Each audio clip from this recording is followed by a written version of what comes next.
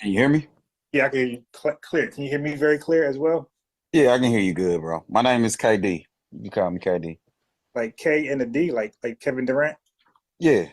All right, all right. So what's up, man? What's your issue with FBA or ADOS or Tariq Nasheed? Well, I guess we can start with Tariq Nasheed. Okay. Uh, Majority of his videos are about disparaging black immigrants. I mean, that's pretty much all his content. Like Well, literally all of it. would you agree that no matter what the subject is, there's black immigrants calling in, heckling him and trolling him, and then it turns to that? Okay, I mean, you could have where people heckle you and troll you, but do you have to make that the topic of your entire No, video? no. But no. See, here's the thing. You're looking at clips. You're looking at clips of a whole video. So he has a whole video, just like DJ Flad or whoever else, they have a whole video and they clip off like the most exciting or controversial know is going to get clicks. Everybody does that. Every content creator does that. They make highlights, even like in the NBA. The NBA is going to show highlights of the best parts of the game. Okay. World Star Hip Hop.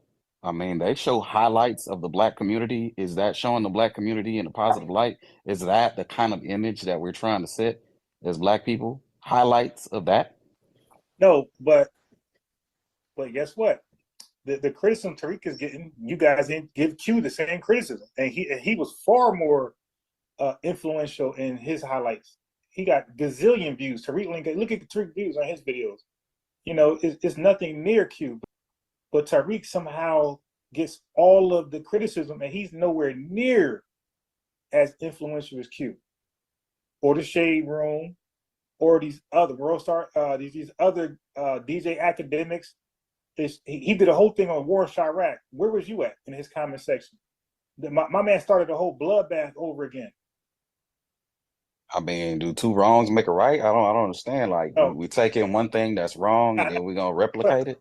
now what I'm saying is, where is the criticism? Like, all right, for example, I have a standard. This is why I'm that guy. My name is Unbiased Ron. Mhm. Anybody, and I'm called the can man because I don't hold punches. Anybody can literally get it. All right. Okay, I So respect that. okay, so that's what I do. Now, but my standard is across the board. I'm not respecting persons. So if Tariq don't fit my standards, I'm gonna criticize whatever he said that don't fall into my standards. So I criticize everybody, and even people I like. I'm in the comment section and say, hey, I don't like this. I watch a lot of one-on-one basketball, like the whole YouTube content creator. And guys I really like. And guess what? I got at them directly, and they call me a hater. It's like, no, I'm not a hater, dude. I'm just telling you, with this one guy, you were more aggressive. Like you were out of character. Like, dude, you're usually humble, but because this one guy you seen was soft, you became a bully. So that's how I am. So what I'm saying is, if I feel like Tariq Nasheed highlights was causing what you said, I would do that with everybody that I am aware of. I ain't gonna say you gotta research people on fly, but whoever you know of, because you got bigger. Like Tariq was on DJ Academics. So if you know Tariq, you definitely know DJ Academics, and not just him. Math Hoffa, right? So you got these other guys that do the same thing, and they have a larger influence, and the smoke is just reserved for Tariq Nasheed, and that's what we're like realizing. It's like, yo, we wouldn't mind if the smoke was pitched equally distributed. If there was equality, we wouldn't even like say anything to you. We were like, all right, it's whatever. Well, I mean, let me tell you a little bit about me, bro. I'm is displaying black people in the negative light. I got smoke for them, period. All I the ain't way got, across the board. You know I what I ain't got a mean? problem with that. So Tariq is at this particular point, he's the personification Hold on, of hold on, of go hold on. ahead. So, are you aware of academics? Yeah, I know about academics. Are you aware of his documentary on Chicago? No, I never heard of a documentary on Chicago. Tell me Okay, about it. all right. Well, just real briefly, the Chicago gangs themselves. So these ain't critics. These ain't trolls. The Chicago gangs themselves. Oh, D Block and other crew over there. They blamed him for the reoccurring to this day bloodbath between King Von, Lil Durk, and all these guys. They single single-handedly pointed at him. And I'm talking about Chicago residents and even people in the game. They blamed him for resurrecting the bloodbath. So Tariq Nasheed is talking trash, whatever. I could see that you have a problem with it, no problem. But this guy got people killed. All the shooters you see, you hear about on the weekend, that DJ Academics play a large part of that, because he was rehashing old beefs that people like, the wounds healed a little bit, and people like let it go. They kind of bitter, but they let it go. Well, he resurrected it and talked about it. He even gave these guys nicknames and made them like superheroes. So they start to retweet, his stuff, and then the other gang like, yo, man, mind your business, shut up, and start a whole war. So what I'm saying is, like, we're focused on Tariq, and to me personally, I believe it's bigger than Tariq. I think people just don't like him. So no matter what he does, it's just never going to be good enough. Like, if he asks for donations or GoFundMe, crowdfund for a museum or a documentary, they're gonna have issues. Nah. So that ain't the case over here. I'm gonna just let you know all the way across the board. So where's the smoke? So where's the smoke? Because you're Pan-African, you love Black people. So right.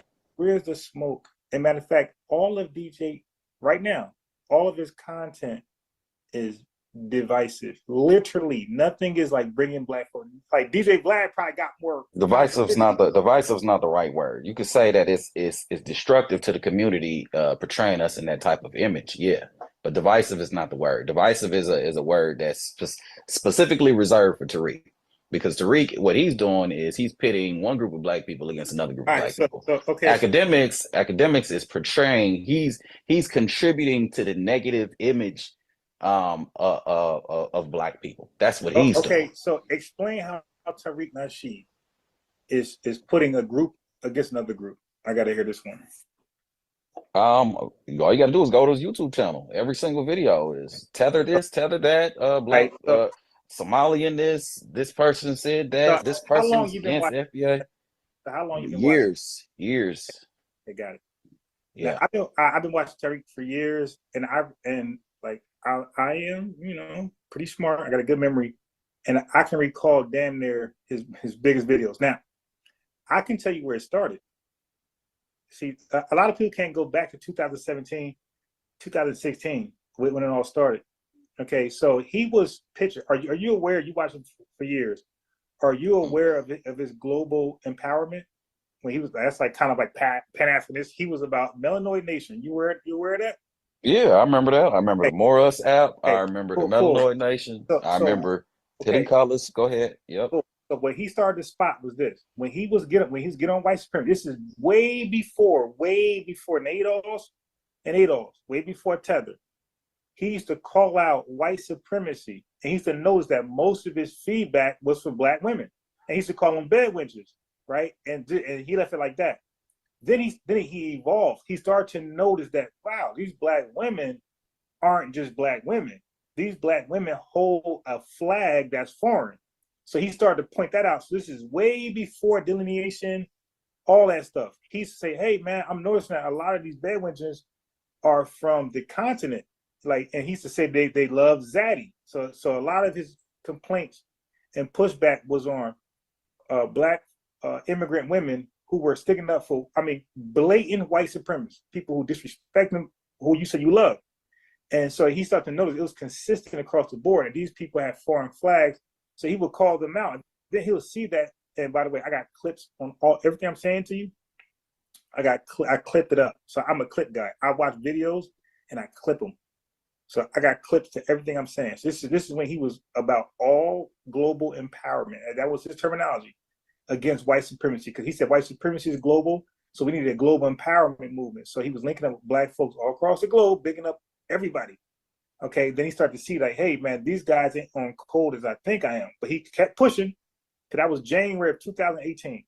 So like I'll say around April, he started to notice, damn, a lot of the Black media that shows Black people, and this is before Tariq Nasheed did Tethers that you're complaining about, 2018. That's what? That's 7 years ago.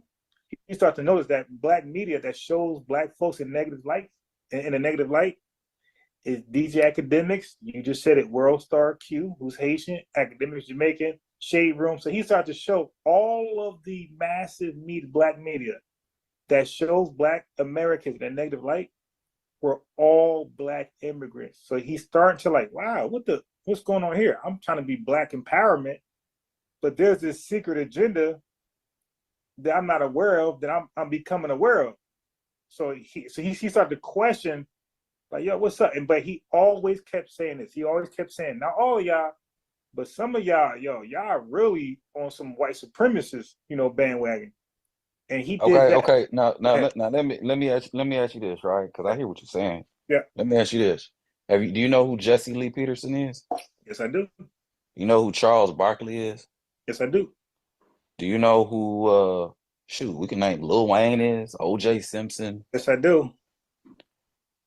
Would you say that these dudes are representatives of FBA? Would you say that these dudes are they embody the mindset of what Black people in America are? They're all compromised. Hey, I'm not gonna argue that at all. But would you say, okay, would you watch these dudes and say, okay, this is what all these Black Americans are? No. Why not? Well, for one, when you hear them talk, they put themselves in like as like an educator or an expert. So all of them, when they talk, they carry themselves where you're supposed to take them serious. Well, except for Jesse Lee Peterson, but he be trying. Now look, I know Jesse Lee Peterson more than before all of you, by the way. So I'm aware of his early interviews with the Hebrew Israelites. They're on my channel. Let's go back 12 years ago. So I was aware of him when he had an actual talk show, right? He had an actual talk show. So yeah, I go that far back. But yeah, but the difference is that all of them do what we say is cooning, right? So let me say this: it's one thing if you're arguing with your brother and your sister. It's another thing if a neighbor takes your brother's argument and argue that same argument. Because you want to know, like, yo, what this guy do with you? Like, I'm arguing about what my brother did to my car. He didn't gas it up. Why are you talking about he didn't gas it up? So it hits differently when you're outside of the household and you're speaking on household things. So academics and those guys are outside the household and they're speaking on household things and they're not genuine. So when Charles Barkley says something, he might actually feel that way. See, but the difference is Q is not expressing his true feelings. Academics is not expressing true feelings. They're just covering us like we're just zoo animals. They're not Okay, giving so it sounds to me like you're saying they have more of a right to be coons than anyone else. Is that what you're trying to say? Like, no. are you trying to say like if you're a Black person in America, you have a God-given right to be a sellout, buck dancing, tap dancing? No. What I'm actually saying is this: they have a right to their opinion.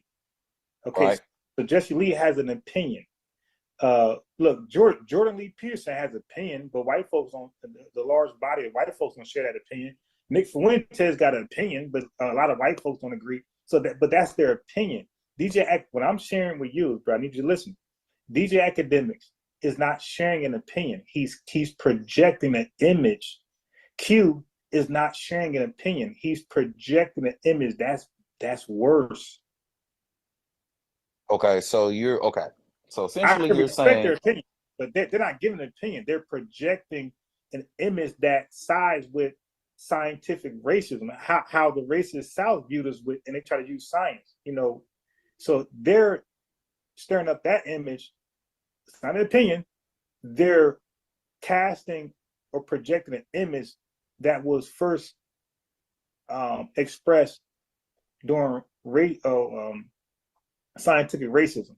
And like I have that book, Medical Apartheid, by the way. So I know for a fact that they are resurrecting images and thoughts about black people that was going on because first of all, white folks, Southerners was trying to deter and discourage the North from carrying on with the civil rights movement. So I'm sorry, with the Civil War.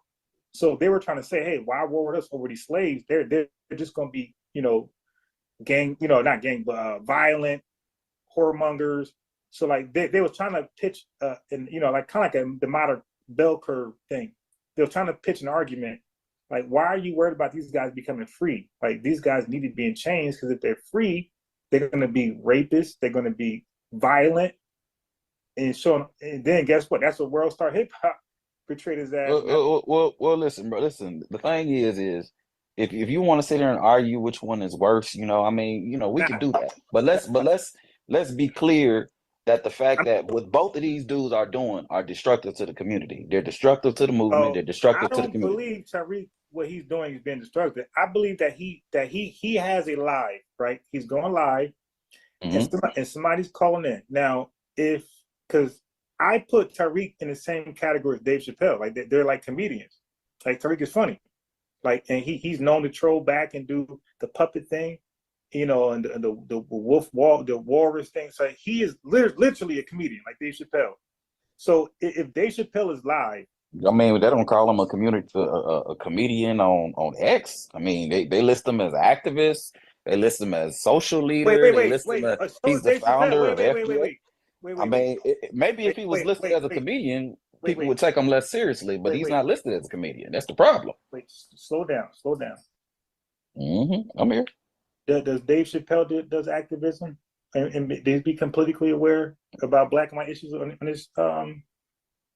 Not just him, but Charlie Murphy. Wait, so would you call them activists? Yeah, they're activists / comedians. You can listen, I can change my oil on my car, but that doesn't make me a mechanic. It just means I changed my oil. You know what I'm saying? So look, just because you do some activism, it doesn't make you an activist. That's not your main occupation. His main occupation is comedian. But when you look at Tariq, allegedly his main occupation is supposed to be activist. Wait, right? No. He never said that. He's never called himself an activist. He's never been portrayed or marketed as an activist. Right, so now you're going the opposite way. You just called him an activist first. When did he say that? Okay, I mean, I could probably find things where he said that, but if you go to his, let's go to his X. Go to his X. Share the screen and go to his X. Let's see what the description is. Okay, I don't mind that, but what I'm saying is he's not saying I'm just that. Like, Malcolm X was an activist. So, but Tariq has always said, I'm petty. So here's the thing. People like you pick and choose which Tariq you want to believe. I believe everything he says he is. He said, I'm petty. He says he has jokes. He's an entertainer. He has music. He's all of that. And on top of that, he's an activist. There's nothing wrong with that. I am an activist. On top of that, I do sports. On top of that, I debate religion. That ain't activism, debating religion. On top of that, I debate other foolishness. But so I do a lot of things. But no, I'm not 100% activist like Malcolm X or Dr. King. Like, okay, so if he's not an activist, right? No. I didn't say that. I'm saying he's activist plus. So this is 2025, bro. Like, we are evolved. We are more things than just one thing. And so now, are you aware of Dr. Khalid Muhammad, by the way? Of course. Okay, so what did he say? He said entertainment plus knowledge. You gotta have, so he realized you gotta entertain on top of educate. They call it edutainment. Okay, so you got to entertain as you educate, because Black folks, we love entertainment. We love sports. We love singing. Lil Wayne, the guys you mentioned, we love that over activists, unfortunately. So we got to be smart. I'm a chess teacher, by the way, so I teach strategy and tactics. Okay, so I mean, if that's the case, I mean, Lil Wayne is an activist. I mean, LeBron James is an activist. I mean, we go down the list. Entertainers and athletes who are activists. What did Malcolm X say about what they try to do with Black people and make entertainers and athletes our leaders? Okay, so now look, let's put that on pause. Okay. We're going to agree or disagree. And let's go to FBA. What's your issues? hold on, wait. So you want to agree to disagree on that? You don't want to touch on nothing I just said with that? Well, we're going around in circles and we're not agreeing. So let's go to something we can agree on. So, and look, we could always circle back, but I want to hit on some things without getting bogged down to one thing. All right. So, look, we can come back to that. Okay, cool. But remember, there's a couple of things that you got an issue with. So now, what's Okay. your issue with FBA? Okay, so there's a few issues with FBA.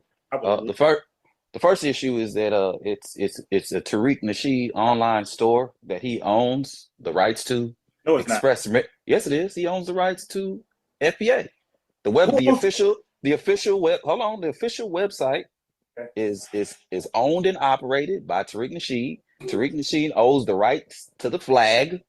Tariq Nasheed created and coined the term foundational Black American. So that's one of the issues I have with it. Go ahead.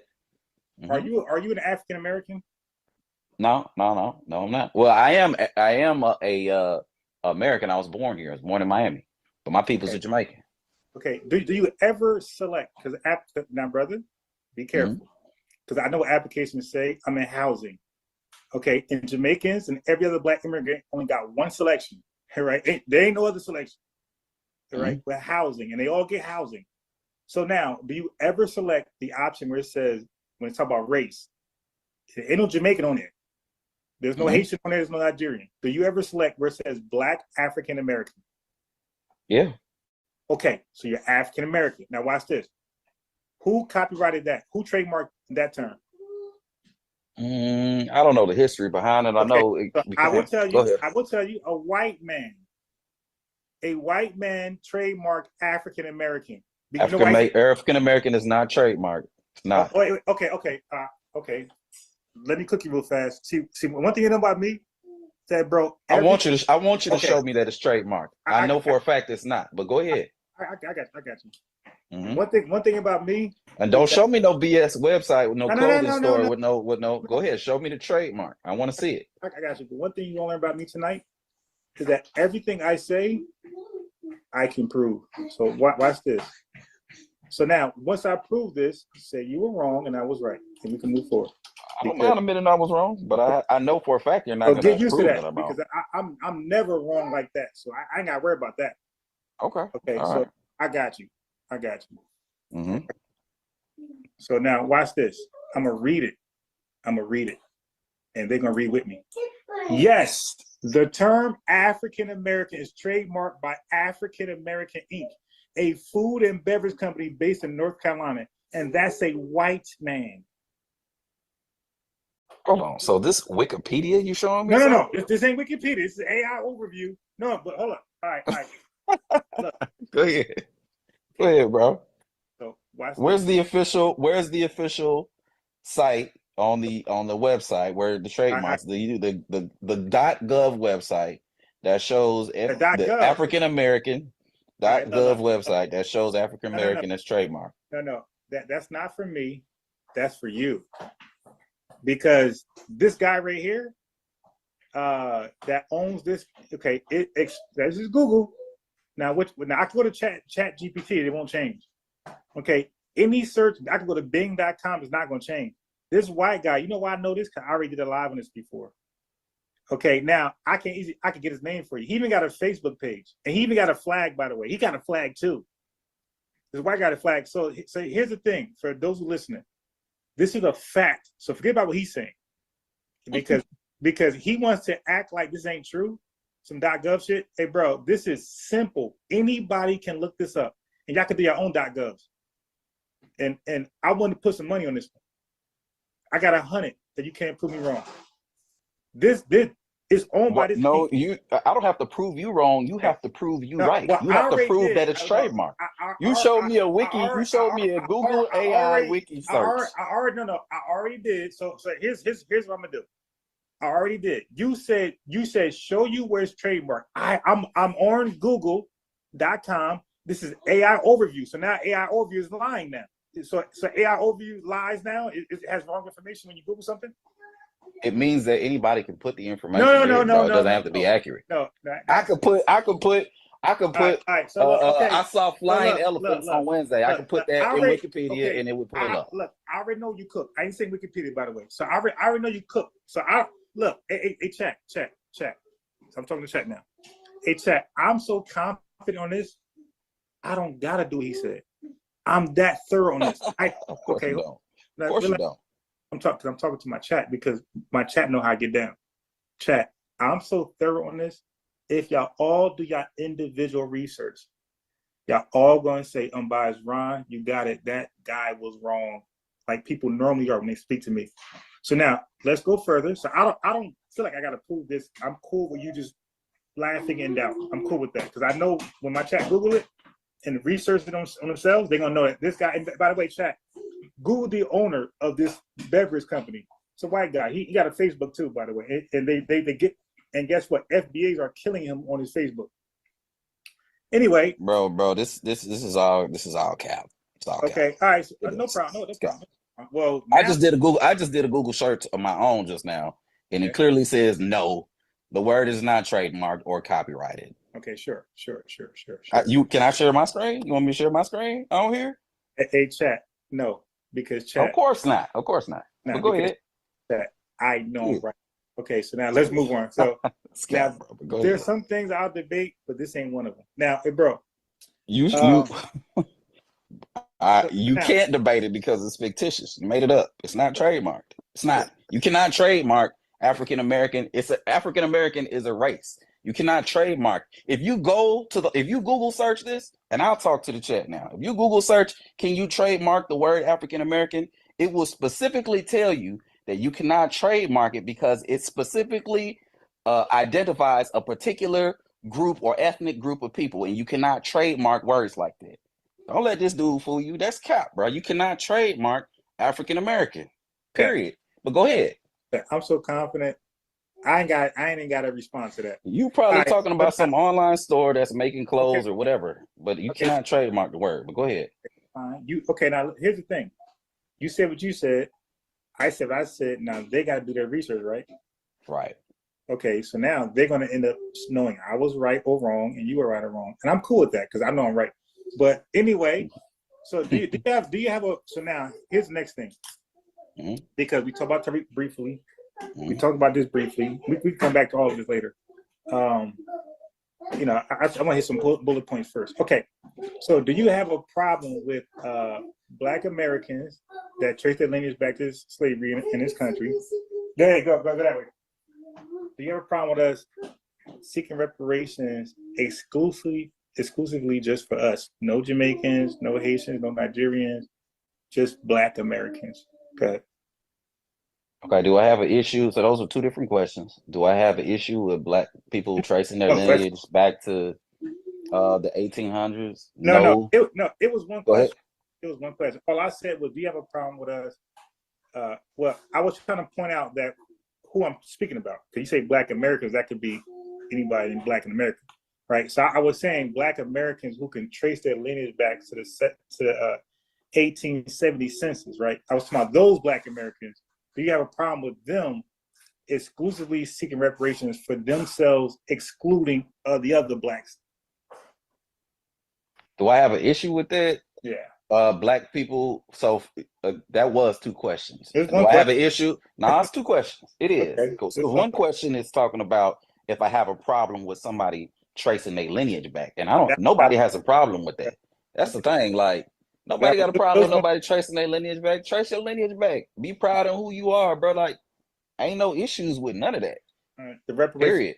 Now, when we talking about reparations, now I have an issue with the individualism as it pertains to everyone to fight their own individual. This is more tribalistic BS.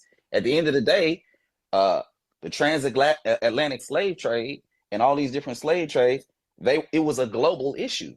The people that were responsible for the issues that the issues that Black people suffer from today, they're all the same people. UK and America, they were the same fucking country up until maybe about 250 years ago. They were the same. They're the same people. They're the same descendants. The UK, France, All these countries, they're the same people. They all come from the same place. When it came to black people, they all got on the same page, and they all worked together in order to enslave and So is that a yes colonize or black no? people wholly. Is that a yes or no? Yeah, I have a problem with it all the way across the Okay. board. We should all be working together because All we right. fighting the same people. But go ahead. So now here's the actual real second question. So Okay. CARICOM, is that Mhm. for everybody? That's just for the is that for all black folks? Or that's for the diaspora? Or that's just the Caribbean? I believe that that's a union for the Caribbean as far as the countries are concerned. All right. So now they just did what you said they just did what you said was wrong. So do you disagree with the CARICOM claim? I do disagree with the CARICOM claim. I think it should be one collective claim. Okay. So now, good. So let's walk it back now. So the American government, right? So now we're talking about government now. The American government, when they did what they did here in America, and let's start with Black codes, Jim Crow, Black Reconstruction, right? Did that affect all Black people of the world, or did that just affect those of us who call ourselves ADOS, FBAs, free people? I mean, there was immigration during those time periods, so it did affect There people were across the world. okay, brother. Now you got to prove that there were no. Now I'm gonna give you the stat. So there was no immigrants that were here in the Well, 1900s or in the no, early 1950s. There was no. That was around slow Jim down, Crow. But go ahead. slow down, brother. Were there, and you say immigrants? Be specific. Say Black immigrants. Black immigrants. Black immigrants. Yeah, because I study U.S. immigration, by the way. Okay. So Black immigrants. When Abraham Lincoln said he's going to free, when he's going to do the Freedmen Bank, the Freedmen Bureau, the free people, were Black immigrants in mind. When he said freedmen, free bureau, free people. I mean, obviously, the man is talking about the people who reside within the country. So if you were a Black person, you immigrated, then he would have been talking about you because you were residing no within the Black country. immigrants. No. So now, brother, let me help you out. So during that time, immigration was being halted. So you got the 1917 Immigration Restriction Act, at the 1924 Immigration Restriction Act. Okay, so they were restricting white people from Southern Europe, and Eastern Europe. So they were not even allowing white people in this country. All right. Okay, you're referring to particular time periods, very short time of periods, course. in which case there were no immigration. But that doesn't mean that there were no immigrants that were already here in the country. And that doesn't mean that afterwards immigrants didn't come into the country. But go ahead. Can you show us real quick when Black, because I know the answer, but let's say you do. Can you, and then tell us where they were living at and what state?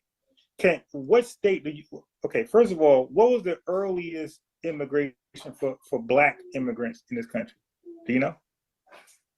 What was the earliest recorded immigrants between, earliest, what? Because you're saying that there's a possibility, and I'm assuming that you're saying more than one, right? More than one Black immigrant in this country during the time Abraham Lincoln had set up the Freedmen Bureau and the Freedmen Bank. So you're somehow anchoring mysterious Black immigrants to this Freedmen mysterious Bank. Black. First of all, do you know that during the transatlantic slave trade, they were constantly bringing slaves back and forth between Jamaica, the Caribbean, the islands. They were constantly bringing people back and forth between the two. I keep saying but again, that person would be considered an immigrant because they came from Jamaica, technically, according to you, right? Hold on, slow down. I'm saying the Freedmen Bureau. I'm giving you a time frame. I'm saying around 1865, 1867, 68. Are you telling me that there were Black immigrants from the Caribbean in this country living amongst us? Bruh. So you're referring again to a very, very tiny window of time. No, again, it's not. This is the emancipation process. This is when it all counts. This is when he said, "Hey, everybody, I'm going to free the slaves from the Southern, rule."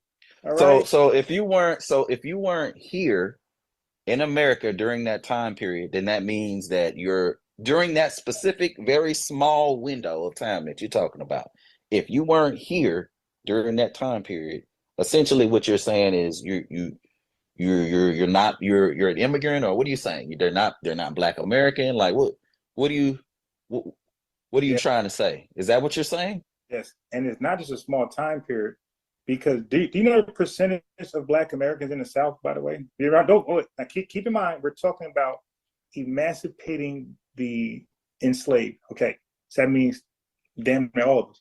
Do you know the percentage of us in the South at that time? No. What was the percentage of us in the South? It was like 98, 99%. So damn near all of the Black people. So no matter whatever you were, Jamaican, Haitian, all of the Black people were all in the South at that time.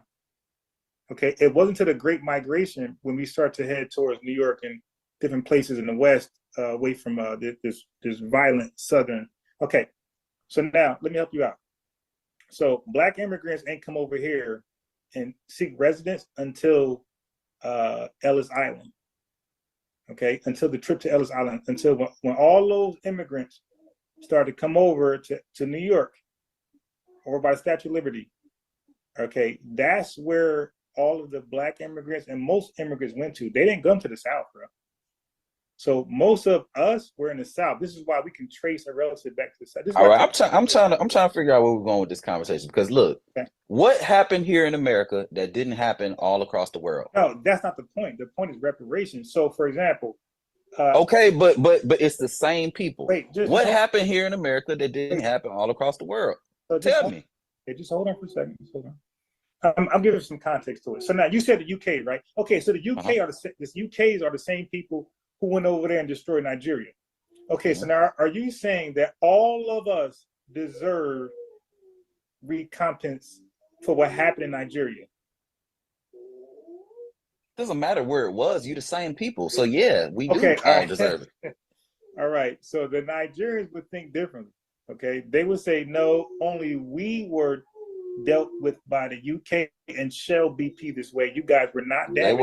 They would only think differently if they don't know their history. Brother, in a lawsuit, you can only seek damages by the offender. You can't sue his uncle, his mom, his next door neighbor. You can and this is the issue with these conversations. See, y'all be thinking y'all gonna take somebody to court and they're gonna pay like that's not how reparations work. Nobody ever pay reparations like that.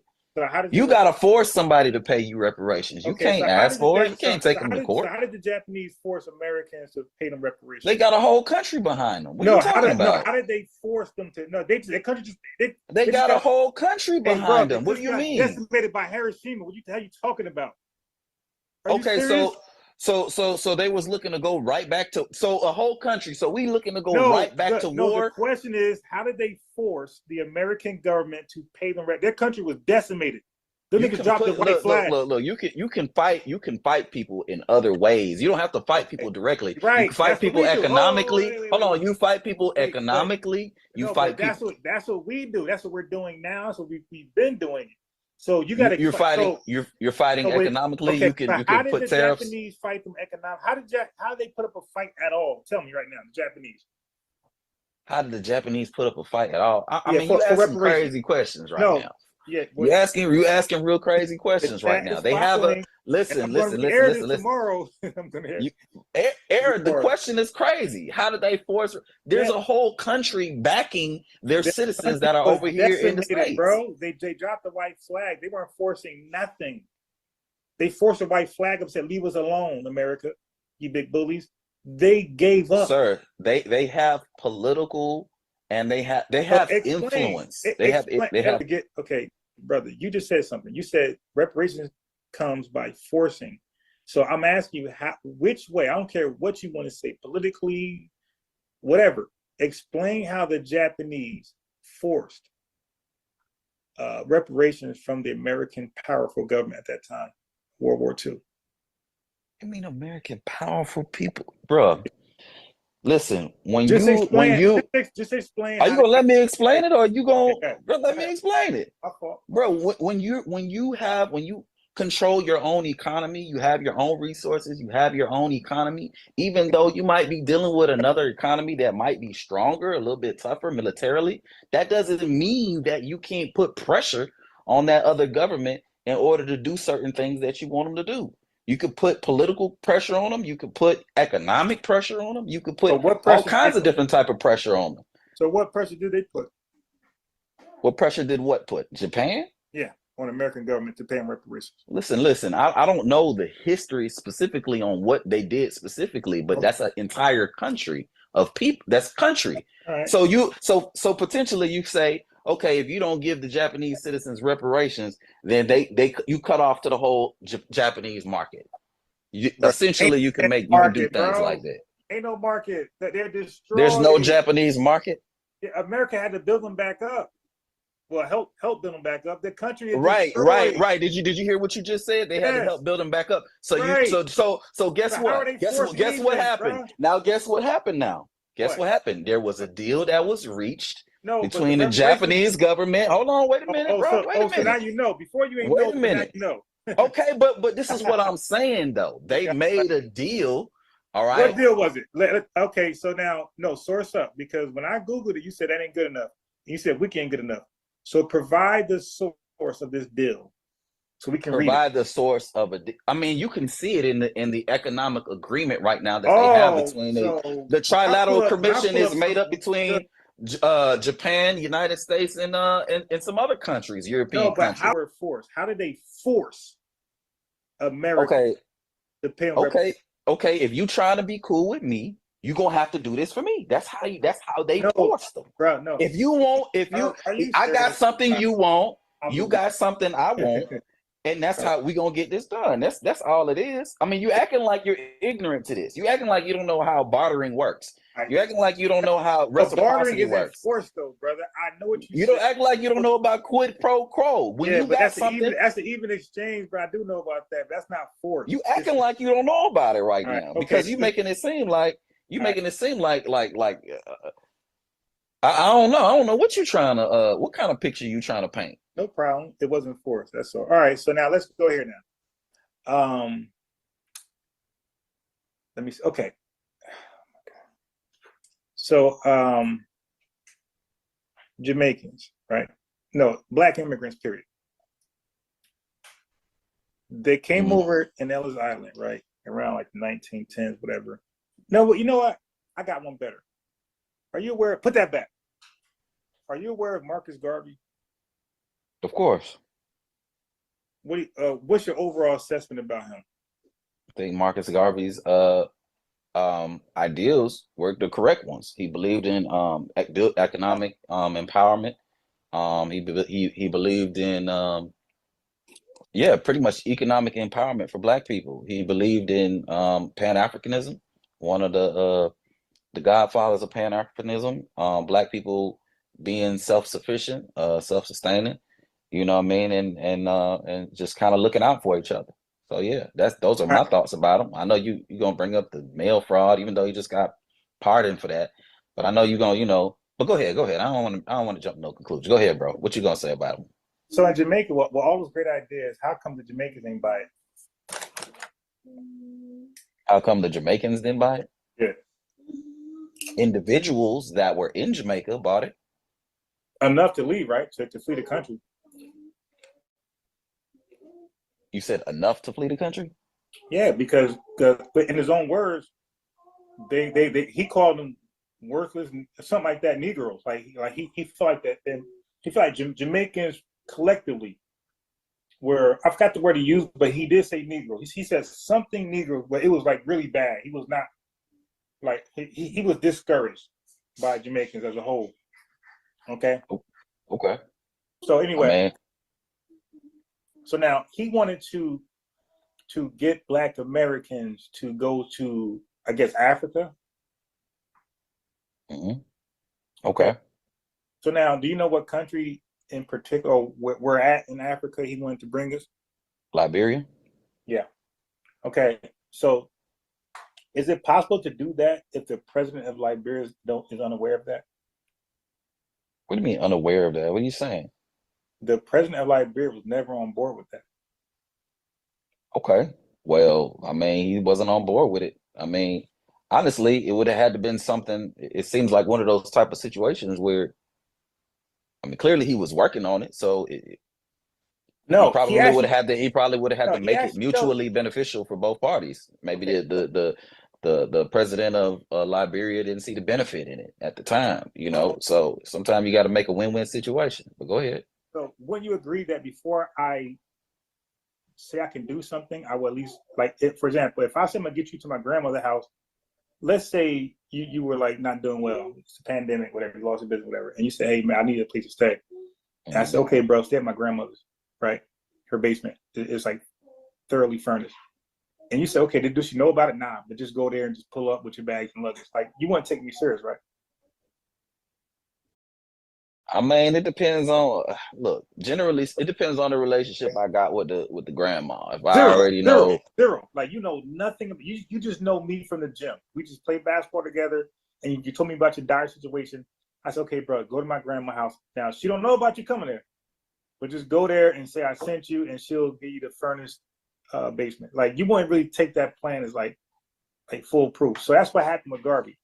Garvey had so you just criticizing the man's plan. I mean, at yeah. least he had a plan. I Wait, mean, at wait. least he was trying to do But Jim something. Jones had a plan, but you know, it was. I mean, a plan doesn't mean it's well thought out.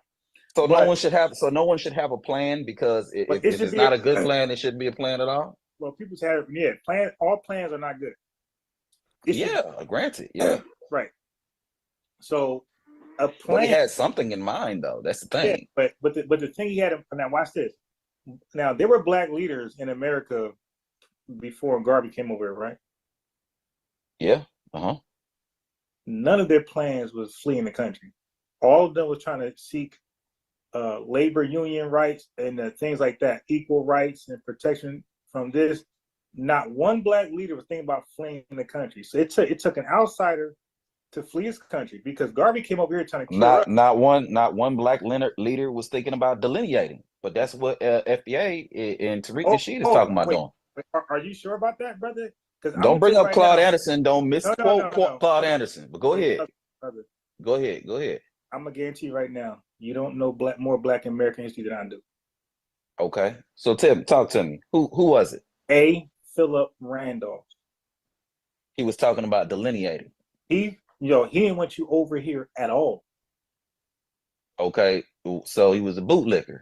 No, he didn't want no immigrants. He didn't want whites, Chinese, and he said West Indian Negroes. He didn't want none. That's very different than delineating. No, okay, right. Well, there's no delineation because you're not over here yet. So there's no delineation. Like that's old. Like he was 1910, right? He met Garvey. He knew Garvey, and he funded the camp. He helped spearhead the campaign. Garvey must go. So he wanted Garvey out the goddamn country. He said, yo, what idea you're coming with? And they all call him a charlatan. Everything you're calling Tariq Nasheed, that's what these guys call Garvey. They call him a charlatan. They said that he had this worthless idea that was unnecessary. No Black American was talking about fleeing the country. So he came with an idea that was foreign to us. Now, what's ironic is that he came over here with an idea to flee to Africa to free us from our government when Jamaica didn't get freedom until 1962.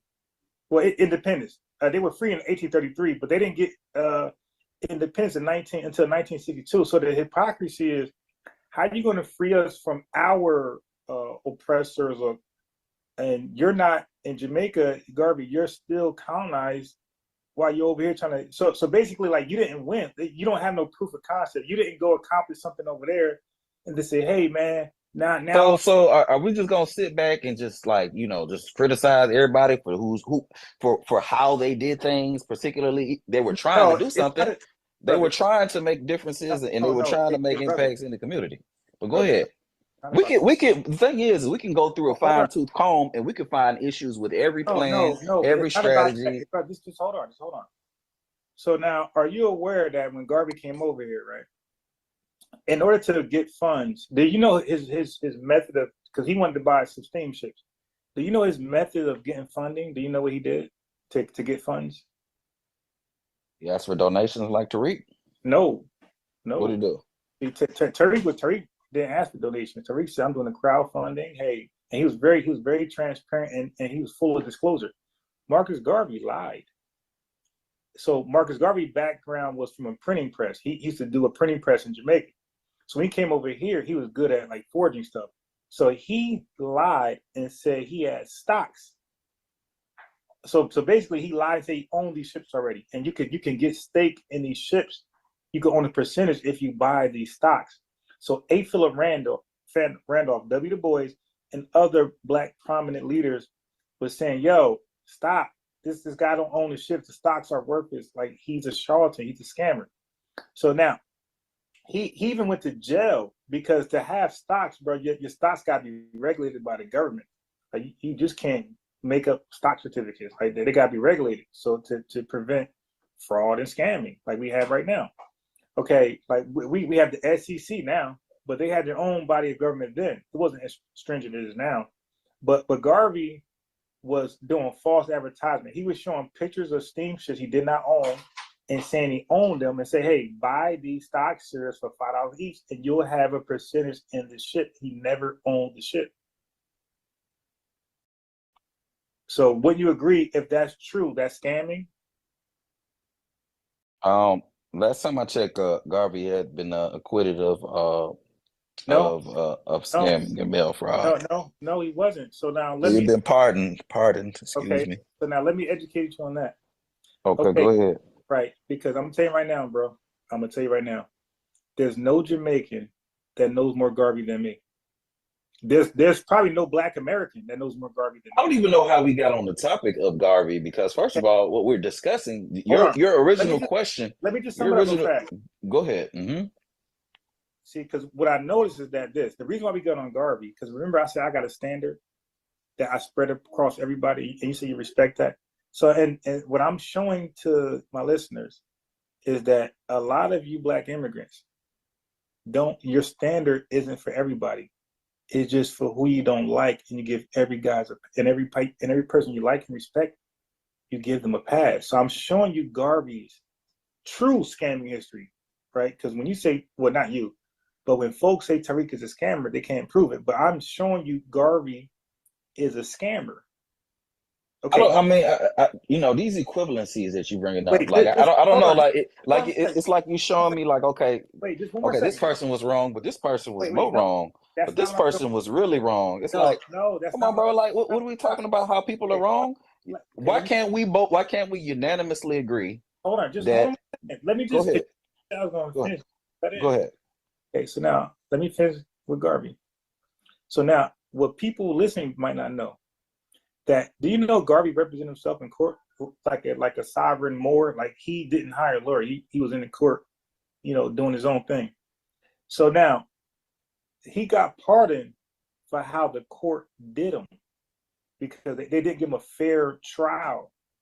He didn't get pardoned for scamming. He was scamming. That's 100% accurate. He got pardoned for how the racist court. This is Jim Crow. They did, they don't respect all Black people. Earlier, you said that immigrants weren't around during Jim Crow. Okay. Earlier, you said that. Okay, now watch this, brother. Jim Crow ended where? Jim Crow ended what year? You tell me. When did Jim Crow end? 1968. This is why you don't know more Black history than me, my boy. Hold on, I just repeated what you said. You said he was not around. You said there were no. You said they were. You gave me a 2-3 year time period. Okay. So I just wanted to make that clear to the audience that you gave a very 2-3 year time period in which case there were no Black immigrants. But go ahead, bro. Okay, so cool. That's what you did. Okay. Now let me further educate you, bro. Do you know the difference between a Jim Crow North and Jim Crow South? Tell me, what is it? What's the difference? Wait, first of all, do you know it? Do I know the difference? Yes. I imagine that it had a lot to do with the culture in the South, the Confederate culture in the South, and how things, went on in the South versus how things went on in the North. Black go ahead. Knows more Black history than me. Okay. But it amazes me that you have all this knowledge, but you push you somehow back Tariq Nasheed though. But go ahead. let's put. Well, you don't know what I. Well, okay, so here we go. I'm listening to you Okay, defend Tariq Nasheed. so That's what you've been doing all night. We haven't even moved on to nothing else. We've been talking about Tariq Nasheed the whole time, and you've been steadily defending him. You've been defending Tariq Nasheed this whole time, but all of a sudden you don't back him now. But go ahead. Actually, my brother, last I recall, we were talking about Garvey. You said, no, you spun the conversation to Garvey, but we're talking about Tariq Nasheed. That was the original conversation. You got to make your mind up. You said, so now you just complain about talking about him. So when I left him and got on Garvey, you complain about talking about who? Tariq. That was the whole conversation. I said, let's start there. No, there. But there's bullet points I got. So it wasn't. Remember, I first. Then I said FBA, so that means we're no longer Tariq. We're FBA. That means everybody, 43 million. And then I quickly just wanted your opinion on Garvey because I wanted to show something to the chat. I wanted to show the double standard and the hypocrisy. How they would claim Tariq is doing something that he's not. They can't prove the stuff for Tariq, but we can clearly see it in Garvey. And let me just finish on Garvey. So he got pardoned for how the court mistreated him. They didn't respect him in the court. They didn't respect his rights. First of all, bro, I don't want to go back and forth about Garvey because I don't know enough. Unfortunately, I don't know enough about Garvey's history to be able to rebut any of the things you're talking about. Okay, no, but really, it's a mute point at the end of the day because you're getting off topic. You're getting off track, bro. We're talking about FBA, bro. You bringing up Garvey. What those two things they don't mix at all. They're two separate topics. Relax, and not separate. You just say he was a Pan-Africanist, and you acknowledge. So I'm showing you Garvey was a scammer, but he didn't get a fair trial. So in today's time, you can be guilty of murder or selling drugs or conspiracy, but if you don't get a fair trial, they usually dismiss the case. It's not that you're innocent; it's that you were treated unfairly. You didn't get a fair trial. So Garvey didn't get a fair trial, but he was absolutely guilty. He even spoke in court. This is the transcript of him admitting knowingly selling fraudulent stocks, but he said it was pure. Like he wasn't really trying to, like he tried to say like he really believed in his dream. Like, okay, I did that wrong, but I really would have got them to Africa had I got the ships going. Okay, I did it in the wrong way, but had it worked, I would have got them to Africa and they would have forgave me. Like that's pretty much what he said. In court. So he acknowledged his fault, but he was pardoned because they did him wrong in court. So I can admit they did him wrong, but he was definitely scamming. He was definitely selling stocks to steamships he did not own. And there's names, Phyllis, forgot the ship, but there are complete names. Okay, so now let's move on to Garvey. So we tackle reparations, right? And you said it should be a global thing. Let me just say this about real quick before you move on. When somebody, if you go to trial, you're found not guilty. It was thrown out. It was thrown out. No, it was not thrown out. He was okay. What was it then? Of scamming. And wait. And before you do that, before that trial, because that was trial, he pled out to another charge, which was fraudulently selling stocks. So just hold on, brother. There's a couple court cases he had that you're not aware of because none of y'all know more Garvey than me. So he pleaded out, right, to a charge of selling stocks that were fraudulent, that were not commissioned by the government that allows stocks, because you got to register your stocks. He did not register any stocks. He started selling certificates that he called stocks. So he paid $100 fine. In the 1920s, that's like 100,000, like right now. Okay, so that was serious. So none of y'all know more Garvey than me, so just be careful. But go ahead. Let me just say this, bro. A lot of Black people were taken down around that time, generally speaking. You know what I mean? Black people could walk down the street and it's a crime. Black people could vote, could sit in a white chair and it was a crime. I mean, honestly, you're not proving a whole lot by saying what you're saying about Garvey. But again, I don't know enough about the history of Garvey to be able to even have this conversation with you. I know the original conversation was about FBA. That's what we were talking about. We were talking about my issues with FBA. We were talking about my issues with FBA. I started out by letting you know my first issue is the fact that it is an online registered store by Tariq Nasheed. He owns the right to the official website. He owns the rights to the flag. All right. He coined the name. He trademarked the name. This is a Tariq Nasheed ran business. All right. So that's my first issue with FBA. The fact that it is a trademarked entity business by Tariq Nasheed. He came up with the shit, decided that he was gonna re-identify people that were already identified in history as African Americans. He decided one day, woke up one day and decided he wanted to re-identify people that were already identified. So it is at the end of the day. So that's my first issue with it. My second issue with it is that the leader of FBA, and if you want to debate me whether or not Tariq is the leader, we can do that too. Because at the end of the day, who else but the leader would own the rights to the official website, the name, and the flag? But the leader. No one but the leader would have that kind of power in most cases. Okay, so my thing is the fact that the leader, Tariq Nasheed, or the proprietor, or whatever kind of word you want to use to dress it up nicely, goes on a daily smear campaign against other Black people that are in the diaspora. This is literally what he does every day. Every other video is about what a Tether did. A Tether did this. A Somalia guy did that. This person did this, and that person did that. And it has very little to do with what the original idea of the movement was supposed to be about, which is reparations. When's the last time this dude ever talked about reparations? He rarely talks about reparations. Why? Because the majority of his argument is about Black immigrants. And I'll say that again, Black immigrants, because when it comes to white immigrants, there's never no issue. There aren't any videos talking about white immigrants and the hundreds of thousands of Ukrainians who came over from Ukraine over to the United States. There's no videos about that. There's no videos about Trump saying that it was okay for the white South Africans to come on over to the United States, get their 40 acres and a mule. There's no videos about that.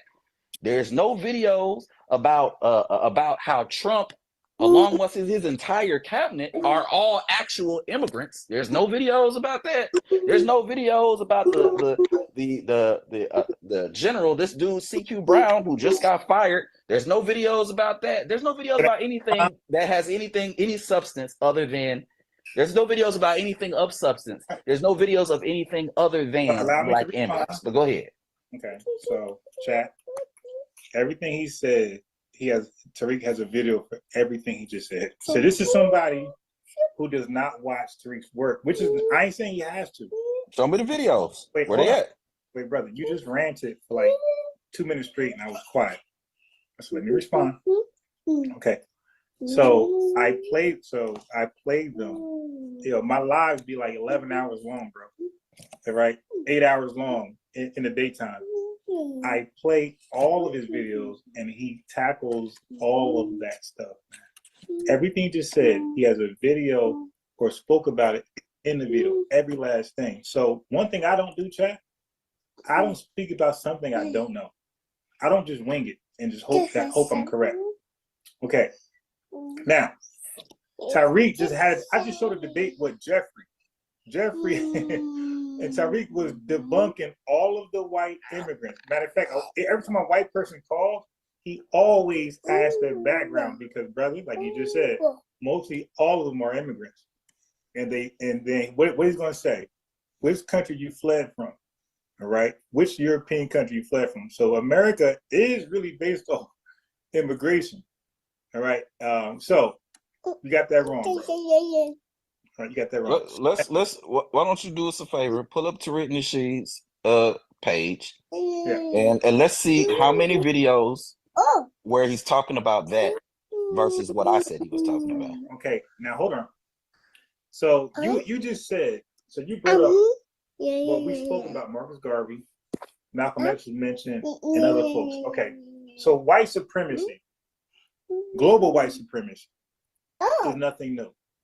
So it's not shocking, right? So when you hear about a Nick Fuentes or Jordan Lee Peterson or one of these guys spewing some Ben Shapiro, Louder with Crowder, when you hear Candace Owens, but these white guys, when you hear about them saying some racist, borderline stuff, or just outright far-right racist, it doesn't shock us. What shocks us is a non-white person saying this. So like, for example, So this is about shock value now? Go ahead. Dude, let me respond. It is. Because when something is normal, it's normal. When something is abnormal, it is more shocking, and you pay more attention to it. So when you see, again, a black guy being arrested for something or being charged with a crime that he didn't do, that's shocking. That's like, hey, I thought this country is built off justice, like blind justice. So when you see a VBEC be racist towards black folks, that's shocking, because that's not something that's like blasted on your station. When you see a Candace Owens saying some, or like you said, Jesse Lee Peterson, when you show stuff like that, that's outside the norms. Like, hey, when did we start adopting these white supremacist talking points?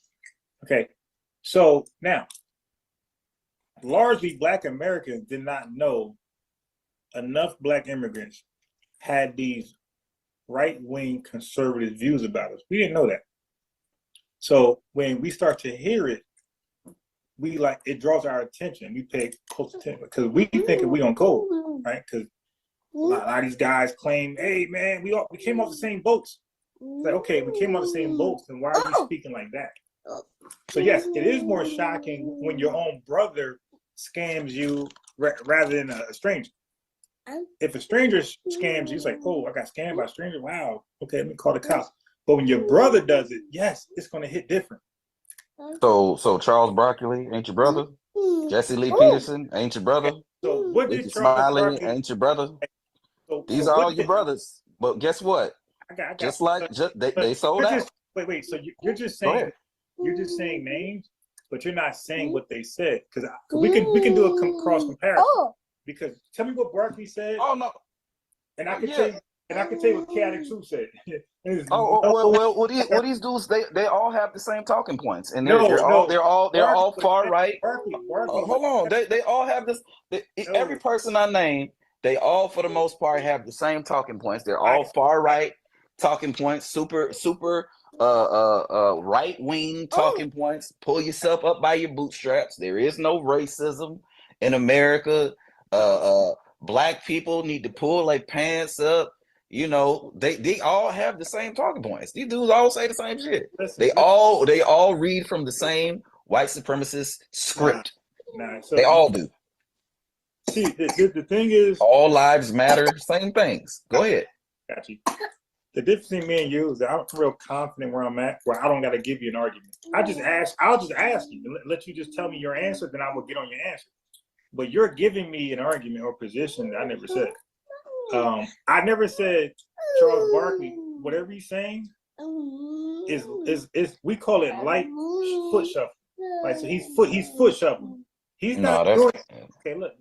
That's cooning. But go ahead. Just be. I mean, but how do you know? You're not one of us. Cooning that's our term. Like only we can determine what's cooning.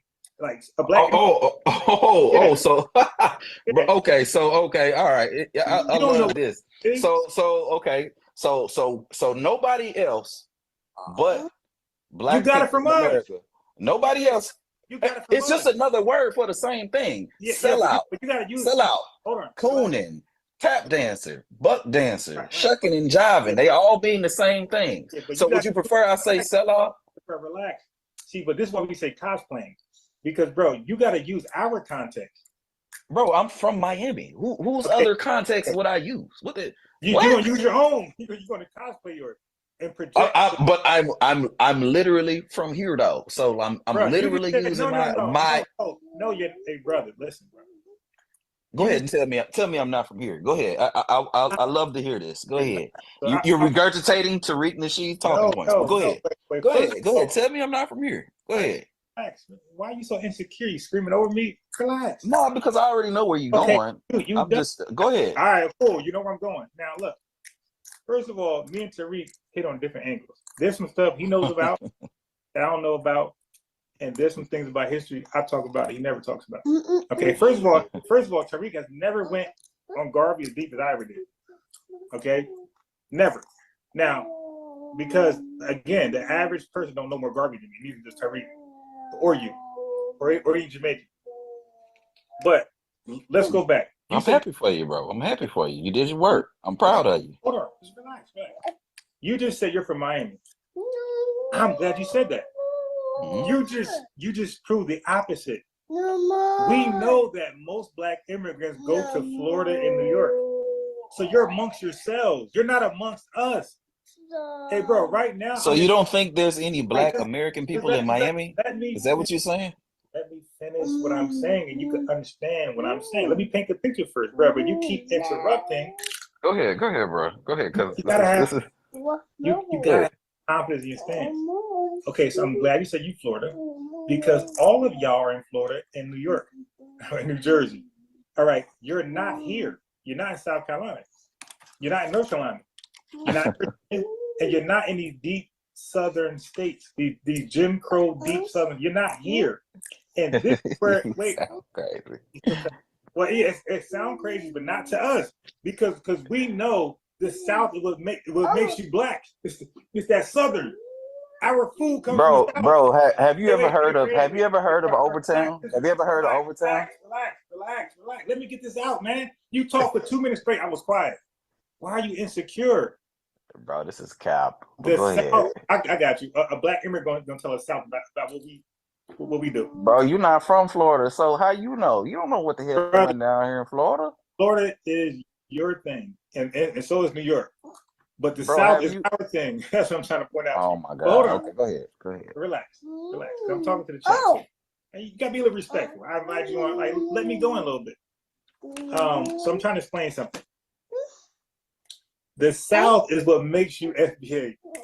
All of us to trace our lineage, we're gonna go to the South, bro. We ain't staying in the North.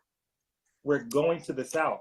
This is why Lord Jamar had a hard time with tracing his lineage. He couldn't do it. He can't go to the South. His lineage stays in New York and then goes to Guyana. The South is what makes you FBA. It's the Southern experience. Okay, so you just said you're in Miami, and other you guys are in New York. That's how you don't know us. That's how you don't know us. You gotta be in the South to know us. But anyway, go ahead. Bro, where's Florida located, bro? Just tell the chat. Where's Florida? Florida is over there down east. They call it the East Coast. It's in the East Coast. It's in the East Coast? Yeah.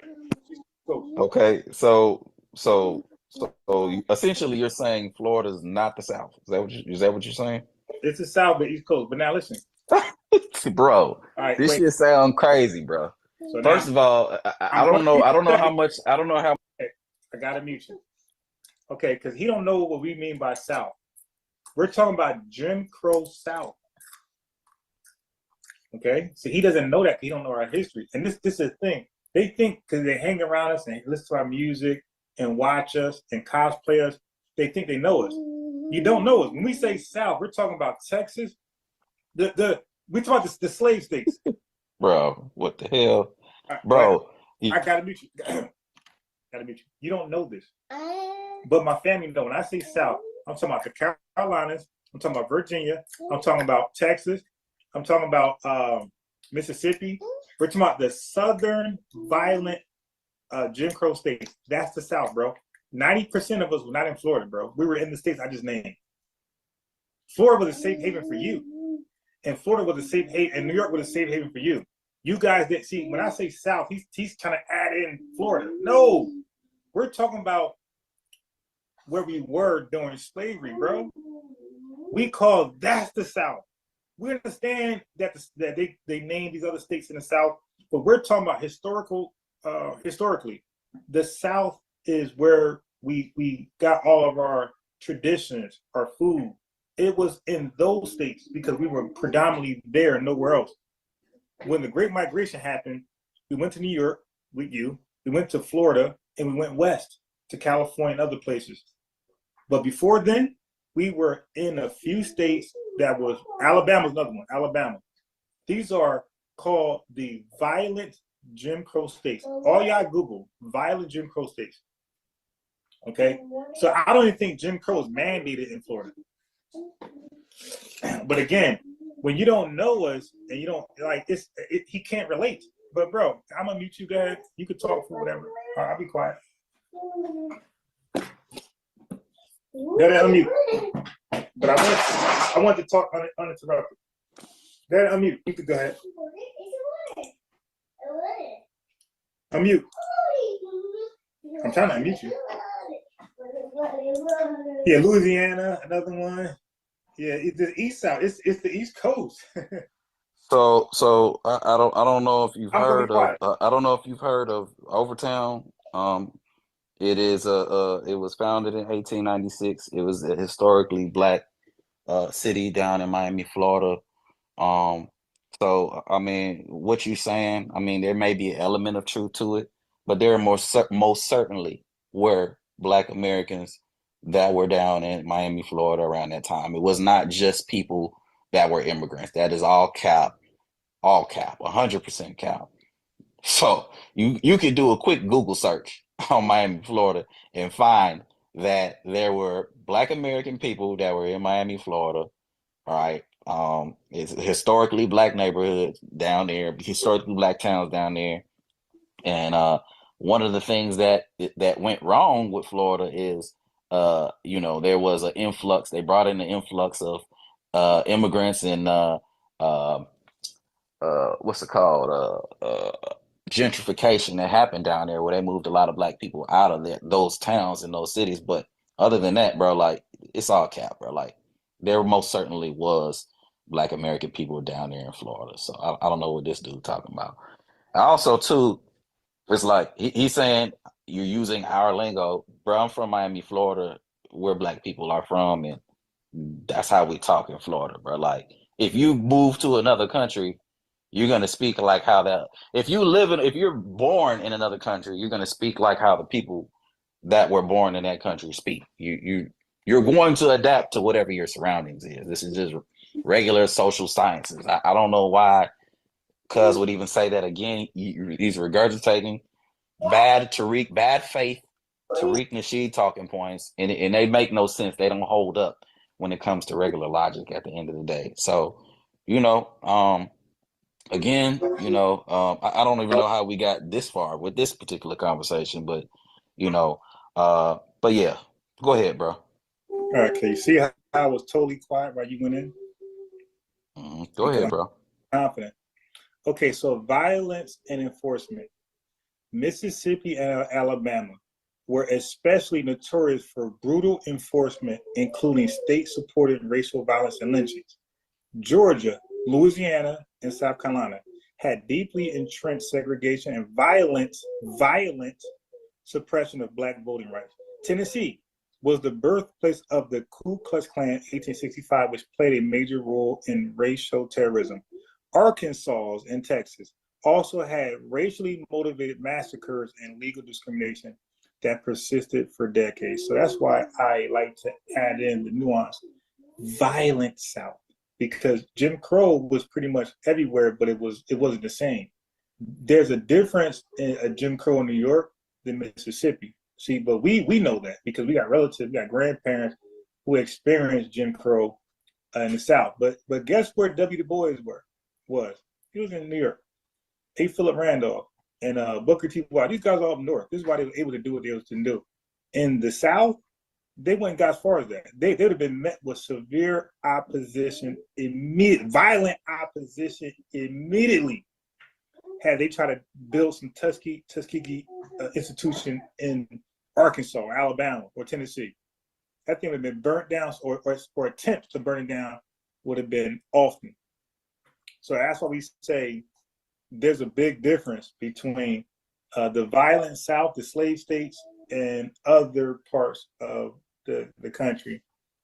But when the Great Migration happened, which you probably don't know too much about, we went to Florida, bro. So that means that we had harder times other places. We went to Florida.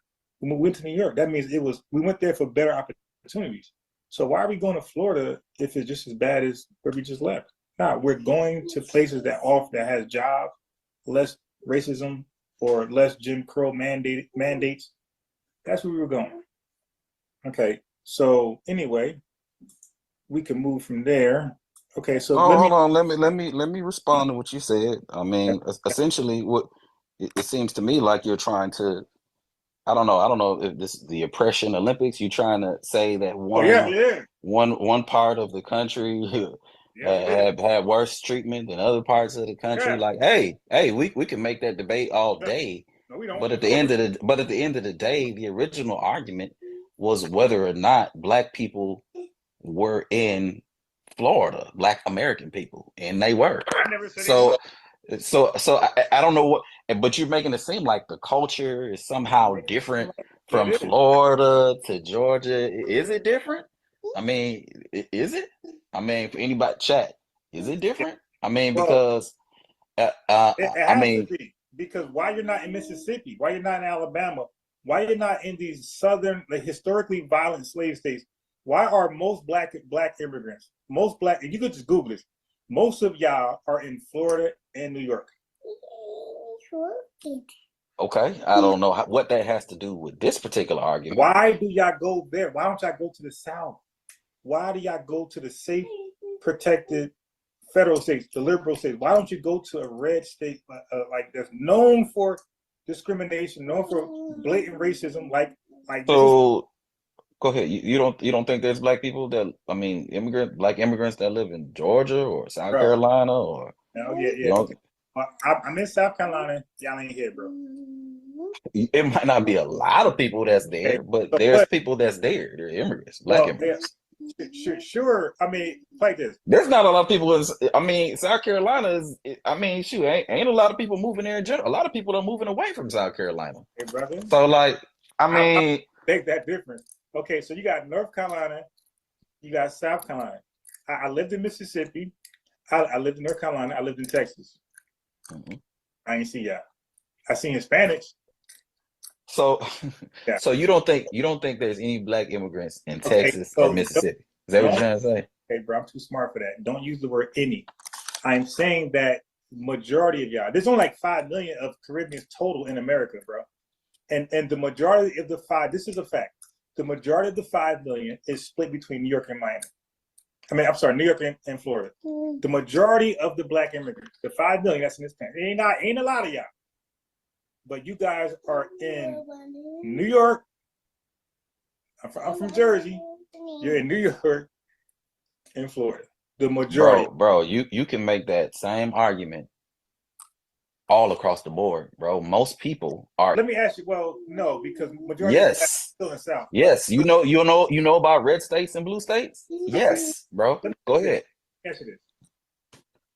How many jackets you got? I got a whole lot of jackets, bro. Whole lot. Why? Depending on how I'm feeling that day. Okay. Brother, Well, let me ask you this. Jamaica got its independence in 1962, right? August, I think, 2nd, 1962. Somewhere around right. there. Mm-hmm. Now, but before then, are you aware of the Wind Rush ship? Wind rush? Yes. What is that? Explain that. What is that? Okay, so my Jamaican history. Okay, so during World War II, the UK was badly, hit, right? So now that's I think 1952, somewhere around there. So they invited a lot of West Indians and mainly Jamaicans to the UK to help build it back up. And they were in war, so it's like, to help build it back up, join the employment field, like keep Britain afloat as they go to war. So okay. So the ships, a big ship that was popular for that is called the Wind Rush. I think 1952. Okay. So that happened. Y'all went over there and y'all helped keep British the empire afloat. Then 1962, Jamaica had an idea that they wanted to be independent. So when y'all fought for y'all independence and won, UK said, "Oh, really?" So UK said, "All right." So they passed the immigration law that literally discriminated against just West Indians. They said, "Y'all want your independence? Well, y'all no longer allowed in this country unless y'all like a doctor or scientist, but no more laywomen is coming to the UK." So that was a restriction law passed, I think, same year, 62. Okay, so 3 years later, 1965, America passed the Immigration Act, right? Where they opened the floodgates to all immigrants. Again, I just told you about the 1917, 1924 Restriction Act that was limiting immigration, all immigration, whites too. 1965, America, which is really piggybacking off the 1964 Civil Rights Movement. So that's why when Black folks say, you guys want to be here without us, it's not like we really was caping for y'all, like pushing for y'all. It's the fact that the immigrationists at that time had clamped on our movement like they do now. Like we have the wave and everybody just hop on it and try to get shit done with the wave. So the immigrationists had attached to the Civil Rights Movement. So they passed the 1965 Immigration Act. Okay, so once they did that, a lot of Jamaicans had looked at America as a place to go, and also Canada, as opposed to UK, who just locked them out. So my thing was this: you just got your independence in '62. Why y'all in a rush to leave and go to the United States and Canada? Why not embrace your independence and build your land up?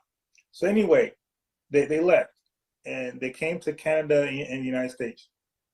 So, but that's okay, because immigration is part of the United States. Like they allow legal immigration, right? That's nothing wrong with that. But here's the problem: your brightest minds and most skilled people left Jamaica, and they left behind the less educated people. And the less educated people, when they're left behind by themselves and they get into politics and government, they're going to create corrupt governments, corrupt police officers, right? So that's what's going on. So now that's called a brain drain. So when a country lose all of their best minds and best skilled workers, that's a brain drain for the country. But the country like USA, who's receiving those people, is called a brain gain for us. Okay, but what happens is y'all come over here, not you, but y'all come over here as a collective, and y'all don't really get, with your education, you really don't get employed the same way you would be in Jamaica, like what you're qualified for. So instead of being a doctor or a nurse, you end up working in a factory. That's called brain waste. That means that you have the education to do much more, but America don't have that opportunity for you. So you're probably doing some regular work. That's called a brain waste. Stop. So now here's the issue with Jamaica. This is why Jamaica isn't getting any better, because those who leave the country never return. The smart ones, the more skilled, they don't return. They stay abroad, America, Canada, wherever they went, and they don't go back to like rebuild it. Okay, so that's a problem with Jamaica, and India and Nigeria is having the same issue. They're most smartest people coming over here, and they're not going back to rebuild the country. So now Tariq never used those terms before. So never compare us like that. He knows some stuff, I know some stuff. He never said brain gain, brain waste, brain. Okay, so no, I don't regurgitate nobody's stuff. I do my own independent study, and I'm him. But I'm definitely him. Okay, so the reason why that night Jamaica was murder capital of the world, by the way. So when people talk about Chicago, that's a city in America. Jamaica is the murder capital of the world. It's the Chicago of countries in the world. And Jamaica got the biggest parental scam in the world, where they charge a Jamaican man for being a father. That's called a jacket. And I asked you, Jack, I was talking about that.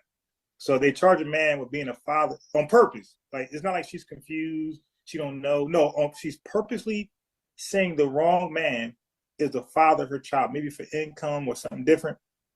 And he believes that he is a father and child. So when a man fathers a child unknowingly, that's called a jacket. He's a jacket father. He has a jacket child. So Jamaica's number one in the world, Nigeria's number two, and nobody's close. So what I'm saying is, so Tariq never talks about that, ever. All right. So we don't have the same talking points like that. Stop. I do my own research. So Bro, now go ahead. So last thing. So here's the problem. So when Tariq hints to that and say, hey man, you fled your country, why don't you go back and build it up? So now, like I said, he's saying in a more comedic, joking way, But I'm giving you the more serious repercussions for that. What Jamaica actually complains about, that government complain about. So as a result, when you leave, now you're immigrating yourself. You're immigrating the Chinese and the Indians over there, the East Indians, to fill these labor markets. So that's why they're over there, by the way. They're over there because you're not over there. So they're immigrating the Indians and the Chinese over there to upstain Jamaica to some degree, like uphold it and keep it flourishing. But you guys are supposed to come over here for education and opportunity, and then go use that and go back and build up Jamaica. So when he says you're not, but he never elaborates on that too much, because he clown whatever. But that's what's supposed to happen. You're supposed to go back and literally help share your education over here, your skills over here, and the money, and go back and make your country better. Yeah. So now Jamaica, 89% of your tertiary graduates. That means people, that's the most, so tertiary graduates mean, or tertiary skill level means people who got hired in a high school diploma. Those 89% of your most educated people never go back to the country. You're number 2. Guyana's number 1 in the world. So this is why Jamaica is corrupt, because y'all literally got the worst of the worst running the country. The best of the best is over here. All right, bro. You finished? Yes, sir. Okay. All right. So, response to and that? this, yeah, I got a whole lot of responses to that. So this is the thing about Tariq Nasheed, dudes that, and I know you say you don't regurgitate his talking points, but you clearly share his very, very same philosophy and ideals when it comes to all these things, even though it don't be based on nothing really. It just be based on really half truths, because you tell one part of the story, but you don't tell the other part. But the other part of the story is really the main part of the story. So why did people leave Jamaica? Is it just because the United States was a great place and they were just like, hey, yeah, let's go over there? No, they left Jamaica because there were no opportunities in Jamaica for them to prosper and succeed. But why were there no opportunities? Are you familiar? Are you familiar with economic sanctions? Do you know the impact or the implications of economic sanctions have on a particular country, especially from one as powerful as the United States and the United Kingdom? When they sanction a country, they cut off all your trade, exports, imports. Do you know what that does to a country? Do you know what that does to its jobs? Do you know what that does to career? Do you know what that does to economy growth? So after you flee, why don't you build these opportunities over here? Why don't you go? Hold on, bro. Let me keep going, because you went on for about 10 minutes. I wasn't counting. It was a while though. Because the going back part. It was a while. Nothing stopped you from going back. No. I mean, the same reason why the people that left the South in America didn't come back. They stayed up north. No. Yeah, when you go somewhere and you settle there, typically you stay there. I'm in the South now. I'm from Jersey. Did you? You're from Jersey. Y'all went back. So you don't think there's? So you don't think? So you're the exception to the rule. When people go and they settle somewhere, they stay there. No. See, brother. Okay. So what you're saying is no Jamaican has come to the United States and gone back to Jamaica ever. Is that what you're trying to say? No, but I can answer, brother. If I leave South Carolina and go to, let's say, New Hampshire, I'm still in America. I'm still in my country. I'm paying, my taxes still being withheld by the same government. I'm still filing income tax. I'm still spending, building up the same country. I'm answering. Go ahead. Still helping build my country up. Nothing changed. So if you're familiar with the United States, then you know that technically each state is its own really country. So when you leave a state, typically you're no longer contributing to that state where you're from, although it's the same country. That's one point.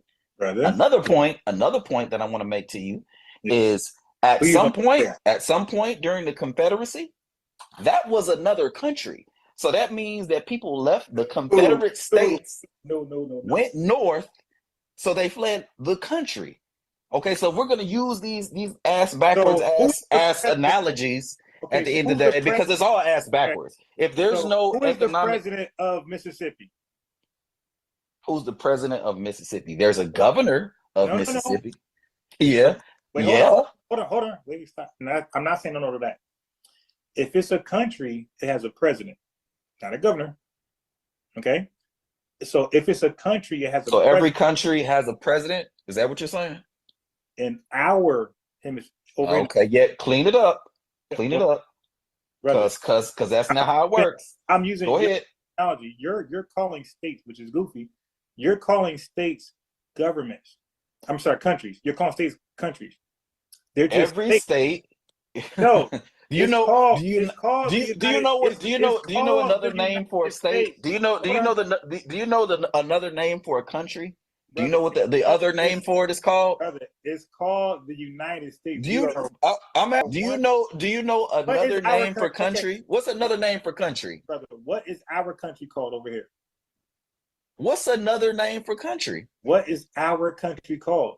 It's called the United States. And then let's look up the definition of Wait. Finish. state. Wait, no. Let's Finish. look at Finish. let's. No.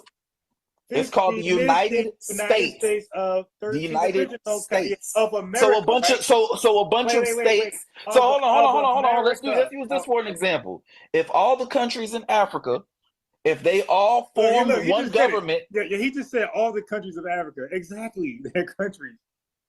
but you're proving my point by saying that. If they all came together and became a country, they would be the United States of Africa because they're united and they're each individual states. Let's look up the definition of a state.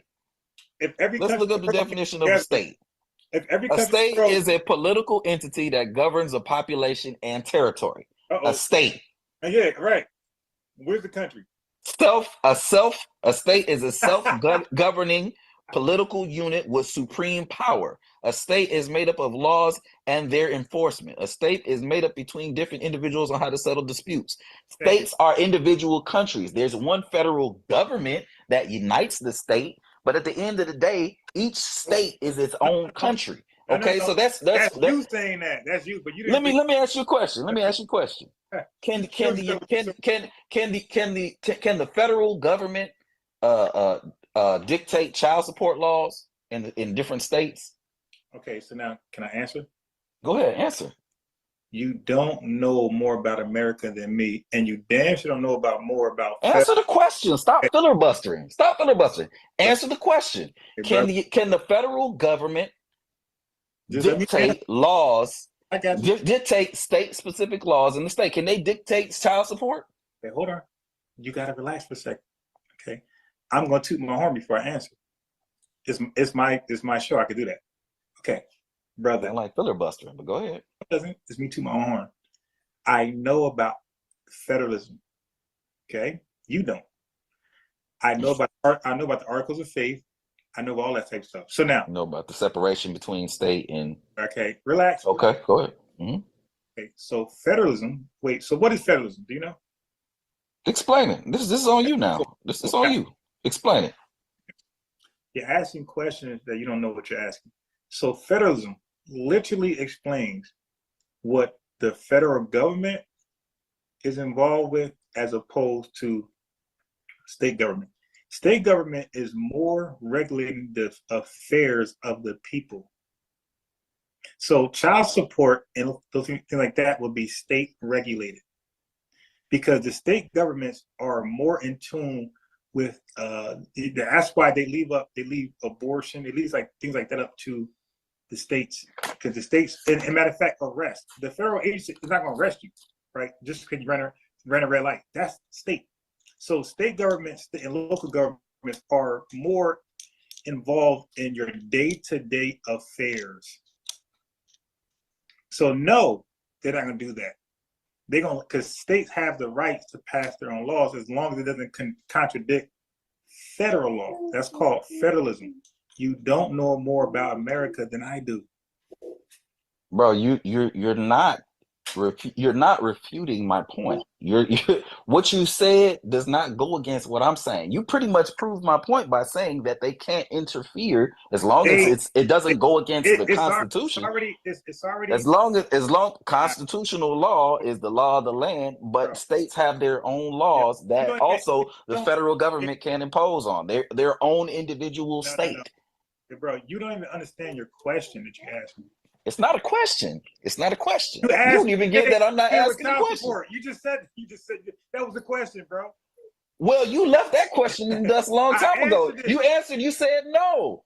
So that's the only question. No, because it's their own state. They control the laws when it comes as it pertains to those things when it comes to the state, the individual state.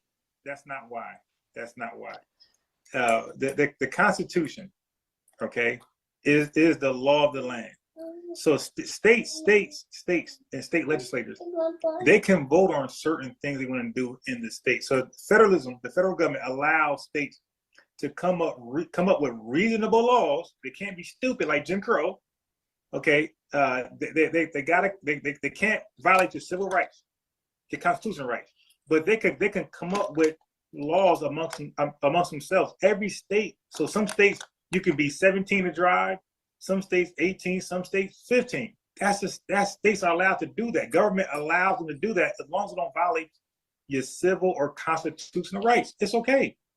That does not contradict anything. But now, if a state try to pass something that's like discriminatory or race-based, the federal government will step in and say, "No, sir."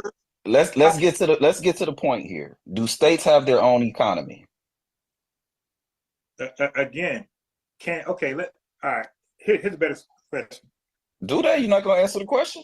Well, it's just goofy questions, man. How's it a goofy question? Do they have their own economy? Of course, you idiot. Okay, well, if they have their own economy, all right.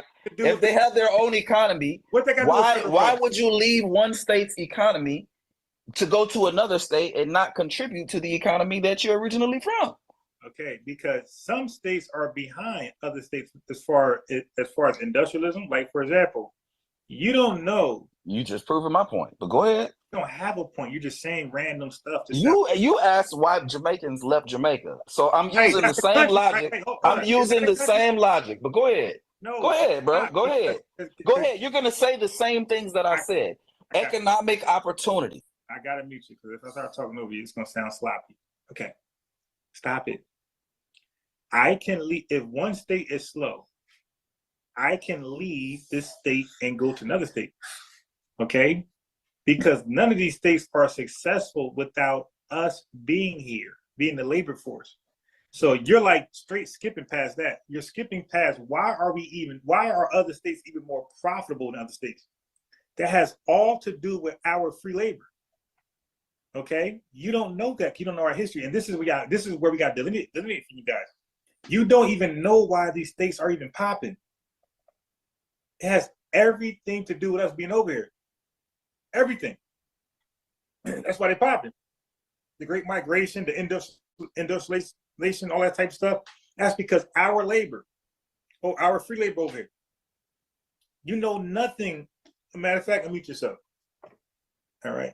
Because he's asking just random questions. I already said federalism allows states to draw their own rules and laws and ordinances, city ordinances, as long as it doesn't contradict your civil rights or your constitutional rights. Okay, I already established that.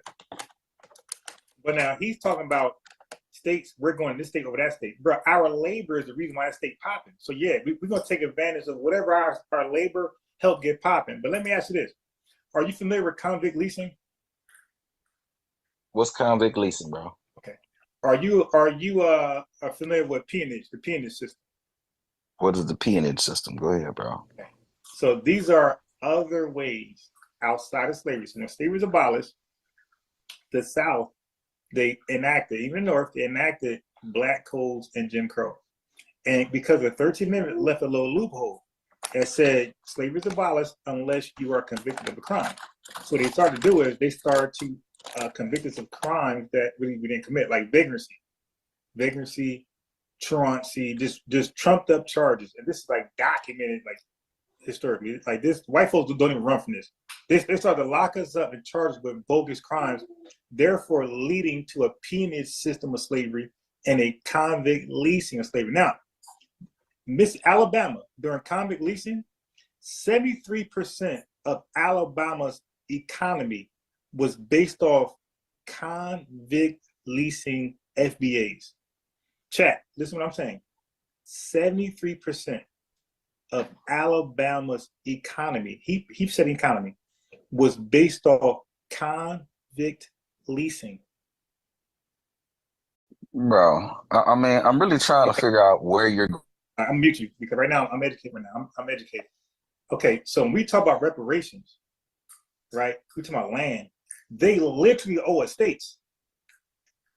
When you look at how many states' economy was solely based off convict leasing, the peonage system, when you look at how much they depended on our labor, they owe us probably 4 states.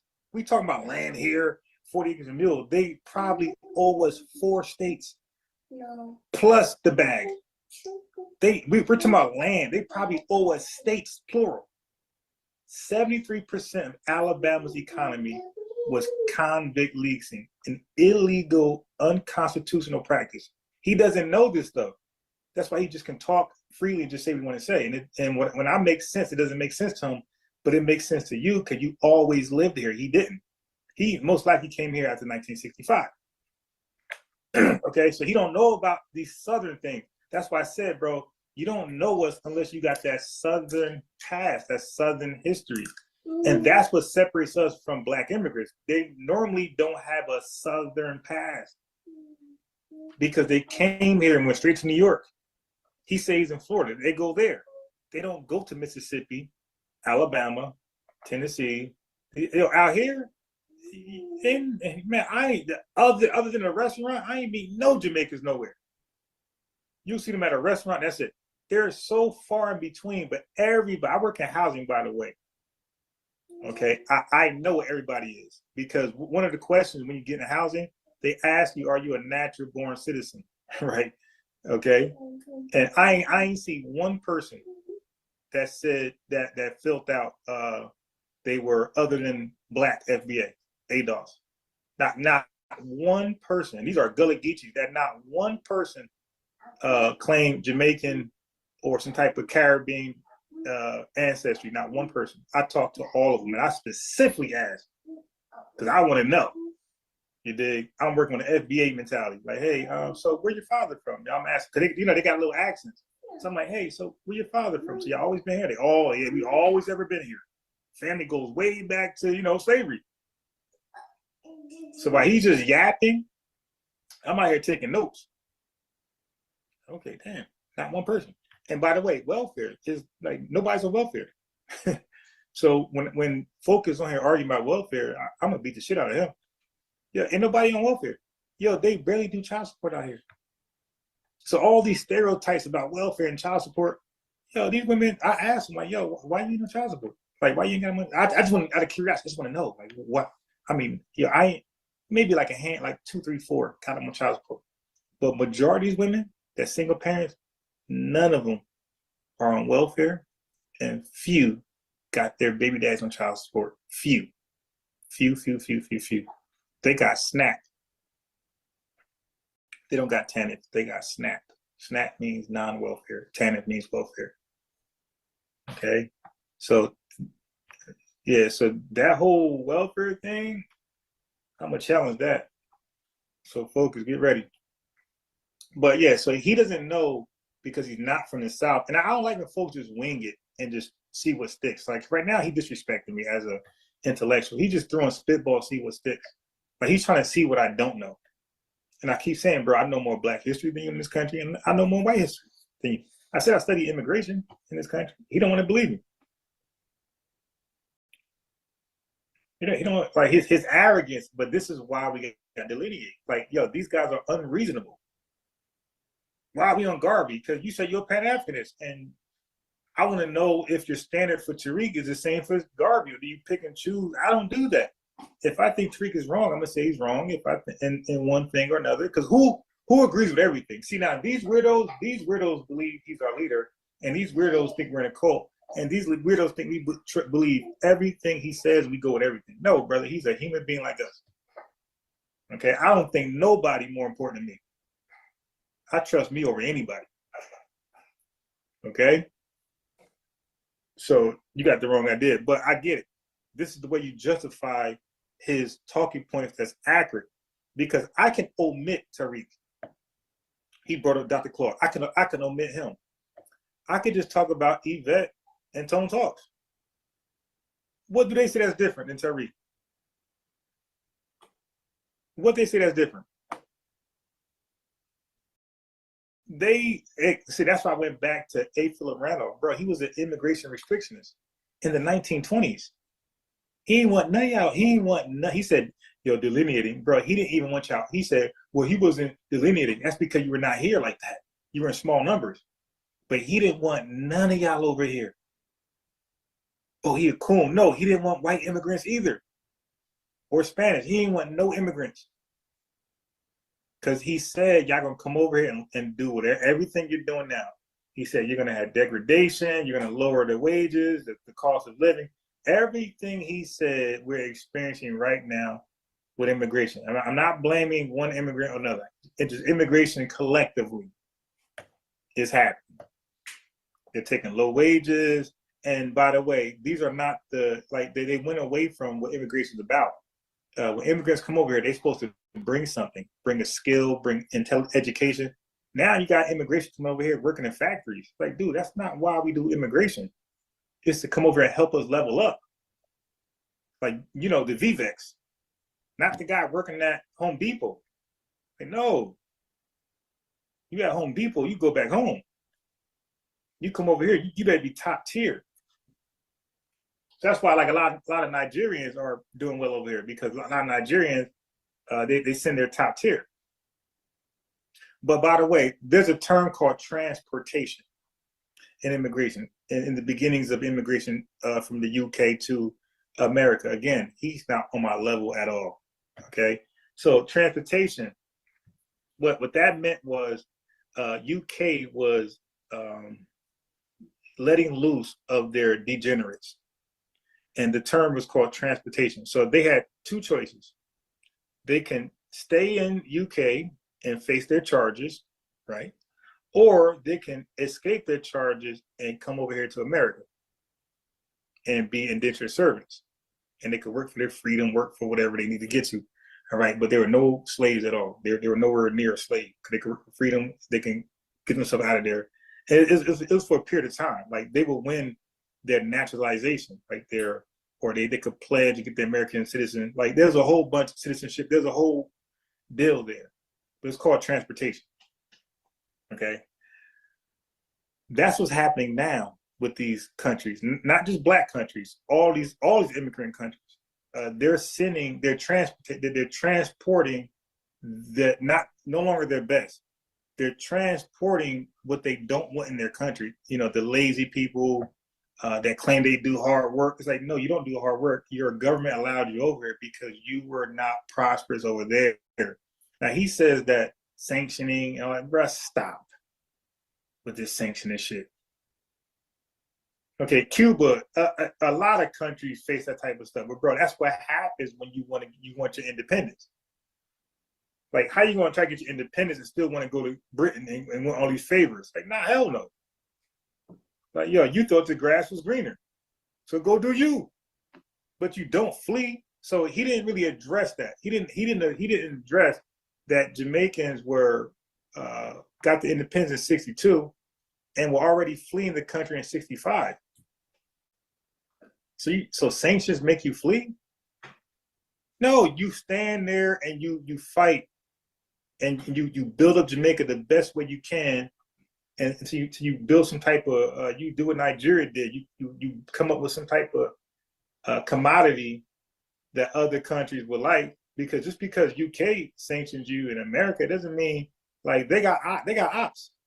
North Korea gonna rock with you, Russia gonna rock with you, China gonna rock with you. You think other countries gonna rock with you outside of America? Just probably European nation ain't gonna rock with you. But that's a given. Like, you need to know that when you're trying to get independence. There's a setback. Like, what y'all thought? It's gonna be all good? See, but like that's the delusion for some of these guys. They think of fight for independence. Look at us. Like, we got emancipated, right? And what happened? We what was our reward? It was the KKK and Jim Crow. Like, dude, you got to expect this is coming right afterwards. They ain't gonna be happy you're independent.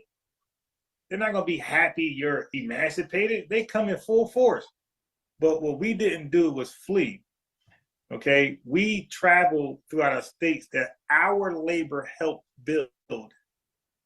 So that was a horrible comparison, dude. You left your country wholesale. You're not even there long enough to be fed up. You left in 3 years. 3 years of independence, you left. That's not enough to realize, this ain't working. Do it. Put 10 years in, put 20 years in, put 30 years in and say, you know what? This ain't working. But he didn't address you're supposed to go back. So the leaving, I understand that. No problem. But just after you come over here and get educated and get a great skill set, you're supposed to go back. So I said, God, why you don't go back?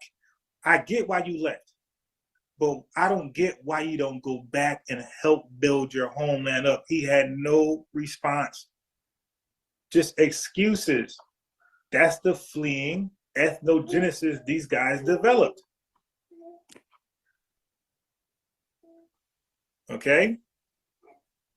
Hey, bro, like, can I respond now to all this what you talking about, bro? All right. Okay. So I'm gonna give you just as long as I just had.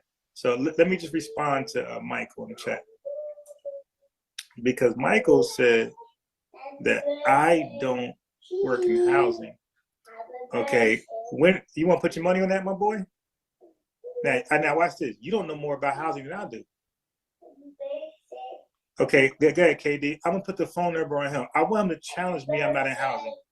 All right, so go ahead, KD. I'm gonna go on mute, and you get to talk as long as I just did. Go ahead, brother.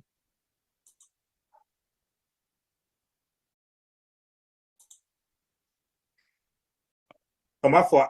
I muted you. I'm going to mute. So yeah, I just want to make a few points. He kind of spoke about economic sanctions, like it's not a big deal. It's nothing.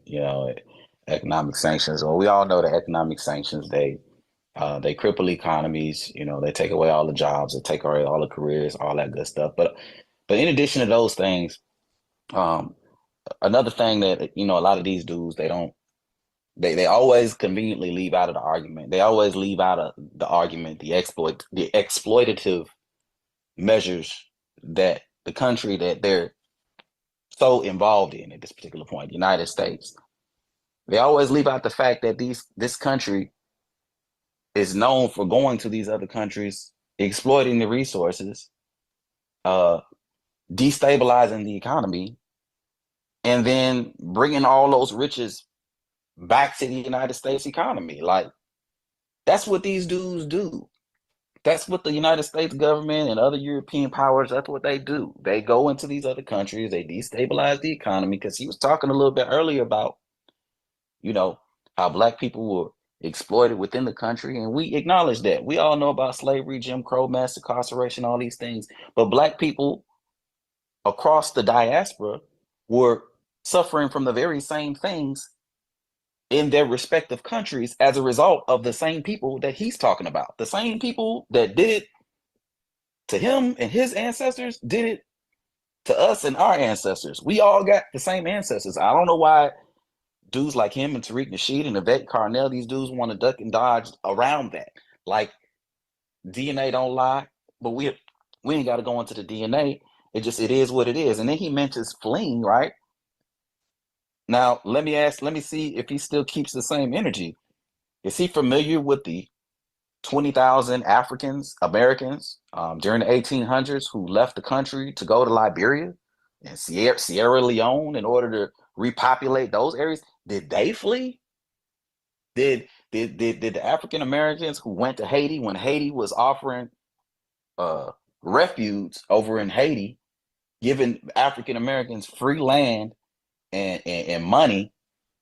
Did they flee when they went to Haiti in order to escape the crimes and the degradation and everything that was going on within the country? Did they flee? Like, this flee word is very disrespectful, but I only hear it. But not only is it disrespectful, it's very subjectively and selectively used.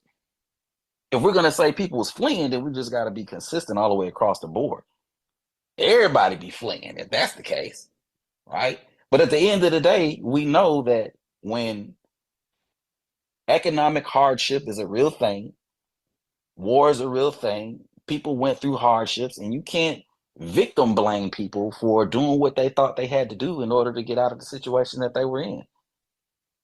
And then he mentioned something along the lines of people going back. Like, when you go and you settle into an area, it's very rare you go back to where you came from, especially if you have kids, you met a husband, you know, you got 2 generations, 3 generations in, you're not gonna necessarily go back, especially when the place that you're going back to is still going through the same things you originally went through, or the same things that when you're originally thinking about were going through at that particular time.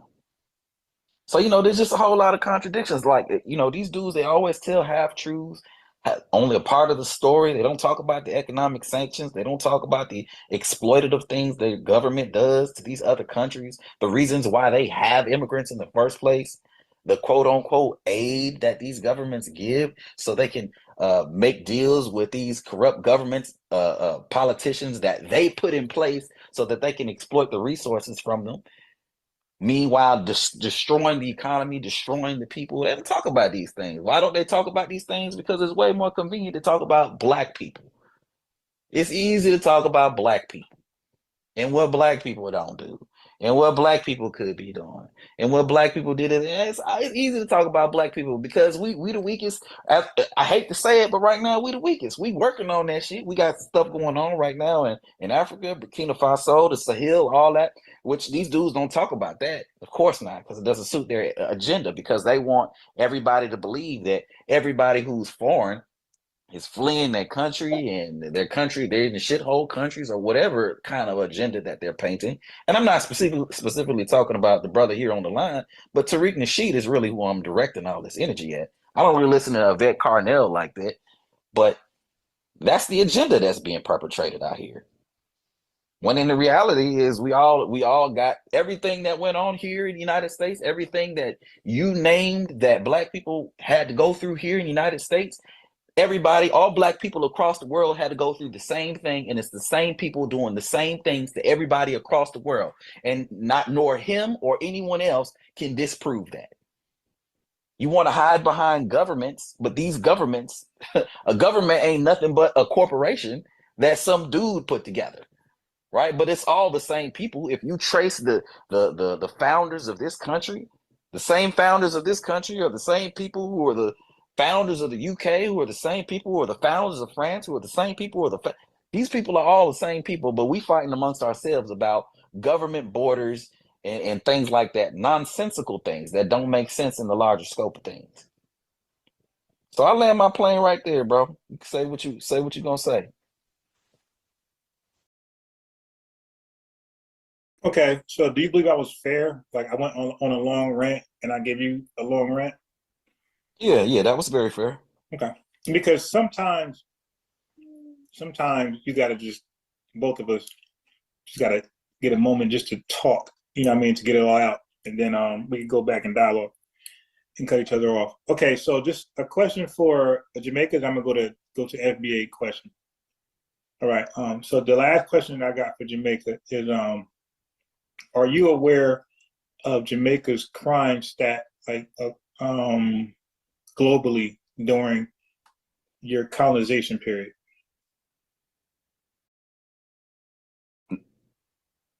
No. Okay, you were the safest country in the world. Are you aware of your crime stat after you got your independence? I'm guessing the most violent. Yes. So you were safer when the white man was controlling you, and you were more violent and deadly when you were governing yourselves. Okay, so now that has nothing to do with sanctioning. All the things you're talking about, that has nothing to do. The white man's gone. This is just you guys misbehaving. But I'll leave that alone. Okay, so now, FBA. Do you got a problem with us, who you would call Black Americans? Do you got a problem with us coming up with a term? It could be FBA, it could be ADOS, it could be anything, right? It could be CCCCC. Do you have a problem with us coming up with our own self-identifying term? No. Okay. So are you aware of what delineating means? Like, oh no, let me ask you this. What does it mean to you? That's a better question. What does it mean to you when we say we want to delineate? Means nothing to me. Now, I mean, like it's an actual word. I mean, the action, because to delineate is an act. That's a verb. So when we say we wanted to delineate, or let's say when we agree with Tariq Nasheed and say we want to delineate, or when we agree with Yvette and say we want to disaggregate, like when you hear that, what do you think we're trying to communicate to the world?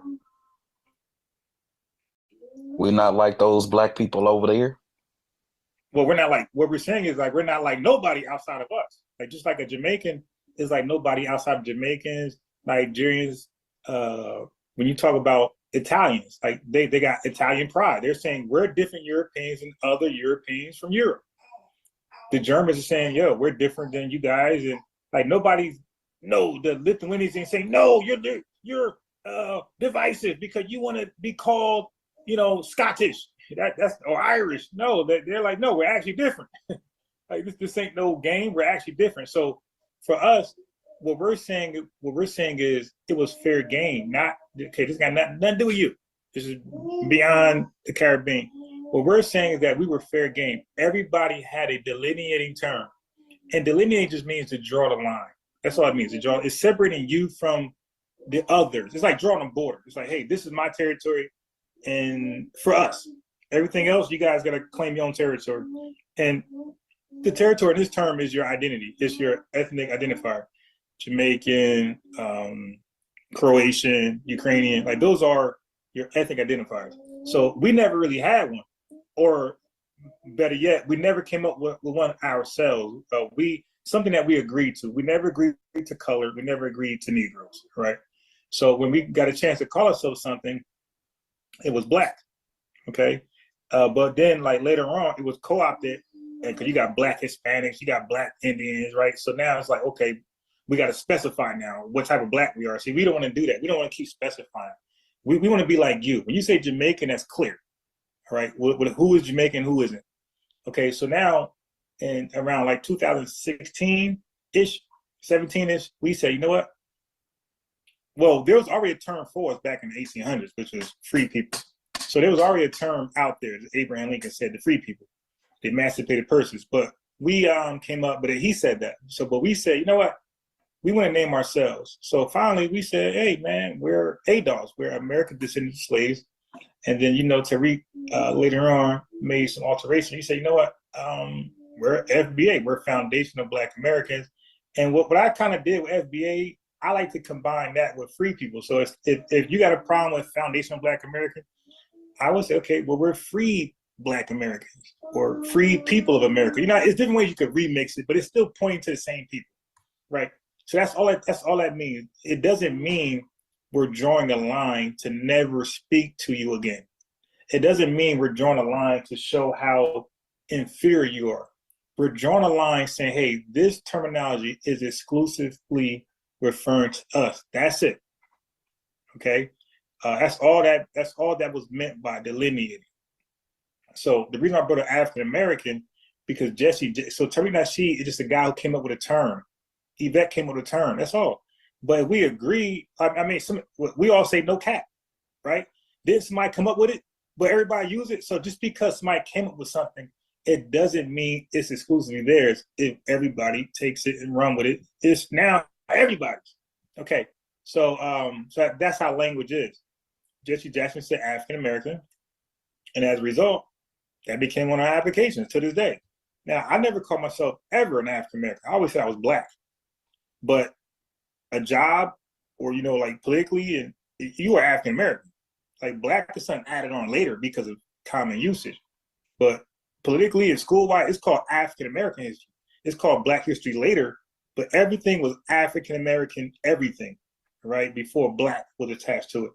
So that whole Nation of Islam push had made black, part of the conversation. So that's how ADOS and FBA is. We're using FBA and ADOS like Malcolm X used black. We're saying, hey, this is what we want to be called today. Hey, it might change 20, 30 years, 100 years from now. But right now, we feel like this is a more exclusive term that separates everybody else black from this group and everybody outside of black from this group. So when you hear Mexican, you don't got to scratch your head. You know who we're talking about. Native Americans, Chinese, or North Sentinel, like you know who we're talking about. So we want the same thing with us. When you say black, it's so vague. You don't really know. Black, Hispanic. Like on the application, it says African American. When you check that, you're not done.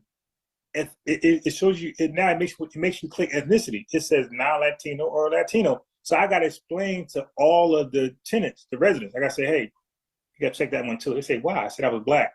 I'm like, yeah, but there are also black Latinos. So you got to, you put black African American, but there are black African Latinos.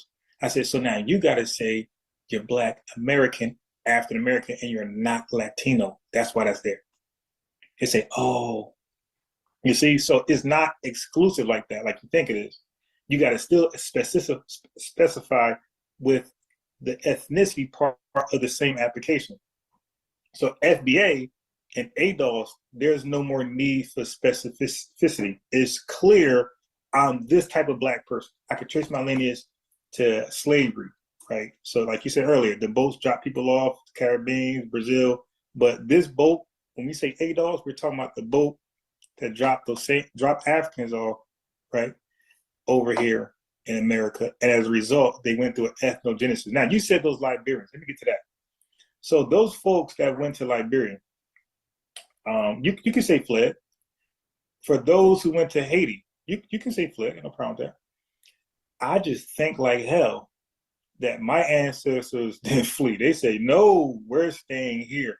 And everybody in that chat, and everybody listen to this in the future, you should be proud, even more proud, that your ancestor ain't fall for that fleeing bait. They said, nah, I'm good. I'm going to fight. Okay, so those who went to Haiti, they're Haitian now. Those who went to Liberia, they're Liberian now. They went through their own ethnogenesis.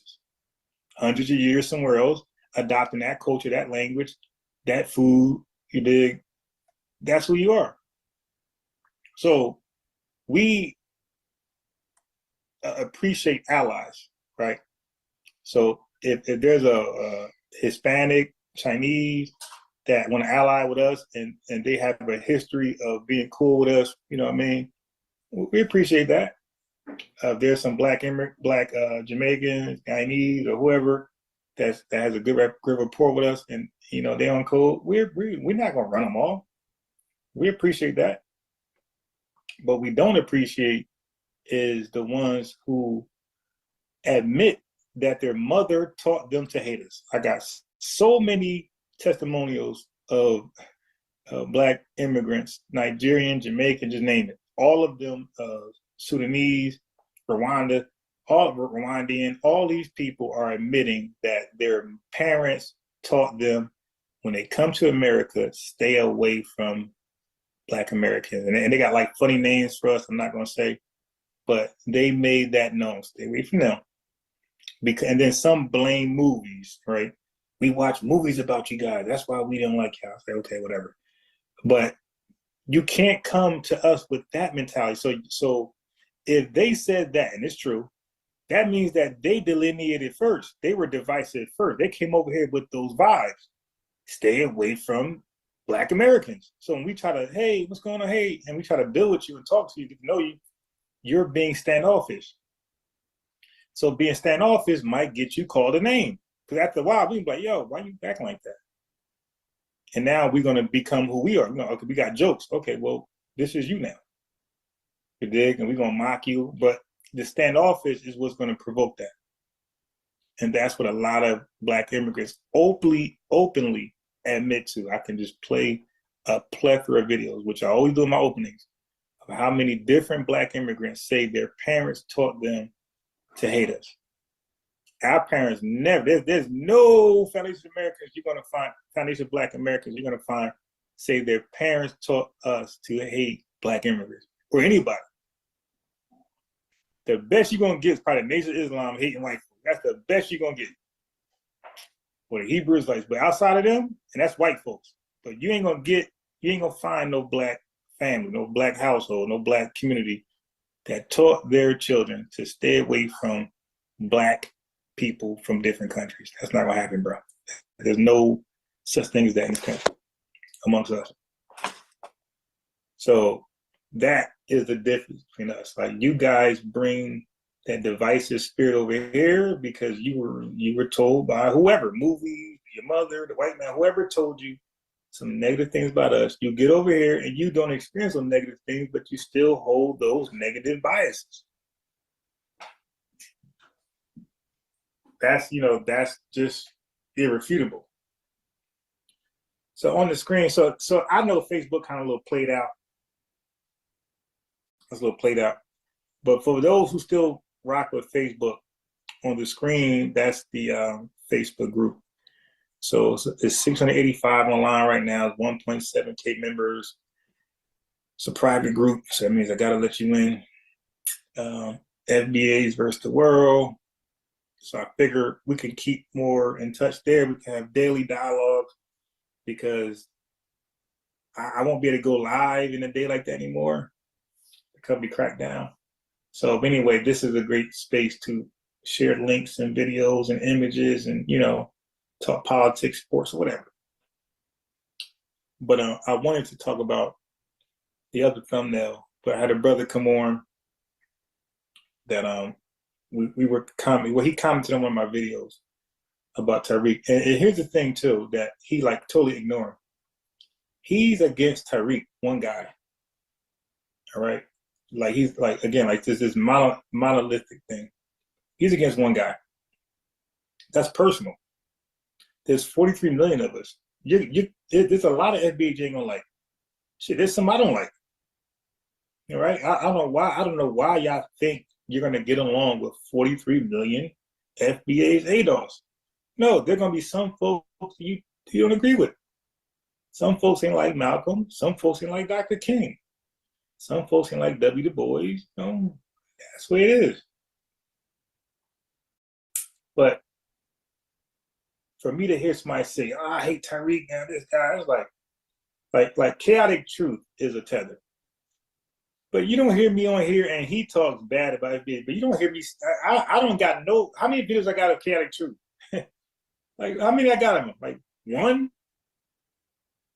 I didn't even mention him. Cause that don't bother me. I'm so secure as an FBA. I'm so secure. That don't bother me. No FBAs. I'm your daddy. That don't bother me. We're so secure over here.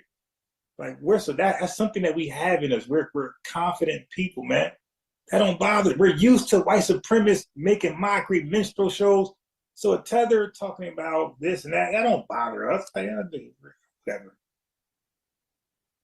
You dig? So now it's people trying to use the FBA name to get them some type of clout, but it's not working. So Ringo TV, and let me just should I show it now? Let me show y'all something about Ringo TV. So he's the most embarrassing one out of all, okay? Because he's been clout chasing for 12 years. Let me show you something.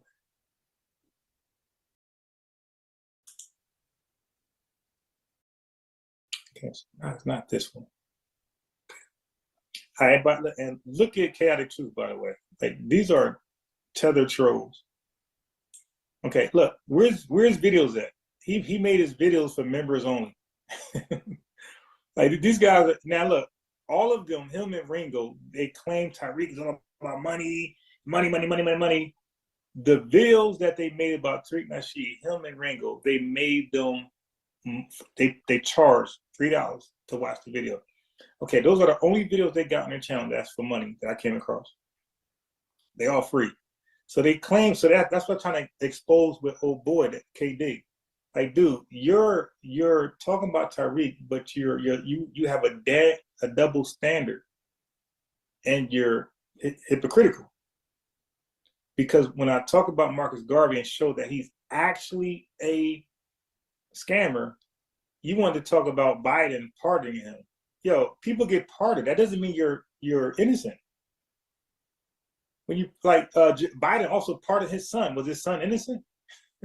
Like, yes, y'all getting this pardon thing mixed up. Pardon is literally a get out of jail free card. When somebody get pardoned, it doesn't matter if they're guilty or innocent. It's a get out of jail free card. So Biden pardoned Marcus Garvey. That doesn't mean he's innocent. He was clearly guilty. He admitted himself he was guilty, but he tried to say he had pure intentions. But he does not deny him scamming, selling stocks to ships he did not own. That's just his history. There's no way to get around that. But he tried to get out of that.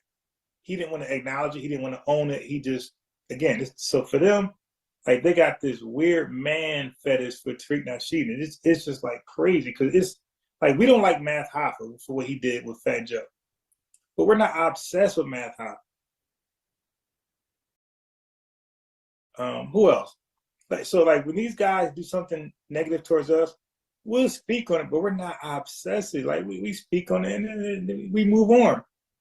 Like, every video these guys got is Tariq thumbnail, Tariq name in there, and they're not like promoting him, they're like demoting him, defaming. So they're trying to build a name off an FBA. So it goes back to these guys like to ride our waves. They rode our waves in the Civil Rights Act and other things, hip hop, and now they're riding the wave of FBA, Adolf, the wave that we've created. Yvette sparked off, Tariq took it to another level, and now you got these non-FBAs, whether they white, because they do it too. All of them are clout chasing off of the funds we provided for ourselves. Yvette, Tariq, Dr. Claude, even Umar provided a wave for himself that people are making. Like, you know what's funny? Black immigrants, they got a thing for Umar too. Like, they're like just as obsessed with Umar as they are Tariq Nasheed. But they don't out their own. So when I brought up academics to this guy, he made up excuses. I said, yo, are you really trying to compare academic to Tariq? Like, so you're mad at Tariq for making jokes about Black immigrants, that who calls his show? By the way, listen, are we ignoring the fact that Tariq got a show and Black immigrants voluntarily call in? Are we ignoring that? Like, yo, you don't have to call in. You're calling in to shine, to get him, to catch him out there, gotcha moment, whatever. And when he defends himself and comes back with jokes of his own, KD said Tariq's wrong, but the caller is fair game. Like, that doesn't make sense. It's like, yeah, but again, he's not one of us. He doesn't understand that we got jokes. We don't run from that. You got jokes, we got jokes. All right, let's get it. You know what I mean? That's like me. Like, I can have a serious dialogue, but when y'all guys come with jokes, or I'm coming back with some jokes, you best believe that. So, but again, like, when you don't understand us, you're gonna keep running into this problem, and you'll never understand us if you're in Florida or New York. You'll understand us when you come to the South, this rural South. Okay, come to the rural South, and you'll understand us a little more. But in Miami, the point I was making was, in Miami, he's amongst themselves. Like, there's a lot of Black immigrants in Miami. Like, they have their own enclaves, they have their own cities, their own buildings, you dig, where they're amongst themselves. They don't even have to be around us. There's enough Jamaicans in Miami, enough Haitians in Miami, where they just could be around themselves, and that's just it. And that's what end up happening anyway. They'll mingle with us here and there, but they're pretty much amongst themselves. So they still don't know us.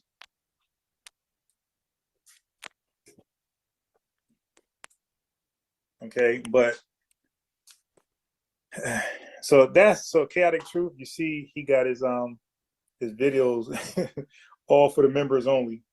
Okay, because you know why, right? Because he was talking his trash, and a lot of us was in his comment section roasting him, and so now his videos are hidden. These are some weird. So they're not ready for what they are asking for. Now this guy with 11,000 subscribers is trying to get Tariq Nasheed attention. And again, I got 1,700 live viewers. I'm sorry, I got 1,700 subscribers. He got 11,000. And we pretty much almost do the same numbers. So he got damn near 10 times more subscribers than me, 8 more, 7 more, and we still almost do the same numbers. So in some videos, I do better than him. But he's trying to get Tariq attention where he's doing my numbers with way more subscribers. That's not, so do the math. That's why I said, like, these guys are clout chasers. So for me to get this guy on my channel and Ringo, they're clout chasers. They're going to come when they see the numbers, the live viewers, or the total viewers when the live ends. So you guys need to be on code. So when I go live, I'm not saying every live pull up, but try to support. Give me the numbers so I can get you guys on. So you see, I had KD on here. We had a good conversation. I was really teaching them, but good conversation. But I want these chaotic truths. I guarantee you, KD would do better than Chaotic Truth. Like, he's not as bright as you think he is. Dude is a goofball. Listen. Can I answer you real quick? Absolutely. No. You know I'm married to a black woman. However, I will admit that. Yes, Courtney. I like Hey, bro, I hey. dated, and believe it or not, I've only Where you sleep? No, I wasn't asleep. I was listening to you. I was just letting you do your thing, you know what I mean? So, Hold on. you know, Let me get this in real quick. Hold on. dated 2 white women in my life. And Courtney, I have to say this. It was like being, and I'm not trying to listen, it was like being in heaven every day. What? That's all I have to say. It was like it was like All right, so now, that's Chaotic Truth. Like, he's from one of these African countries. And he said he only dated 2 white women in his life, and it was like being in heaven every day. This is what we won't do. But good, let's. I know, but it was. I got like, why didn't you marry her? Oh, because I wasn't ready for marriage. Just for good. Okay, so that's Chaotic Truth, right? That's the guy that wants to debate Tariq Nasheed talking like that. I say, all right, bro, stop. All right, real quick. let me say a few things real quick, bro, and then I'm gonna ask you a question, then I'm gonna jump off because I'm gonna go get something to eat. But let me just address a few things that you said, man. You were talking about how black FBAs wanted their own identity, and I don't even like saying the word FBA, but I'll say Black Americans want their own identity. And then you made a comparison to Jamaicans and things like that. And I always hear people make this Why argument. don't you want to call us what we want to be called? Well, you're speaking for 40 million people, and it's just you. You want to be called FBA, and that's fine. Yeah, but you're talking to me, and you're talking. Well, you're talking to me, and you're talking to FBAs. Well, I'll call you by your name. I mean, if you want to be called FBA, cool. Yeah, that's fine. You're talking, but you're on the FBA channel. But you're not the spokesperson for 40 million. I am a spokesperson. 40 million. I am a spokesperson. No, you don't speak for 40 million people. What are you talking about, bro? What are you talking about? Hold on. I don't speak for all Jamaicans. You don't speak for all black people in America. This is what you Come on, man. Gotcha. No. But listen. Wait, hold on. You're not as witty as you think. I just said, bro. I'm being very straightforward. But go ahead. I said, why don't you call us what we want to be said? You said all FBAs. You said all Black Americans. I said, cool. I said, but you're talking to me. I would like to be called FBA. So I'm speaking for me now. In the chat would like, because you're talking to us. You even said earlier, I'm talking to the chat. Okay, well, bro, we would like to be called FBAs. That was earlier. I'm no longer. I'm just making a general statement. Yeah, but you're still speaking to us. But you don't have to. But I'm just pointing out to the chat this is the more reason why we can't rock with them. They can't respect our right. But here's the thing. Here's the thing that you and Tariq do. You act like you speak for 40 million people when you don't. You speak. Wait. You speak. I made that clear. I'm not. I said I'm no, but you're mixing the two though. No, you're mixing I'm not. the two. Of course, but I'm saying tonight. Okay, watch this. It's no confusion. I'm saying tonight, you're speaking to me. I'm speaking for myself. And I'm speaking for the chat. I'm not speaking for all of Black Americans tonight, for this phone call only. I'm speaking for me, myself, and the chat. That's it, because we're the only people listening right now. So I'm saying we would like to be called. You don't have to. You got the right to say whatever you want to say. But I'm saying we would like to be called FBAs. But I'm making a bigger point. I'm saying that these guys that get mad at us want to be away from them and want them back in Jamaica, where they from, out of here. They can't respect our wish. The Hebrew Israelites, right? I don't agree with all that, but if I'm talking to one, I'm going to call them an Israelite, because that's what he want to be called. If I'm talking to a Moor, to Harker Bay, I don't believe in that. But if he says, hey, I'm gonna call him a Moor, because that I don't even believe in that stuff. I don't accept the LGBT, but if they want to be called that, I'm gonna call them that, because that's what they want to be called. But that's just how we do. But go ahead, bro. You got it.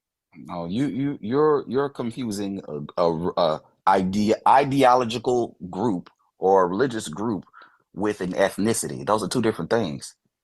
Okay. There's already a name for the ethnicity. It's called African American. Okay. That's the actual name. FBA is something else. You know, it's really Tariq Nasheed's online store /fan club. All right, that's really what it is. But let me get to the point I wanted to make. And the point I wanted to really make is that I hear this comparison between, you know, how Black people in America want to self-identify themselves. And first of all, I don't have no issue, but the comparison is always weird, because they always, you said this earlier. You said something about how Jamaicans are called Jamaicans and Haitians are called Haitians and are called Black Haitians or whatever the case. But Jamaica is a country. There are white Jamaicans, there are Black Jamaicans, there are Chinese Jamaicans, and guess what? When they go anywhere else, they call themselves Jamaicans or Haitians or whatever country that they were born in. By the logic that you're using, everybody should want to call themselves Americans because you're born in America, or the United States, people born in the United States call Americans. So there's really no need for another name outside of Americans if that's the logic that you're using to make these arguments. So that's the first thing that I want to say. The second thing I want to say is, you mentioned something about how people who are immigrants, they bring a divisive spirit. I mean, this is stuff that comes directly out of Tariq Nasheed's mouth, directly out of his mouth. You know, you say you don't regurgitate his talking points, but I'm hearing a lot of his talking points coming out of your mouth. Bro, first of all, tribalism is already, that's already in our history, tribalism. We've been doing that. You do that here in the United States. We do it in Jamaica. We do it in Africa. Yeah, you do. Crips and the Bloods, ever heard of them? Yeah. Vice Lords. Wait, hold on. The Crips and let me educate you. Are there Jamaicans in the Crips and Bloods? Possibly, maybe. Okay. Keep going. Done. Cooked you there. But go ahead. You didn't, though, because all you did was further prove my point. That is tribalism. Essentially, you're aligning yourself with a particular tribe and you're going against another tribe. Tribalism. That's what it is. It doesn't matter. It's not based on ethnicity. It's based on what you bang. But that's tribalism. No, because first of all, can somebody be a former Crip? What do you mean? Can you be a former Crip? I mean, these are irrelevant talking points. At the end of the day, it's just yes or no. Can you be a former Crip? No, actually, some people say when you're a Crip for life. Okay, all right, go ahead, brother. A lot of these gangs, they don't let you leave. You a Crip for life.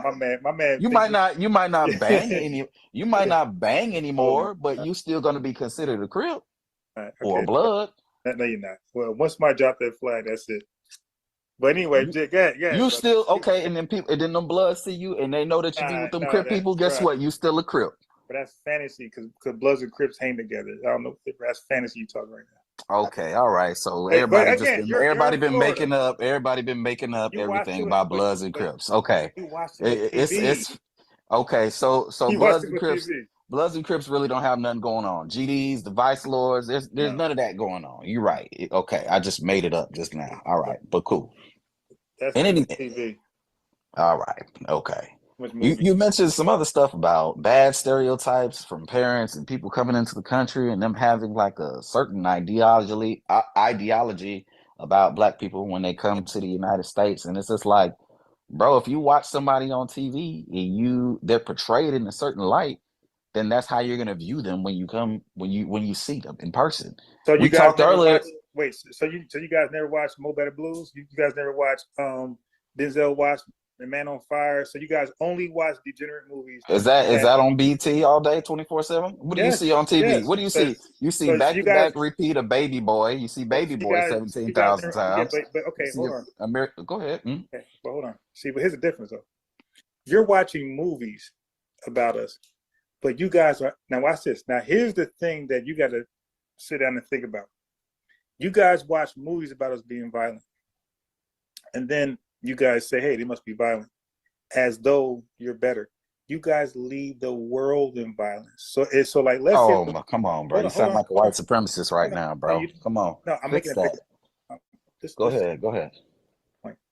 My point is, if you guys were against violence and you watch us be violent in movies, I can kind of get the logic a little bit, right? But if you guys are the most violent people in the world and you're watching us become violent, then it's no big deal. It's supposed to be like that's something you're accustomed to, you're used to. So you guys are the most violent. So whatever violence we do in the movie, you're still more violent than that. So why do you look at us? Oh, they're violent, they're bad. But you're violent too, and you're the most violent. So aren't you bad too? But anyway, go ahead, brother. You got it.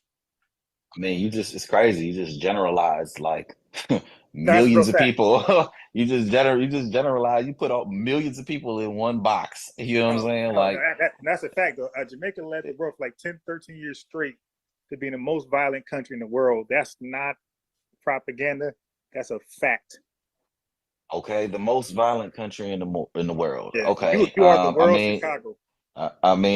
I mean, it's crazy. You said the world Chicago, Yeah, so Chicago's a real place. But anyway, yeah. But Jamaica's a real place.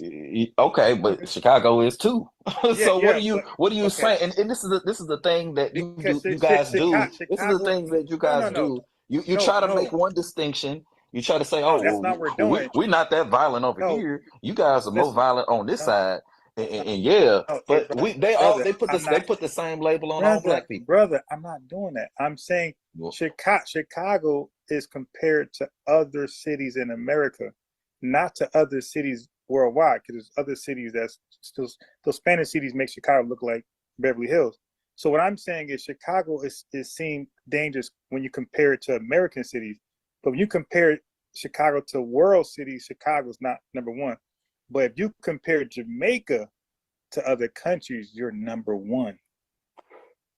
bro, they put the same title on any place that's populated full of black people. Name one place that has a bunch of black people in it or people of color, and it's not the most violent place on I'm earth. going Name off one. Name one. so you can finish. You can ask the question because you had a question for me. So go ahead and finish what you got to say. I'm gonna go on mute, and you can ask the question.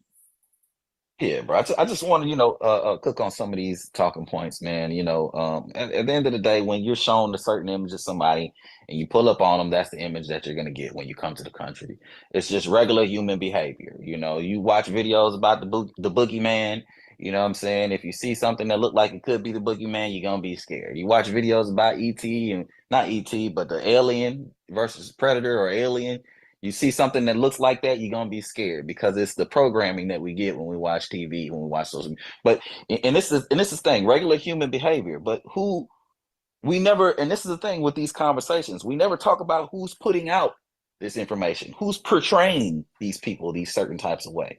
We talk about the result, but we never talk about the cause, right? These conversations are always like that.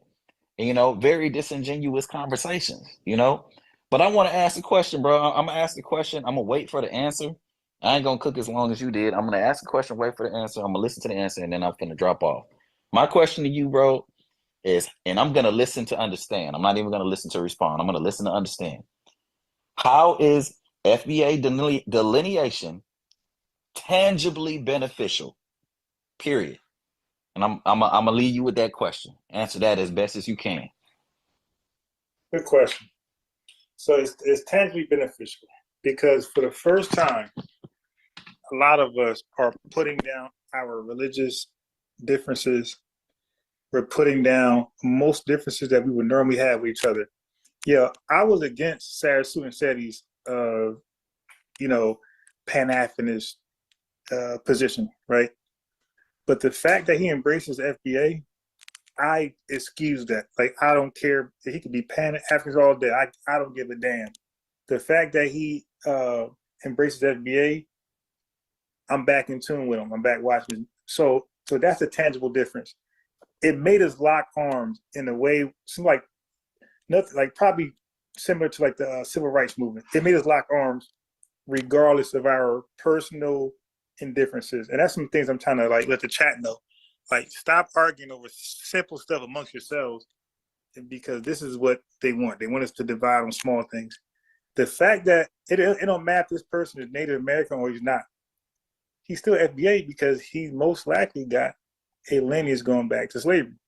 So if he want to be Native American, so what? He's still FBA. If he want to be Christian, Muslim, atheist, he's still FBA. So that's what it did for us, what it did for me.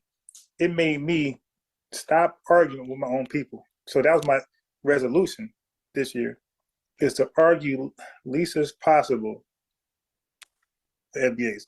And that's a tangible difference, because before I got on code, I was arguing with my folks on the smallest things. So that is something that did for me. And it got all of us that acknowledge ourselves as FBA and ADOS, it got all of us with one common idea. And so let me correct you a little bit. So ADOS is more centered on reparations, not FBA. FBA, so we say, hey, they don't do reparations. Well, that was never our main thing. FBA, that's ADOS. So when Tariq was saying ADOS, he was saying reparations. And then he would use FBA and ADOS interchangeably. But once he starts saying FBA, he was saying reparations, he was saying tangibles, and tangibles ain't reparations. Tangibles is set aside anything from your state, local government outside of reparations, right? So I just, because he's also asking for Black or FBA hate crimes. That's not reparations. So he started to expand it past reparations when ADOS was more centered on reparations. So Tariq Nasheed started to expand FBA beyond reparations. And then it got to a point, hey, we this is our lineage. This is our ethnic identifier. I don't know if ADOS goes that far to say that ADOS is their ethnic identifier. But Tariq Nasheed is now saying, hey, this is a better identifier for us than the things that we were called before, because those things are not all exclusive. They are inclusive. Elon Musk come over here, he's African American. So that's why we can't do African American, brother, because Elon Musk is African American if he gets citizenship. And those South Americans, so those South Africans you're talking about, so are they when they come over here. They're African Americans. That's why we can't do that. So we're that smart to know to beat it ahead of time. No, we're not African American, because all of those white folks that come over here, those South Africans, once they get citizenship, they are now African American. We're good. But one thing they can't say is that they're ADOS. You can't either. And you can't say you're foundational Black American, and you can't say you're emancipated persons or a free person. You can't say that. So those are the terminology we stick with. But tangibly, that's what it did for us. It made us lock arms and embrace each other and love each other, kind of similar to the civil rights movement.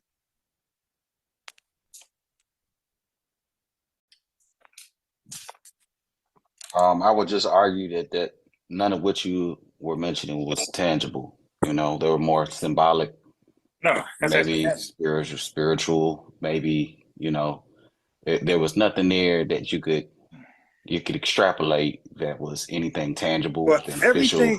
everything. Well, hold on, hey, bro. Everything starts with an idea. So all tangibles, every last one of them, started with an idea. a universal idea. You had to believe America, right? For the British subjects to come over here, they all had the same idea. They were all against the British oppression, the taxation, representation, and all these different things, how they've been treated as British subjects, right? They didn't like that. They didn't, but they all had the idea, and the idea turned into something tangible. So for us, we're not going to skip that process. It starts off with an idea, and we're all become aware of the idea, and more and more Black people, Black Americans, are adopting either ADOS, free people, or FBAs. More and more. I just briefly ran it past my aunt, who knows nothing about Tariq or nobody. Like, she's straight Democrat, straight liberal to the core, right? Kamala Harris all day. I just briefly ran it past her. I didn't know how she respond. And when she said, "Tell me more about it," I told her. She said, "Yeah, well, we're FBA." She said, "Because we can trace our lineage back beyond 1870 census." But that's how easy it is for a Black American just to say, "That's what it is." Oh yeah, okay, I'm cool. So the reason why 43 million ain't on cool, because 43 million don't know. Like, they're still doing what they want to do, and they're not in these spaces. But as long as we keep talking about it and talking to them, bro, they're hopping on. Yeah, I told my boy that's back in Jersey. Again, he don't care about this stuff, but I just briefly ran it past him. He's like, "Yo, tell me more." And like, he not all the way on board right now, but he's listening. Like, "Yo, let me hear more." But like, that's how easy it's for us to like get on code.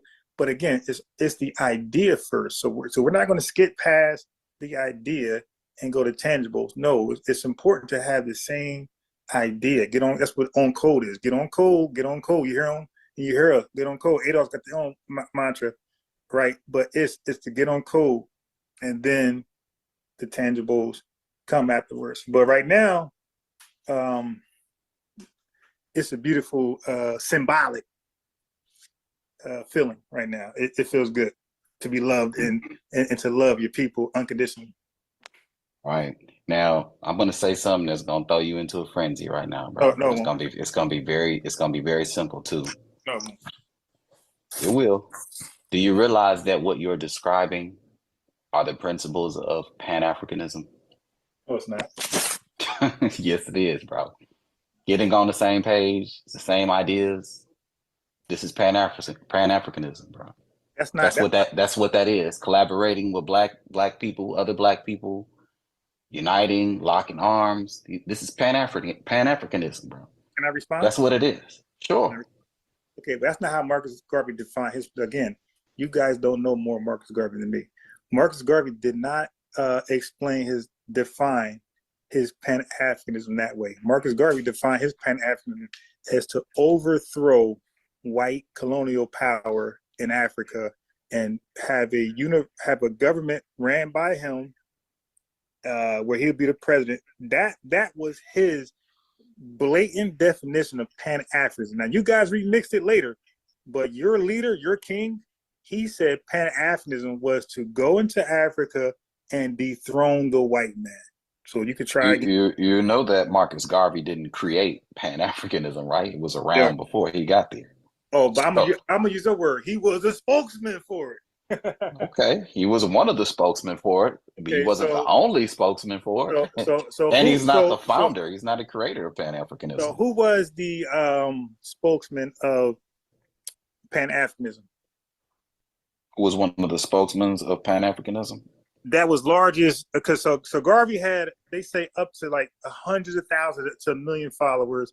Okay, so what influence? Because again, you said tangible. These are your words. You said, so what tangibles came out of this? So I want to know what. So name your guy and tell me what tangibles follow that person. I mean, we can name a lot of. First of all, we could argue that the civil rights. I'm saying I could argue that the civil rights movement was a Pan-African movement. No, it wasn't. So now let me educate you again. The civil rights movement. Please do. Okay. The civil rights movement spun from it was A. Philip Randolph. He's literally called the father of the civil rights movement. This came from his labor union thing, and also the trains. They had a big movement on the trains. There was a lot of job opportunities on the train, and they were getting paid under white folks, but then they started to be discriminated against. So A. Philip Randolph had joined that protest later, and then he founded his labor union. He had the first Black labor union in America. Okay, so now the civil rights spun off that because he was fighting for equal rights and equal pay for those people riding the trains and in the labor unions. Okay, so this predates the civil rights movement. So no, you're wrong. The civil rights movement was literally founded by A. Philip Randolph. He's called the father of it. Try again. You don't know more Black history than me, bro. You can keep trying, but you don't. Bro, describe Pan-Africanism to me outside of Garvey's definition. Well, I only know Garvey's. Can you get some? Oh, now you only know Garvey's. Let's just look up the definition of Pan. Let's look up the definition. Let's look up the definition. Just hold on, because you said they were. Just look up the definition. That's all. You can do that. I don't mind that, but I'm saying. Okay. But listen, you told us that they were Pan-Africanists that predated Marcus Garvey. Give me one name, please.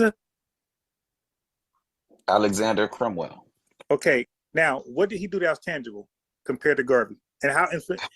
Go ahead. So you keep deflecting. You keep moving the goalposts. No, because listen, come on, man. I'm not. I'm giving you back the standard. I said I live by one moving the goalposts, bro. No, sir. I live by one standard, and I apply it to all people. You do the same. Try it. So now you say Alexander Cromwell was Pan-Africanist before Garvey. Okay, so how many people he influenced? How many followers? And where was he at? What state? What state was he at? But I don't need to give you a history lesson on Alexander Cromwell. I'm just proving the point. Just Google shit. You're deflecting from the argument. Yo, what you described. I'm gonna do it for you. Your tangible benefit that you described that comes out of FBA. Your tangible benefit was literally the definition of Pan-Africanism. Okay. So I'm just gonna leave it right there, bro. You deflecting and you going all these other places, but right where we were at. Your definition of what you say FBA contributed to your life is literally the definition of Pan-Africanism, bro. The definition, when you look it up, it says a movement that seeks to unite people of African descent and end colonialism and white supremacy. Okay. What? Okay, so how close you don't want to end colonialism and white supremacy? No, I don't. Okay, all right. Well, I guess that's probably why we have this. Just cut the check. So you're okay with white supremacy and colonialism? White supremacy gonna do what it do. Just cut the check. I ain't see that's that Rastafarianism bullshit where you got to come over here and Babylon. So how you think you're gonna get them to cut the check, bro? The same way they. Okay, now watch this. Again, bro. You asked the question, so look for the answer. I'm listening. You're not as witty as me, bro. Okay. I'm gonna show you. White supremacy was well and alive when the civil rights movement was passed. White supremacy was well alive while Abraham Lincoln emancipated and also created the Freedmen Bank and also gave 400,000 acres of Confederate land to free people. So we always got wins amongst white supremacy. That's not new. And that's off the top. So you comparing those things to reparations? Yeah, those are, bro, 400,000 acres of land, that's reparations. Wait. Maybe I missed something you said. Say what you just said again. 400,000 Confederate acres of land was reparation. So are you talking about the 40 acres and a mule? Is that what you're talking about? Hey, brother, do you know what now listen, you said something earlier, right? You said something was symbolic. Do you know that the 40 acres and mule was symbolic to something else? Do you know that? That was symbolic language. Do you understand that? It was symbolic language for a promise that was actually supposed to serve as some sort of reparation. No, it wasn't a promise. It was okay. All right. Explain the promise. Who promised it? I don't remember who promised it, but I understand that the promise was. Brother, it was not a promise. It was actually a deal. It was a. Hold on. So what's the deal? A promise. Hold on. But in any case, a deal. No. Were you thinking like pinky promise or something? No. A promise is not a deal. We're talking about an actual contract. We're talking about a contract. There was an actual. A contract is a promise, bro. What are you talking about? It's not a why promise. Why you trying to be all All right. Look, You trying to be all hey, semantical? bro. Why? I promise I'll call you tomorrow. That's not a contract. It's not a deal. It's a promise. If you Right. say I'll call you pro- tomorrow, it's a promise. Yeah, that's not a contract or a deal. We're talking about an actual deal, a contract. It's different. But anyway, let me move on. Okay, so now the 40 acres and a mill was not a promise, but what was it in symbolic? What was it symbolic of? Like, what was actually going to happen? People were supposed to get their 40 acres. That's what they were as a part of the reparations bro. part. They're supposed to get their 40 bro. acres Let me help you out. and farmland. Let me help you out. The term 40 acres and a mill wasn't even part of the deal, bro. Okay. Okay. Say more. You don't know more history than me. The deal, I just told you, and you didn't even listen. The deal was 400,000 acres of Confederate land. So now amongst ourselves, we were going to divide it, and it was going to come to 40 acres of land Semantics. to each Semantics, person. No, bro. This is actual history, and this is the chat. It's semantics though, bro. We talking about the same things, bro. You just all you're doing. But I'm going back. But I'm going back to comparing. You said compare that to reparations. So that was the first payment to start payment of repairing Black people for slave labor. So Abraham Lincoln. So wait, hold on. Hold on, bro. There's no comeback. This is just history. You're saying, what was that? This is just rebuttal. There's no rebuttal. This is history. We worked out a deal. But I'm not rebuttaling that, though. Okay. The thing about it is was that ever given, though? Right, was it given? Yes, it wasn't given. Given, you dumbass. It was taken back. It was actually given. Okay, look. This one. What was it given? Go ahead, break it down.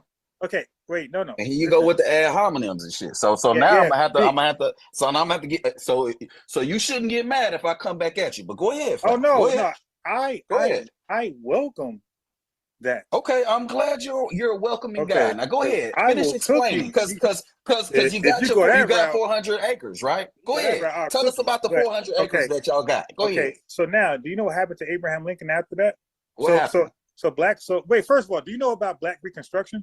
Bro, stop. Just tell me about the 400 acres, bro. You always do this thing where you trying to deflect, you try to go here, you try to go there.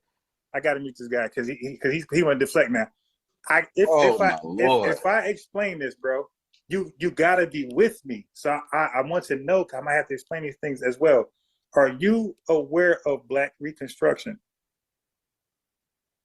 Yes, I'm aware of Black Reconstruction. Go ahead. Okay, so what happened during Black Reconstruction? There were some Black cities that were burned down by white people, and no, that's not Black Reconstruction. That was part of Reconstruction. Go ahead. No. I'm saying explain Black Reconstruction. Oh, bro. Listen, you are you gonna talk or are you gonna let me talk? Just go ahead and say what you're gonna say so I can respond. There's no burning down. There's no burning down during Black Reconstruction, my brother.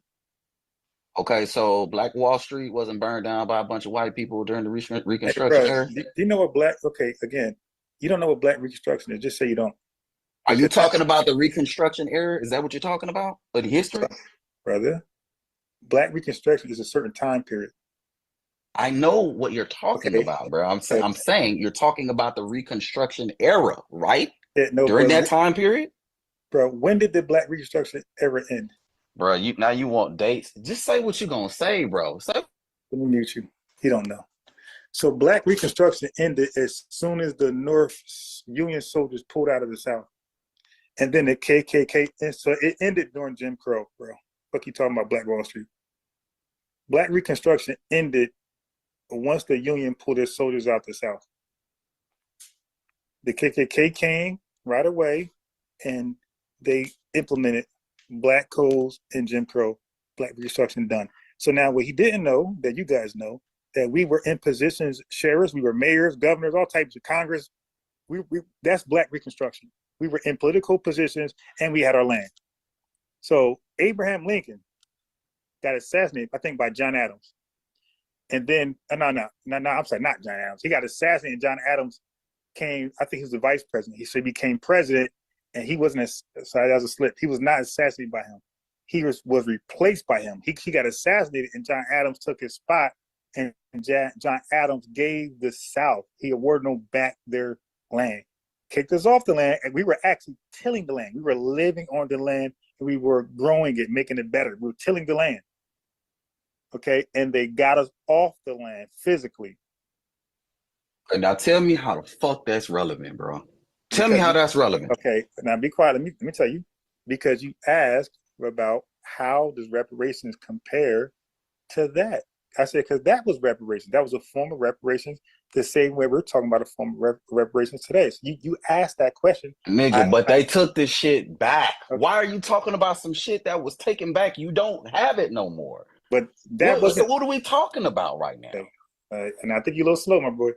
You're a little slow. Bruh, you bringing up these irrelevant facts. You're bullet pointing a bunch of different little historical things that you done learned. That's cool that you know it, but it's irrelevant. Bro, you gotta if you're going to state facts, make it relevant to the conversation. That's the thing that you do. So what was your question? You just like, yo, Jupiter's the biggest planet in the solar system. What the fuck they gotta do with what we're talking about, fam? So what was your question you asked me? Do you remember? Lord, my question was, it had to do with the 40 acres and the mule. I asked you about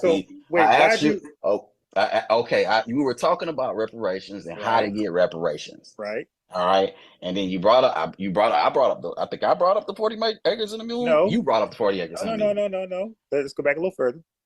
You said, how are we going to get it during white supremacy? And then I said, brother, we always caught wins and white supremacy. And I brought up the 40 acres mule, and you said, what they got to do with reparations? I said, bro, that was reparations. So I had to explain how it was reparations, because it was reparations. Bro, but it's mute as fuck. If they took it back, it's mute. No, it's mute. What are we talking about?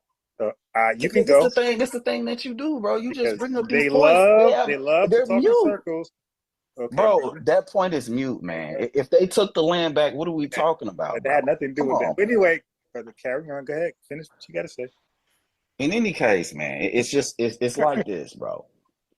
Cook them. At the end of the day, when it comes to Pan-African, because we were talking about the principles of Pan-Africanism and how everything that you said that was tangible from FBA was really a principle of Pan-Africanism. And I just read the definition of Pan-Africanism, and it literally states a movement that seeks to unite people of African descent. I just Googled it. I did the same thing. Chat. He can't. That's why I was being funny saying what chat site was that. You see, I'm saying, these guys got double standards. It don't matter what site you look it up on. It's gonna be the same thing. You can't show me a patent, but it's a definition, bro. Whatever. I gotta mute you. Chat. I just said earlier, I said my standard is the standard for everybody. I don't flip-flop like these guys. I don't flee from a standard. These guys got the fleet ethnogenesis in them, and that's what they do. Okay. I don't. Whatever I stand on, I stand on. My standards for everybody. Okay. So he just said I can't Google it. He needed .gov. So he just Googled something real randomly. So I said, bro, where you get that from? I know what I'm asking. I'm more wittier than this guy. So he fell right for it. I just Googled it. Oh, so Google is, .gov is for me, but Google is for you. Got it. Bro, you smart than a dumb nigga, bro. Like, I don't even understand what the fuck. Like, bro, at the end of the day, bro, you can go in any definition. You can look up Pan-Africanism. Pan-Africanism. It's going to tell you the same definition. And it's just going to be as read. What was So the guy Alex? What you said name was Alex who? Alexander Cromwell, bro. But listen, you're going away from the point. I just want to know. I want to know what was his definition. See, you deflecting again, bro. You out here like you got your lightsaber. You just deflecting right now, bro. You swatting flies. Stop swatting. Stop swatting. Yeah, you know what we're talking about Pan-Africanism right now. The definition of it. Are you telling me that my definition is wrong? Say that. Don't bring up a whole bunch of other shit. Is my definition of Pan-Africanism wrong? Is that what you're saying? What's the source? I just Googled it, bro. You Googled a patent. I'm Googling a definition. Yeah, my man said he just Googled it. All right, fine. Go ahead. All right, so your definition of Pan-Africanism is black folks of African descent, right? Doing what? seeking to unite people of Africa. It's a movement that seeks to unite people of African descent in colonialism and white supremacy. All right, so let me ask you this now. Nigerians, are they practicing Pan-Africanism? Oh, here we go with this shit. I'm just asking a question because you said it's to unite Africans, all right? So I'm asking about Africans. Do Nigerians practice Pan-Africanism? Yes, there are Nigerians that practice Pan-Africanism. In Yes, Nigeria? there are some. Yes, there are in Nigeria? Nigerians. There are Nigerians in Nigeria that practice Pan-Africanism. So, bro, why are they purposely allowing Shell BP to taint their land with cancer-causing oil? And Okay, oil you're talking about the government. Okay. The government is not the same as the people. The government are a particular group of people. Okay, all right, now watch this. Are you aware of the floating slum in Nigeria? No, tell me about the floating slum in Nigeria. Here you I'm go not- in all these other directions. Go no. ahead, bro. Go ahead. No. You be deflecting, bro. You be swatting. Go ahead. I'm just saying, bro. How are you practicing Pan-Africanism when your government is literally killing you? You don't got time to be uniting with different blacks of the world. You're trying to save your own soul from your government. So you don't think the government in America is killing black people Brother, in America? Brother, is the government black or white largely? Bro, you deflecting again, bro. Bro, You swatting. Stop swatting, Okay, bro. You so- swatting. But Stop. here's the thing, and this is what most black immigrants fail to realize. Oh, They- boy, here we go. They fail to realize that we're the only black people in the world that do not govern ourselves. We don't police ourselves. Every other black person, African descent person in the world governs themselves and police themselves. So when their government is corrupt, that's literally black on black crime. They can't blame nobody. We can actually point a finger and say there's an outside person who's not us, who's racial profiling, discriminating, those type of things, harming us, killing us, is not us doing it. It's somebody else. Bro, do you know what neo-colonialism is? Wait, no, wait, no. Okay, go ahead and explain. Go ahead and explain. No, tell me. I'm asking you. Do you know what it is? Bro, it's an excuse. That's what it is. How is it an excuse? Because, bro, your black people got independent. So are you telling me they're not independent? It depends on your definition of independent. What's your definition of independent? But independence, well, when countries go for independence, they get their own flag, right? Okay, it's a flag. What Okay. else? Don't they get their own government? They have a government. I don't know about their own government, but go ahead. Okay, so it's their government. Because, for example, Nigeria, when they got their government together, it was theirs. It was literally their government. There's no white folks involved at all. It was their government. No white folks. Oh. Okay, so now. So did the Nigerians get to pick who were their leaders in government? Yeah. Through a non-rigged democratic process? Okay, so you don't know the story. You don't know the history of Nigeria, do you? I do know the history of Nigeria. You're gonna tell me about oil and how they got oil and how you know. No, I'm blah, not. blah, No, I'm blah. not. No, I'm not. Go ahead. I'm not gonna tell you anything. I'm gonna ask you. So Nigeria, what was more prioritized in Nigeria? Was it oil or building a strong government? Okay, who were the leaders that were in charge of governing those resources? Nigeria.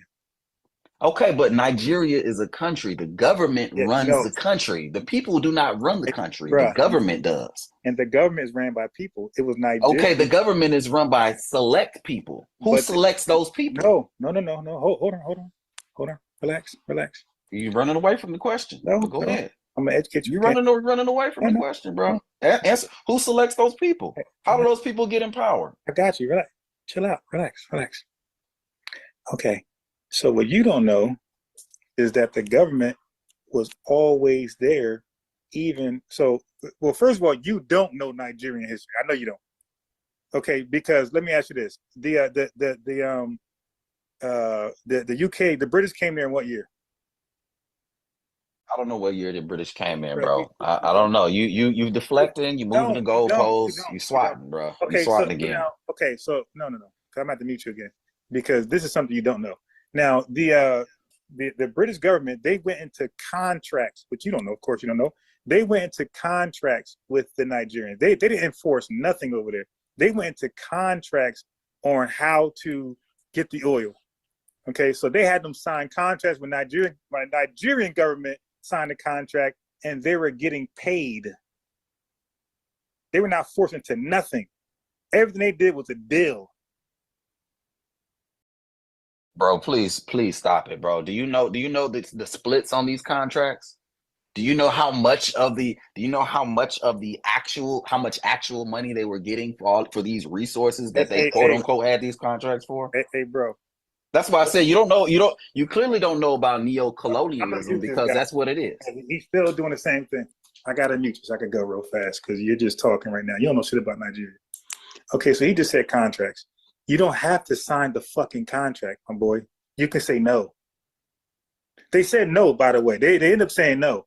They didn't say yes to every contract. This is why you don't know more nothing than me. I'm starting to realize. The Nigerian government said no. They didn't say yes to every contract they were offered by Shell, BP, or the British, colonizers or whatever. No, they said no sometimes. That's how they got the independence. Bro, what the hell that got to do with them signing an exploitative contract? If it's a fucked up contract, it's a fucked up contract. Gotta mute you again. Because contracts are negotiable. You don't have to sign it. You can negotiate a better deal for yourself. I make the same argument for rappers and musicians. You don't have to sign a contract. You chose to. You got stories of other artists that had more faith in their abilities, and they said no. They said no. These are big time producers, big time rappers want to sign them, and they said no. I believe in my ability, and they won. They got a better deal for themselves somewhere else. That story goes on for the best rappers right now. A lot of their stories are just that. Look at Jay-Z and Dame Dash. Okay, they ended up doing something better. They went into joint venture with Def Jams. They did better than what other artists would do. They went to. There's no way in hell you comparing a record.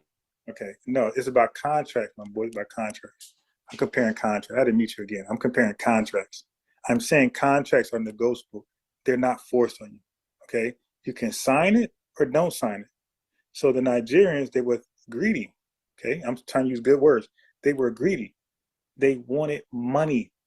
They were selfish. They didn't care about the Nigerian people. They were not Pan-Africanists, the way you defined it. They were Nigerian, okay, Africanists. And they wanted money. So they signed a deal where they got the money, and they never invested in stronger government. They were the government. Ain't no British person select their people there. Now, that might have happened later, sometime in the future, but their initial government, that was all them. And they were, Man, that's cap, bro.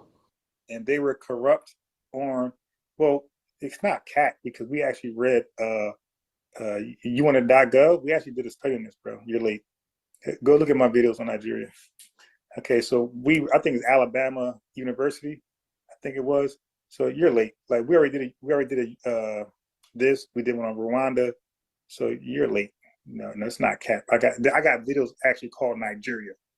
Just go look at it. I think they're 3.5 hours long. Go look at it. So it's there. So I was reading from universities. And matter of fact, we read different sources, by the way, because he pulled up some sources from newspapers over there in different countries. So we didn't rely on just sources in America. So we actually did 3 lives on this, 3-4 lives. Me and Focus, we debated this. We did about 3-4 lives on Nigeria. We did about 2 lives on Rwanda and genocide over there. So it's not cap. This is what it is, man. And you don't have nothing that contradicts it that's credible. Because we did .gov, we did .edu. All right, you're going to do .jokes.com. That's what you're going to do. Okay, so I'm comparing contracts. So the bottom line is that when somebody offer you a contract, you do not have to sign it. And I was making a comparison, something that we can relate on over here, FBAs, because we think when somebody hands us a contract, we got to sign it. Even when I was young, when I was going to job interviews, I never negotiated for like a better pay or or some things that fit me. I just took the job or for what it was, what they offered me. And once I got older, where I started to say, I want more money. Or you know what? I want to come in during this time. I want this much time off on lunch, where I would negotiate because I knew my value, right? And I wasn't thirsty for the job. That's what I'm trying to say. Like the contracts are negotiable, but we in greed and desperate measures can make us not negotiate and just sign the contract blindly and just hope for the best. And usually that don't work out for you because the initial contract is going to be better for the person offering the contract. You could look it over and say, hey man, I want more money because you need my I need your equipment, I need your machinery, but you need my resources. So we need to do right now. It's a 95-5 split. I need a 60-40. I need a 65-35. I need a 70-30. They could have did something like that. They did not do that. They signed the first contract put in their face. And guess what, bro? When you sign a contract, you gotta live up to it. And the contract was not forever. It actually had an expiration date on it. Okay, so the contract actually expired. And they were offered another contract and they said no. They would rather extract their own oil, and that's what they decided to do. They said, no, we don't need you no more. We got it from here. Okay, so that's why I said you don't know more about that than me, so stop. Bro, you sound very naive. Sure. Very, very naive. This tells me that you don't know much when it comes to neo-colonialism, because if I go to your house and I take your house over. Oh, right? So now you're making an analogy? I couldn't make a rap. I'm making an analogy.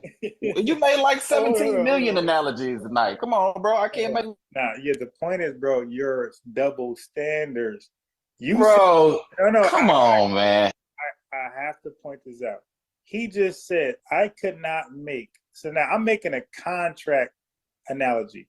How you don't have to take the contract. You can negotiate. And I just said rappers, they do the same thing. I mentioned rappers because we know about rappers who said they signed bad contracts. That's something familiar with us. Like we know rappers said that. We know that. So I was trying to use something that's like relatable. Like, you don't have to sign the contract. You can negotiate or don't sign at all. Okay, that's all we're doing. But the thing with you, I muted you, was you had a problem with me making an analogy, and the first thing you do is make an analogy. I'm like, what are we doing here? But again, that goes back to Black immigrants. You're really looking. Oh my Lord. Yeah, you're really looking bad because you. So it's Black immigrants that do that. Okay, bro. I gotta mute you because, bro, you don't know what I said earlier. I said about a month ago. I said I've never met an honest Black immigrant. And I still haven't. You've been using double standards all day today. You say I can't do something, you go do it. You said I can't Google, you get in Google. You said I can't use an analogy, and the first thing you did was use an analogy. I've never met one honest Jamaican, and I right now I give up. I don't think I ever will. Everything you said I couldn't do, you went right behind me and did it.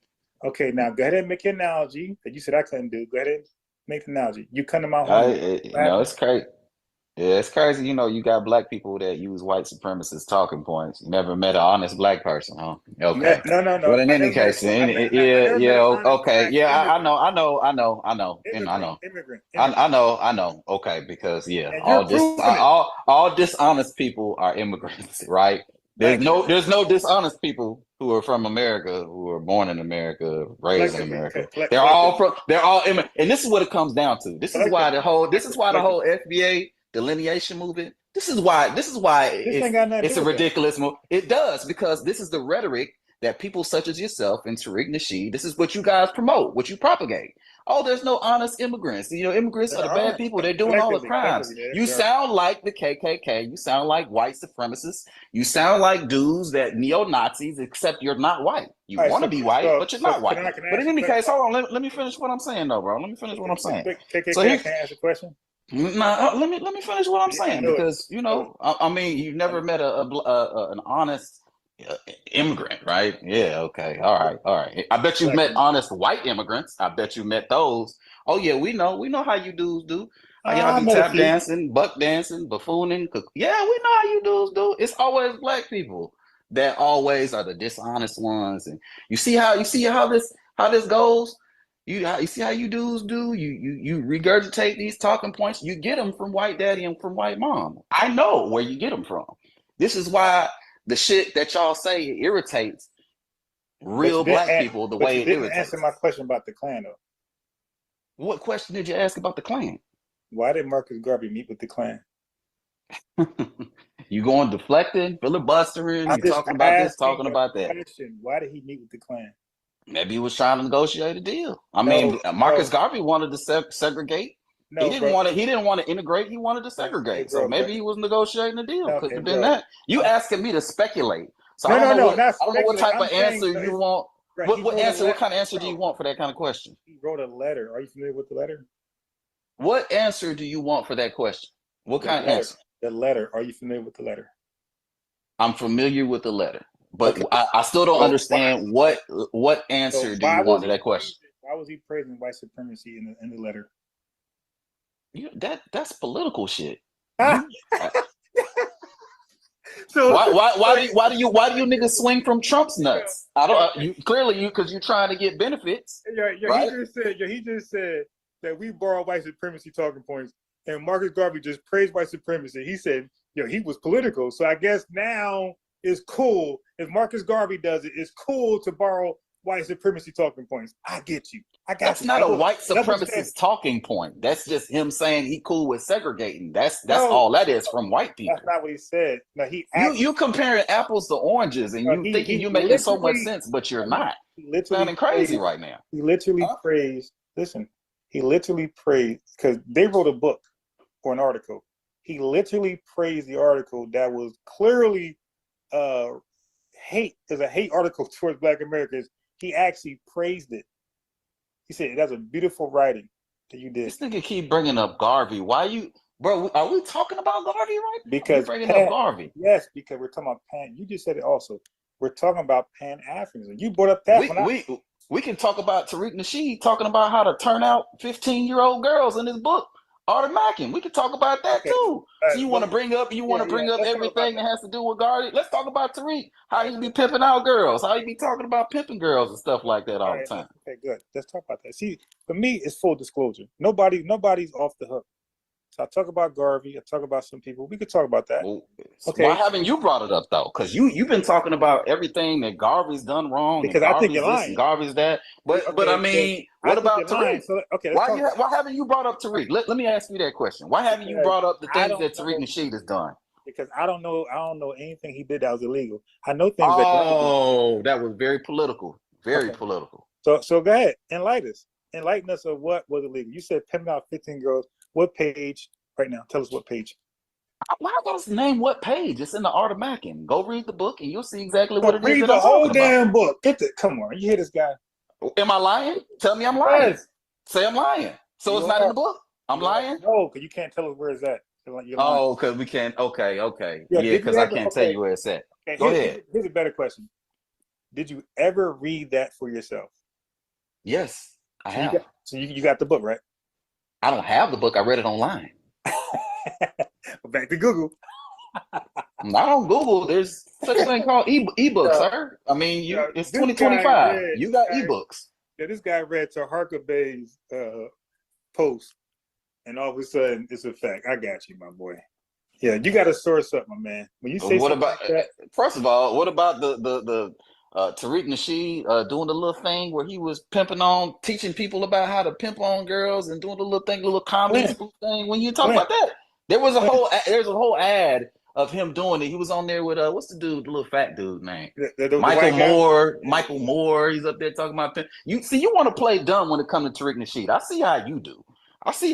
When it comes to people who you like, you don't know nothing about none of that. You don't know nothing about none of that. But yeah, I bet you don't. I know you don't. But you're not because you be talking out both sides. You one way here and you one way there. So he just said.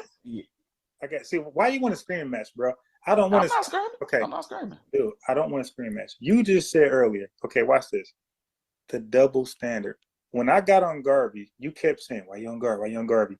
And then just now, and look, so that you had a problem me bringing up Garvey. You made that clear. But just now, you said, "Let's get on Tariq." What I say? I ain't say why Tariq. I said, "Okay, let's get on Tariq." I kept explaining all day. I said, I got one standard, and nobody's off the hook. If you got something on Tariq, let's hear it. So I never said, "Hey, let's not talk about Garvey or Tariq." I'm saying, let's talk about it. I asked you the page. You couldn't tell me. No problem. So let's move forward. Now you're saying there's a skit he did with Michael Moore. You said a skit, right? Yeah, skit. It's a skit, right? So it's like TV ratings type stuff. It might have been. I don't. First of all, I'm thinking it was a skit. I'm not really sure whether it was or wasn't, but it looked like it was a skit. Okay, then we can't use that. So we won't. But that's Why we speculation. can't use that? Why can't we use that? Because For what? you said earlier, speculation is no good. What do you mean speculation is no good? It's documented. It's on TV. You Yeah, can but see you're it. but you're What you talking about? I got it. Listen to what I'm saying now. You're speculating right now. We just heard you, whether it was a skit or something true. So you don't know if it was a skit. We got to throw it away. It's a skit. But it doesn't matter whether or not it's a skit. It still portrays Black people in a negative image. So it's still negative, no matter whether it's a skit or not. If I went on TV and I started tap dancing and shuffling and those are white women. butter biscuits, that would be harming too. Whether it was a commercial or whether it was me doing it for real. Hey, hold on. Were those men white or black? Where's what?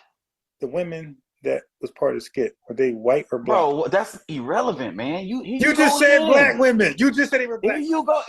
First of all, is Tariq black? Yes or no? This guy is Tariq black? Yes or no? This guy, yes, he is. But so he's a black person portraying a pimp on TV in front of millions of white people and Black people. Is that positive for the community or not? Neither. It's a skit.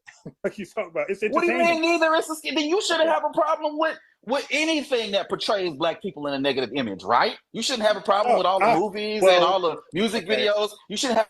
I'm gonna mute you real fast. Unlike us, FBAs, we can watch a movie and take it for what it's worth. You're out of your own mouth. You are the ones who watch movies and judge and make racial judgments based off a movie on a whole ethnic lineage. You said that. You said that we are in movies, you guys watch it, and the movies are enough for you guys to say Black Americans, FBAs are no good. You said that. That's how you guys think. That's not how we. Hold on. I mute you again. You talk. That's how you guys think. We watch movies and we take it for what it is. It's a movie. So Denzel is a bad cop in Training Day, and he's Malcolm X over here. Okay, and then over here he's a super cop, and over here he's a dirty cop. Okay, to us it's just a movie. So when Tariq does a skit, like you said, your words, it's a skit. Dave Chappelle does a skit, it's a skit. Biggie Small does a skit, it's a skit. You had Obama doing a skit, it's a skit. Skits are not real. Bro, I'm gonna ask you a simple question. Are those portrayals harmful to the? No. They're not harmful, so they're okay. Yep. If it's a skit, it's okay. It's only harmful. It doesn't matter what it shows. It could show Black women getting beat up. It could show children getting raped. Okay. It could show whatever, but it's a skit, right?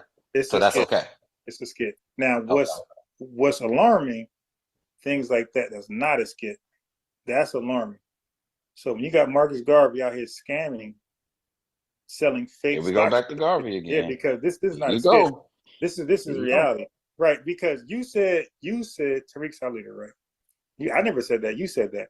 Well, I'm saying he's the owner of the FBA website and the official flag. And Garvey is the owner of his flag. He's the owner of his website. So cool. So you got Garvey, I got Tariq. Okay, so now let's go. So now Garvey is a convicted felon, deported failure. Tariq's a felon too. I got it. Got it. Mm-hmm. Okay, so they're even right there. But Garvey's a failure. He failed in Jamaica and he failed in America. He went back to Jamaica and failed again. So he failed 3 times. Tell me about Tariq failures. All of them? What the hell has Tariq done? Name one thing. I got you. So Tariq got a series of successful Hidden Color documentary films, right? That's for him. Who cares? What does that do for the community? Bro, nothing. Well, okay. My God. Bro, these are #1 selling documentaries. So So it, what? so it, so the community, so you not, so again, your reality is different from ours. So my reality is, I remember being in the barbershop and thugs who would normally talk about foolishness will come in there and talk about hidden colors. And like, to me, like that was like, oh wow, like that was eye opening for me. It's like, wow, there's a consciousness that's being pricked, and now we got guys who I can never talk to in a serious manner. I can now talk to them in a serious manner, all because these hidden color documentaries. And by the way, when they were coming out, I had no idea who none of these guys were. I didn't know who Umar was. I didn't know. I'm just seeing hidden colors. What the hell is this? But So like I Tariq said, is responsible for what? okay, the consciousness. He pricked consciousness. He made us one. So he made these guys cool. He made information cool. The way he put these documentaries together, he made research, and he made, I just said it, he made documentaries cool. All those guys pretty much got blue text now. You dig? Blue text means that they gained popularity for being smart. All of them got, they all got blue text for being smart. So wait, you asked the question. So Tariq is largely responsible making intelligence cool in the Black community, which is not the thing. And our thing, negativity is cool right now in the 2000s. Negativity is cool. So what he did was he reversed that. He made being smart cool. So now all of a sudden you got these guys like young Pharaoh who bragged about being in jail and selling drugs and busting his gun, but now he wants to be smart. So now his followers are he got a whole bunch of followers, hundreds of thousands of people follow him. Please stop. Please stop. You trying to give Tariq credit for the collective consciousness in America? Come on, bro. Stop it, bro. This sounds bad. I gotta mute him because all these guys, Dr. Umar Johnson, who we all talk about, nobody would know him without Tariq. You wouldn't know Dr. Claude Anderson. These guys are relatively just smart people nobody ever knew about. But these guys were around, bro. First of all, you gotta stop muting me. I gotta mute you because I don't like misinformation. Because I gotta be responsible. Remember, the views and things are not of mine. I didn't say that earlier. So when you talk, people might actually think that your views are my views. So I gotta mute you because I gotta control the narrative over there. Like we're not just gonna say any other thing. You gotta be held responsible for things you said. And so far, you've been saying stuff without proving. You said Tariq Nasheed told he macked on a 15-year-old girl in his book. I said, what page? You couldn't name it. So again, we're different. You say something, you can't prove it. I say something, I can prove it on the fly, on the spot. You can't do it. And you got to Google. Now, how you going to Google a goddamn book? I'm thinking he got the book, but he Googled it. Does that make this? Now, he said he owned the book, but he also Googled it. Well, I got books right here. I got the New Jim Crow. I got the old Jim Crow. Deflecting, bro. Deflecting, filibustering, deflecting, wait a minute. swatting. Yo, what happened to you earlier? Wait, what happened to you earlier? You said this. You said, yo, listen, man, I'm about to go. I got one question. I'm going to say something. I got a question. I'm out of here. You said that 4 hours ago. You're still here. It wasn't no damn 4 hours ago. Now who lying? That was probably like 30 minutes ago, bro. But in any case, man, yeah, man. Yeah, but you had to laugh at that one because you already know you've been the one all technical and with the semantics and all this whole time. But you're not ready. I'm talking about 4 hours ago. But in any case, man, yeah, bro, I'm gonna go ahead and hop out. I'm gonna let you have it. I want you to come back on tomorrow. No, wait, hold on. Wait. I want you to come back on. I want you to come back on. I'm trying to think because I might be debating religion tomorrow. So I want you to come back on. Yeah, you can come back on early Saturday. Saturday, I'm gonna be on. I'm going to see Cat Williams on Saturday. I'm gonna be out of there. All right. I don't know. Maybe sometime next week, bro. Yeah. Well, next week I'm pretty much free. The same time I was today. I'm free like that pretty much all like during the week. But we probably won't talk this late. Probably like 10 o'clock be the cutoff. So probably like an hour or two. We could discuss some things and like we'll have some topics. Right now we just freestyling like a fill out, but we talk again, we'll have specific things we can talk about. Yeah, I don't mind talking to you, bro. Even though you saying what you're saying, bro, you still my brother. At the end of the day, that's what Pan-Africanism is, And I disagree with 90% of everything that you say and your ideals, but shit, bro, Do you disagree with my brother? Do you disagree with Garvey's idea of Pan-Africanism? Do I disagree with Garvey's idea of Pan-Africanism? Yeah. No, I think it's just another way, a school of thought. I don't necessarily disagree with it. Do you think You it know was what I mean? realistic? Yeah, it's realistic. Why would it not be realistic? So it's realistic to gather all these tribal countries and groups together to dethrone white supremacy. Yeah, absolutely. White people did it with us when they came and colonized Africa and they did the Yeah, but transatlantic slave trade. yeah, Did you know that Europeans were at war with each other and they came together and decided that they were going to go ahead and infiltrate Africa and colonize it, bro, divide it up. Yeah, bro, they were at war with each other when it happened. bro, So yeah, we could come if they could do it, we could bro. do it. Why can't we do it? First of all, they weren't tribal. They were, bruh. They Uh, were tribal. The no, they, Vikings, hey, yeah, you know what? bruh. Dan, he goes back to the Vikings.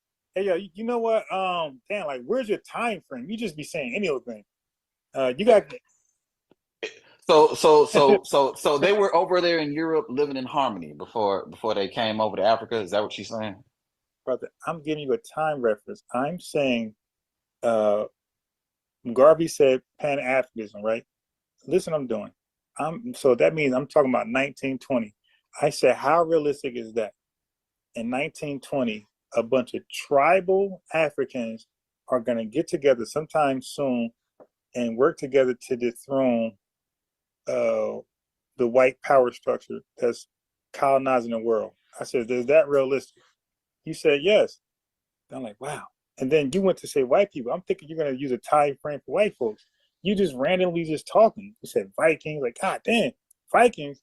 I'm giving you what Garvey said. Garvey said Pan-Africanism is basically blacks hooking up all over the world. In Africa, he made that clear. He wanted to be in Africa. Okay, in Africa, dethroning the colonial power in Africa. That's what he said. And I Bro, asked you, was that realistic? You said yes. In uh, 1920, 1940, Jamaica didn't get independence until 1962. As a matter of fact, so did Nigeria. A lot of these black countries didn't get independence until the 1960s. And you're telling me that Garvey's dream was true when these countries were all being colonized at the time. They weren't even free yet. bro, but you're thinking about these places as countries. Before they were countries, they were different tribes that No, existed in Africa. no. Before they were countries. Countries are new. Oh, Countries are within the last 100 years. hey, Countries yo, are new as thank you. hell. Yeah, Thank you so for I reminding mean, me. let me also say this as well in response to that. There's no point in time, I believe, that Africans couldn't have united together and overthrown white supremacy. The only thing that we didn't have particularly was the technology, that machine gun. But other than that, we were always physically superior. We always had the warriors on our side. We were always, there was no point in time that couldn't have happened. You're talking about spread out across the world. But first of all, we were sailing across the seas before. Oh, shit. So you're trying to say we didn't Hold make any trips? We made trips from Africa to the Americas, but prior to transatlantic slave trade. But go ahead. I want to respond to what you said. Okay, so you're right. You're right. The white man made your countries. He united your guys. Without him, you just reminded me. Yo, you're right. You were tribes warring all the way back in Rwanda, Burundi. These were all tribes warring with each other in Nigeria. So were the Europeans. Okay, and everybody else. But go ahead. Just gotta see. You respond without hearing the point. Just hear the point first. I'm saying you guys were so tribal when the white man came to extract or colonize these countries. They realized that they won't get far because these guys aren't they're not on code. So the white man literally meshed them together. Said, y'all Nigerians. He said, yeah, he literally unified them. So y'all couldn't unify yourselves all this time before. This is pre-colonial, right? Pre-colonialism. Y'all couldn't unify. Y'all tribals out. The white man came over and was trying to pull resources. I was like, damn, this can't happen with these guys not on code. The white man literally unified you guys. Something you guys couldn't do, he did for you. Say, yo, stop all this, you that. Y'all Nigerians, get in line. And that's how they became Nigerians. Ah, man, please stop, man. That's big cap, bro. Come on, bro. And again, you thinking about these things like It's not. a country ain't nothing but a LLC, bro. It ain't nothing but a corporation. Oh, so That's now, all it is. yo, this guy. Am I wrong? Am I wrong? Am I wrong? Tell me I'm wrong. Bro, I just use a contract similar to the hip hop contract. Tell me I'm wrong. See, you talking about something now, else. Tell me I'm wrong. Now you can use an LLC contract to countries. It's not the same contract, but it's a corporation. You get what I'm trying to say? No, it's a corporation. It's a corporation. A country is a corporation. That doesn't. The people.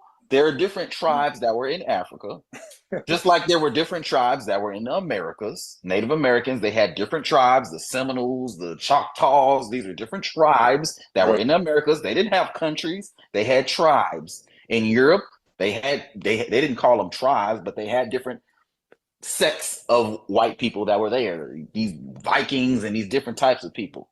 Right? In Asia, it was the same thing. In every part of the world, it was the same thing. There were different groups of people that just lived amongst themselves in these different sects. All right.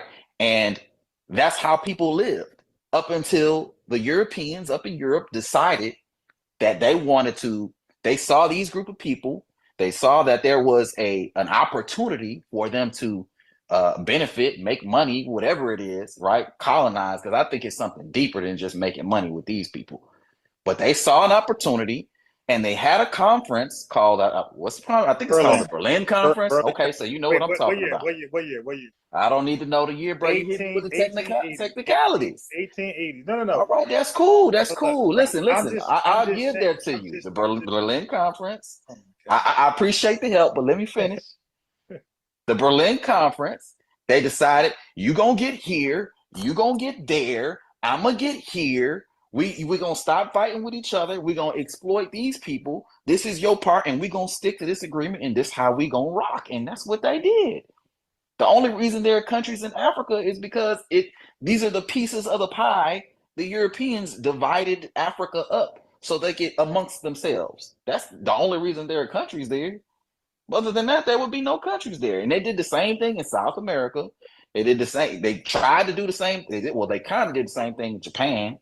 They tried to do the same thing in China. Like, they actually did do what they kind of did, not all the way, but you get what I'm trying to say. But this is how it went, bro. Like, hey, but bro, the one thing you're leaving out is that what you're admitting is that the Europeans had got it together. They realized being divided didn't do good. It didn't do them any justice. So they had that aha moment, and they said, "Yo, we will do far better if we unify and go ahead and start carving out these indigenous places." Right? Okay. So the problem is these African nations, these African tribes, they're not nations, these tribes, they never had that aha moment. Now, brother, Japan. I also studied Japan history. The Japanese, they had the shoguns, like they had their wild over there. They had tribes, but bro, their elite said, okay, this tribal shit ain't working, and they said we're going to become more westernized. We're going to seek out. We're going to send people to America. We're going to send people across the world, these white nations, to get westernized. We're going to learn what they learn, the science and all type of shit, and we're going to build ourselves up. We're going to compete, bro. Some people, as you expect. They said, nah, you're collaborating with the enemy. That type of talk. The shit y'all be doing in Pan-Africanism. Oh, the white man. So guess what? The Japanese just killed them, right? People talking like that, they just killed them. So they had like a civil war because they really didn't want to do anything with white folks. Because they had that Pan-Africanist view, white man the devil. And they just killed them all, bro. Literally just killed them all. And then they went and sought help. They got education from America, and then I think later Germany. And they became a superpower in 40 years, right? So when they dropped, so everybody who dropped their tribalism, it seemed like they had a unified goal and they became powerful. Now you said America, you said Black America, you said we got tribes. You said Bloods and Crips. Now, the misrepresentation of that is Bloods and Crips are far in between and they're low in numbers. These are not, and they're like so non-influential in our communities. Like, I couldn't tell you how many Bloods and Crips I don't know. because there's How many Bloods and Crips rappers do we have right now that represent the community? But go ahead. You said rapping? Rappers, yeah, that represent the community. How many Bloods and Crip rappers do we have that represent the community? Okay, so you got. I mean, I'm sure you probably got some real ones, but you also got some fake ones. But hey, that's irrelevant. That's irrelevant. Yeah, but even then, but rapping is not reality. Like rapping is rapping. That's what they put in front of us as our leaders. No, our leaders. What? All right, now listen, brother. Listen, you're about to be mad. Hold on. Go ahead. I just finished the point. You're about to be mad because, brother, I studied this industry also. Stop. That's not what happens in rap. Black leaders don't go out looking for young Black musicians or rappers and bring them to Bad Boy. That's not what happens. So stop before I cook you on the rapping. Bro, so you're misrepresenting what I'm saying. First of all, Yeah, what I'm saying is the rappers are who are put in the forefront of the Black community as leaders. Okay, who put them? Yes, go ahead. Let's talk about who put them because that's what it is. Go ahead. Slow down. Because now you're changing up your language. Okay, no, cool. I'm not. Okay. Go ahead. In a sense, they are leaders in a sense. Like, so whether we like it, Mr. Farrakhan brought this up 20 years ago, 2 decades ago. Okay, that's why he was meeting with Ja Rule and meeting with rappers, because he realized in a sense they are leading to a degree. Right? You'd be delusional to believe they don't got influence and they're not, and like their fans don't look at them as leaders. So yeah, so that's not the argument, but go ahead. Right, it's part of the argument. So now, no, it's not. Okay, so now watch this. You said they're being put in the public as leaders, right? Yeah. Who is putting them as leaders? European corporations, the record labels. No. You're saying random stuff. Name one. Universal Music Group. Okay. I mean, who are these people that run the music industry? Stop. Go ahead. Okay, because I love this conspiracy theory. Bro, what person in Universal Music Group got out there? Universal is a corporation. Right. Okay, I understand that. But right, so it's not a person, it's a bunch of people. So that means somebody had to go and say, hey, I'm gonna get these Black folks and put them in leadership. Which one did that? Which one of those guys? You're being disingenuous, brother. No, being very disingenuous. You are. Go ahead. What I'm doing here is I'm saying you're just throwing out random conspiracy theory stuff. And when I try to hone you down to the person who's responsible, you can't give me that. See, we don't do that, because like that's called babble. We don't just point a finger and say the boogeyman's over there, but never identify who's actually the boogeyman. What we like to do is we like to pinpoint who is doing it. So, for example, when the Nation of Islam print out that book, the secret relationship between Black and Jews, they actually named the Jewish people. They didn't say the Jewish people, like the whole monolith. They didn't do that. They actually gave you names of Jewish people. So let's do this, bro. Name a leader in the Black community right now over the last 20 years who's not an entertainer or an athlete. Okay, brother. First of all, there are no Black leaders, right? No, I'm not done with the answer. There are no Black leaders. Like we're all influential. Okay, we never really had leaders ever in this country. We never had leaders. We all played a part in just being on code. So if you go back to the Civil Rights March, okay, and even before then in the South, with the Klan running rampant, we had no leaders, right? MLK wasn't the leader. No, Malcolm X wasn't the leader. No. They were the leader of a movement. They were not leader of a race, bro. They weren't leader of a lineage. Malcolm X was the leader in the Nation of Islam movement, organization, religion. He was not the leader of a race. We had no leaders of a race. See, now you're being disingenuous, bro. Come on, bro. Like again. They're not there's no leaders of a race, period. But the president is the leader of the country.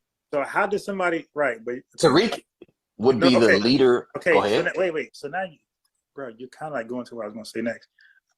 The leader is chose. They voted in unanimously.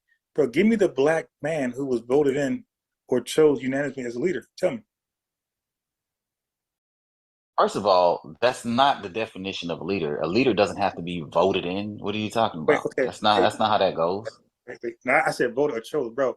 To be a leader, somebody, they got to look at you, the leader, to follow you. Like, okay, Right. just slow down, because you're kind of not listening. Because if you're saying right, then you got to name that black person. So what I'm saying is a leader is somebody who stands up, either is voted in, or he assumes or she assumes that position and takes lead, and then we follow. Okay, there are so many of us, as you said earlier. Remember, you said everybody in FBAs because there's so many other black folks. Okay, then you're gonna have that same problem with leadership, because leadership, according to you, everybody got to agree. Because you said at the FBA thing, everybody Nah, don't. Wait, that is not what I said, bro. But go ahead. got it. Earlier, when I said we want to be called FBA, see, I know what I'm saying, and I can recall exactly what I said. I said, bro, why you just can't call us what we want to be called? You said, but y'all don't want to be called that. There's so much more of you guys out there that's not claiming FBA. That's okay. Let me just narrow it down to just us in the chat. Okay, so now you said a black leader. So now what you got to do is show us the black leader that we, because according to your standard, all of us got to choose him as a leader. So just give me one leader, and Dr. King was not our leader, by the way. He was a leader, or not even a leader. He was a face, because the leader of the civil rights movement, I already told you, it was Philip Randolph. But Dr. King became the face of it. It started before him. I already explained that. It started way before him. I showed you how it evolves to the civil rights movement by A. Philip Randolph. That's why he's called the father of it, not Dr. King. And A. Philip Randolph did speak in 1964. Matter of fact, he was the one who talked about marching. So it wasn't Dr. King, it was A. Philip Randolph. He said he's going to march to Washington, and he ended up joining Dr. King. So it became a bigger thing than just what he had going on. It became bigger, but that was his idea originally, to march on Washington. All right, but so we got two calls we called in. So definition of a leader is a person who leads or commands a group, organization, or country. Bro, Dr. King was definitely a leader, bro. Like, I don't know why you trying to go around this. You're trying to use semantics in order to, shield yourself from what I'm trying to say. He was definitely a leader. Okay. cool. And this very same definition also describes a lot of our entertainers and a lot of our athletes. They also take on the role as leaders And as that's well. that's why you asked me the question. You said, who was our leader? And I said, we don't have a leader. And what I was going to say is, like, we're all like leaders. And that's why I said it's the code. It's always been the code. There was never a leader. People assume the role of leader, but we all did that. We all did that. I'm doing it now. Like, But we know that there's levels to it, though. We know that these celebrities, of these course, dudes that got dude, you're just talking now. Like, there's no leader. There was never a leader to us. People stood up, and a certain portion of us followed that person, or did what they did and hopped on it. But it was never all of us. Elijah Muhammad was a leader, but we all didn't follow him. There was so many black people in this country that became leaders, but we all didn't follow them. A certain portion of us followed them, but the masses never did. Like, what percentage of us follow any one of these guys? It was very small. Like, we never had a leader. But this is irrelevant though, bro. Because hold on, we're talking in circles. I want the guy who just called in with the 0964. What's your name, so I could change the phone number to your name? Peace, brother. Can you hear me? Yeah, what's your name? Tiger Crane Shakir. So I'm gonna just put Tiger. Okay, that's fine. Okay, go ahead. Yeah, a few things. One, a lot of the stuff that this brother on the panel is bringing up, kind of disingenuous, to say the least. Like, by mentioning Tariq Nasheed's name, a lot of these things that you bringing up, bro, these were things that was going on for years within the Caribbean. Now, I'm Jamaican descent, born and raised in New York, but the experience I had growing up amongst FBA, a lot of things I learned that Tariq and others have put out, we've been hearing this shit for years. Black folk from the South, like like Native Black Americans, I would always hear someone. There was always an FBA that I knew I grew up with that had a Cherokee grandparent, Blackfoot grandparent, family tree go back a couple of hundred years in either Louisiana, Kentucky, Texas, Tennessee, the Carolinas.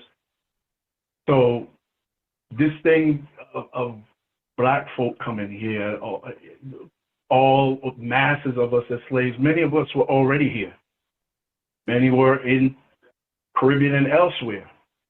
So as far as I'm concerned, when I see this delineation going on and been going on with Black Americans, and when I say Black Americans, I'm talking about those that are genealogically American, not just American by citizenship, but genealogically.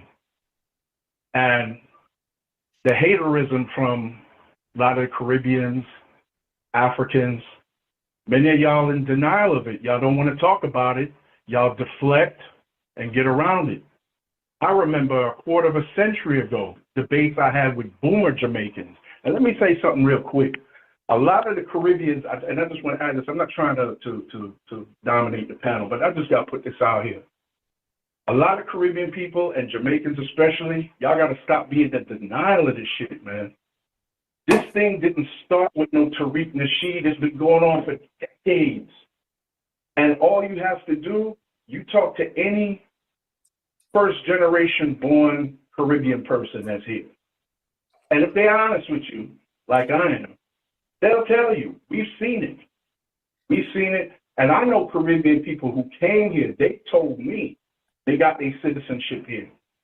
That white man would shake their hand, welcome them to the United States, and told them stay away from the Black Americans. So there's levels to this shit. Okay, of course we got to deal with the white supremacy. If we're gonna talk about white supremacy, let's be honest, let's be transparent and put all of it out there. A lot of Caribbeans still like kissing European ass. I'm in 2 groups on Facebook now, and within the last week, 2 of these Jamaican groups specifically, we've been going back and forth. A lot of them, one of them, talking about this German girl. She's born and raised in Jamaica, but both her parents are German. But they claim her as a full-blooded Jamaican. They don't question her. I'm talking about Black Jamaicans. This is how Black Jamaicans specifically and Black Caribbeans in general think. Wow. Anybody tells you to the contrary, I'm telling y'all, you was a lie. All right, so when I came in here, because I'll just say real quick, because both my parents are Jamaican, my grandparents Jamaican.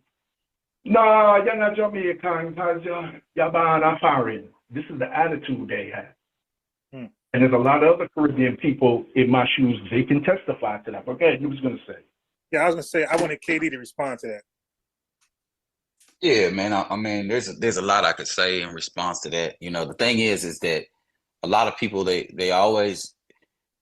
love to speak to the results, but never speak to the cause of the situation.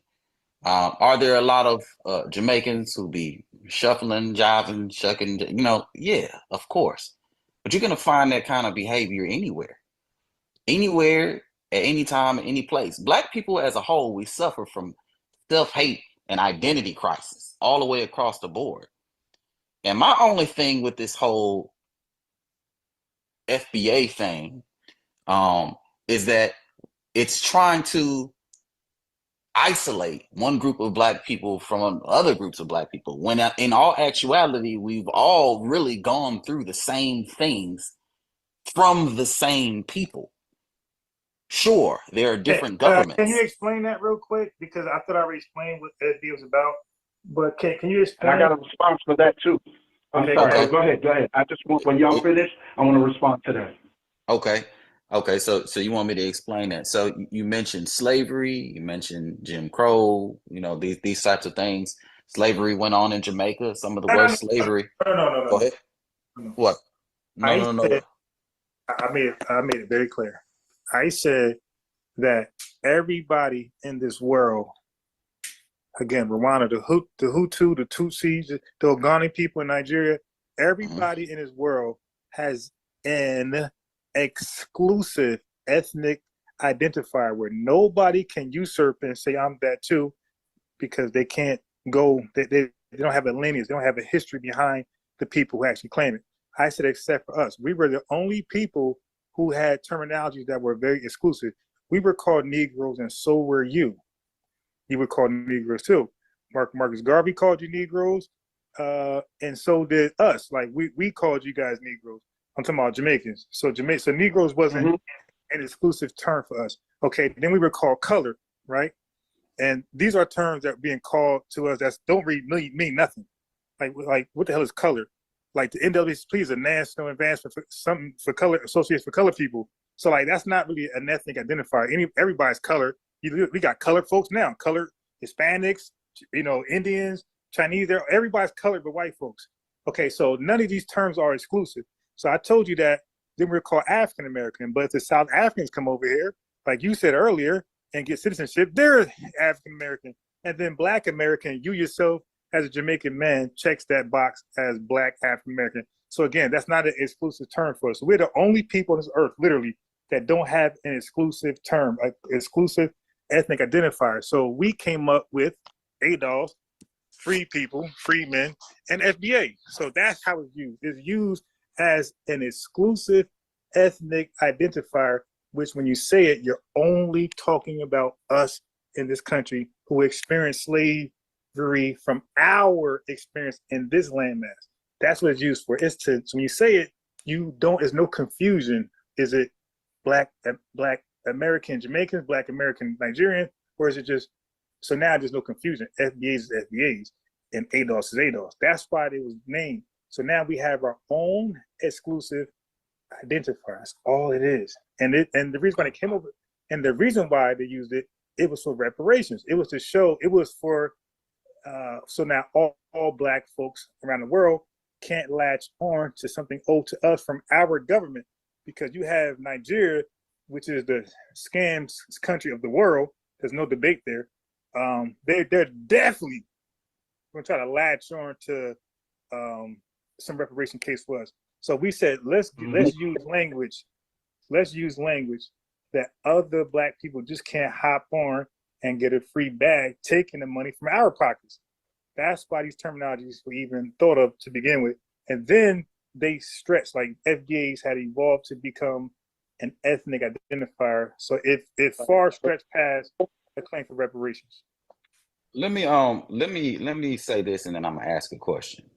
I'm gonna say this. The thing is, you guys like to remix ethnicity and lineage and interchange these words and turn them into something else. When you the definition of ethnic group is a group of people who share common culture and religion and other characteristics. And history, right? So wait, hold on. Keep okay. going. And a history too, right? No, it doesn't say that. It doesn't say history. It just says characteristics. Okay. Wait, So slow down. Go ahead. You need me to repeat it? No, where are you pulling this? Just Google. Google. Wait. I'm keeping it simple. Okay. Right. Oh, hey, no. See, hey, now look, hey, Tiger. This is what he does. While we're talking. I can't even finish what I'm saying. No, but go ahead. You're being disingenuous. Hey, brother, while we're talking, he likes to go get tailor-made definitions of words. Now, he knows that these words, depending where you pull it from, it's going to say something different. So what he does is he tries to find something. Now, I just said a whole bunch of something that should have meant something. All right. So when I get done, that meant nothing to him. See, at that point, wait, hold on. So at that I saw it. I saw it already. Yeah, but you know what, bro? You know what? If you want, you can add history in there. Because the thing about it is, when it comes to, go ahead. You can add it on there, but go ahead. I wasn't finished though, because I was saying at this point it gets disrespectful for me, right? Where I don't want to talk anymore, because I'm sitting there explaining that we're the only. There wasn't even a rebuttal from you. I said we're the only people that I believe on this earth that don't have an exclusive term. Where when you say you think about us only and exclusively. I said, so now we want a term. It is called an ethnic identifier. I just explained earlier, you checked the box for Black African American. But hold on, but that's cap, bro, because it's the same thing in every country. When you say Jamaicans, and the brother that's on the line, he said the same thing. They're white Jamaican. I gotta meet the guy. He just like to talk. Okay. Those white Jamaicans were something before they came to Jamaica. You dumbass. That's my whole point. My whole point. They were okay, but do they call them anything but Jamaican? No, they don't. Brother, so it's cap. If you keep cutting it, I'm gonna put you in the waiting room. You cannot respond. All right. So those people, their lineage is gonna go past Jamaica. Their lineage, so they can call themselves what they want to call themselves. People over here call themselves Moors, and I made that analogy. People say they're Hebrew Israelites. People say they're Muslims, right? But that goes. People say they're Jewish, but that goes past that, their lineage. So that's why we keep saying ours are lineage based. So you could call yourself. We can say we're the Black Towels, the Black Owls. Don't matter what we want to call ourselves. Our lineage is going to go back to something to still point at a particular people. This is why I don't get mad at ADOS or FBA. Like they get into that. Or exactly. I use them all interchangeably because it's going to all point back to the same people. So I'm like, hey, ADOS, you mad at FBAs, but guess what? When they say FBA, they're talking about you too. And FBAs, you're mad at ADOS, but guess what? When they say ADOS, they're talking about you too. So they're not excluding you. You're still included into that. So now I just said all of that. And all he came back with was what a rebuttal. So now all day, I didn't say the word tether. I didn't say like anything that he would find offensive. I was keeping it clean. And even though I was feeling like that, I was feeling like I want to say something. Just called me a dumbass, but okay. Yeah, because I'm trying to refrain from more worse things I could say, right? So now that's me not being able to bridle my tongue much longer, right? Because of like I really can't believe what I'm hearing from you, but I'm starting to get used to it. I'm starting to get used to it, especially from people that's not from America. I'm starting to get used to like the disrespect of not listening to it. Be like, yo, this is what we're calling ourselves, and this is why. That's it. Like we don't even got to explain past that. That's it. Bro, like, can I respond to this, please? No, not yet. I know you don't want me to Okay, respond excuse to me. it. Not yet, because you got the Eritreans, right?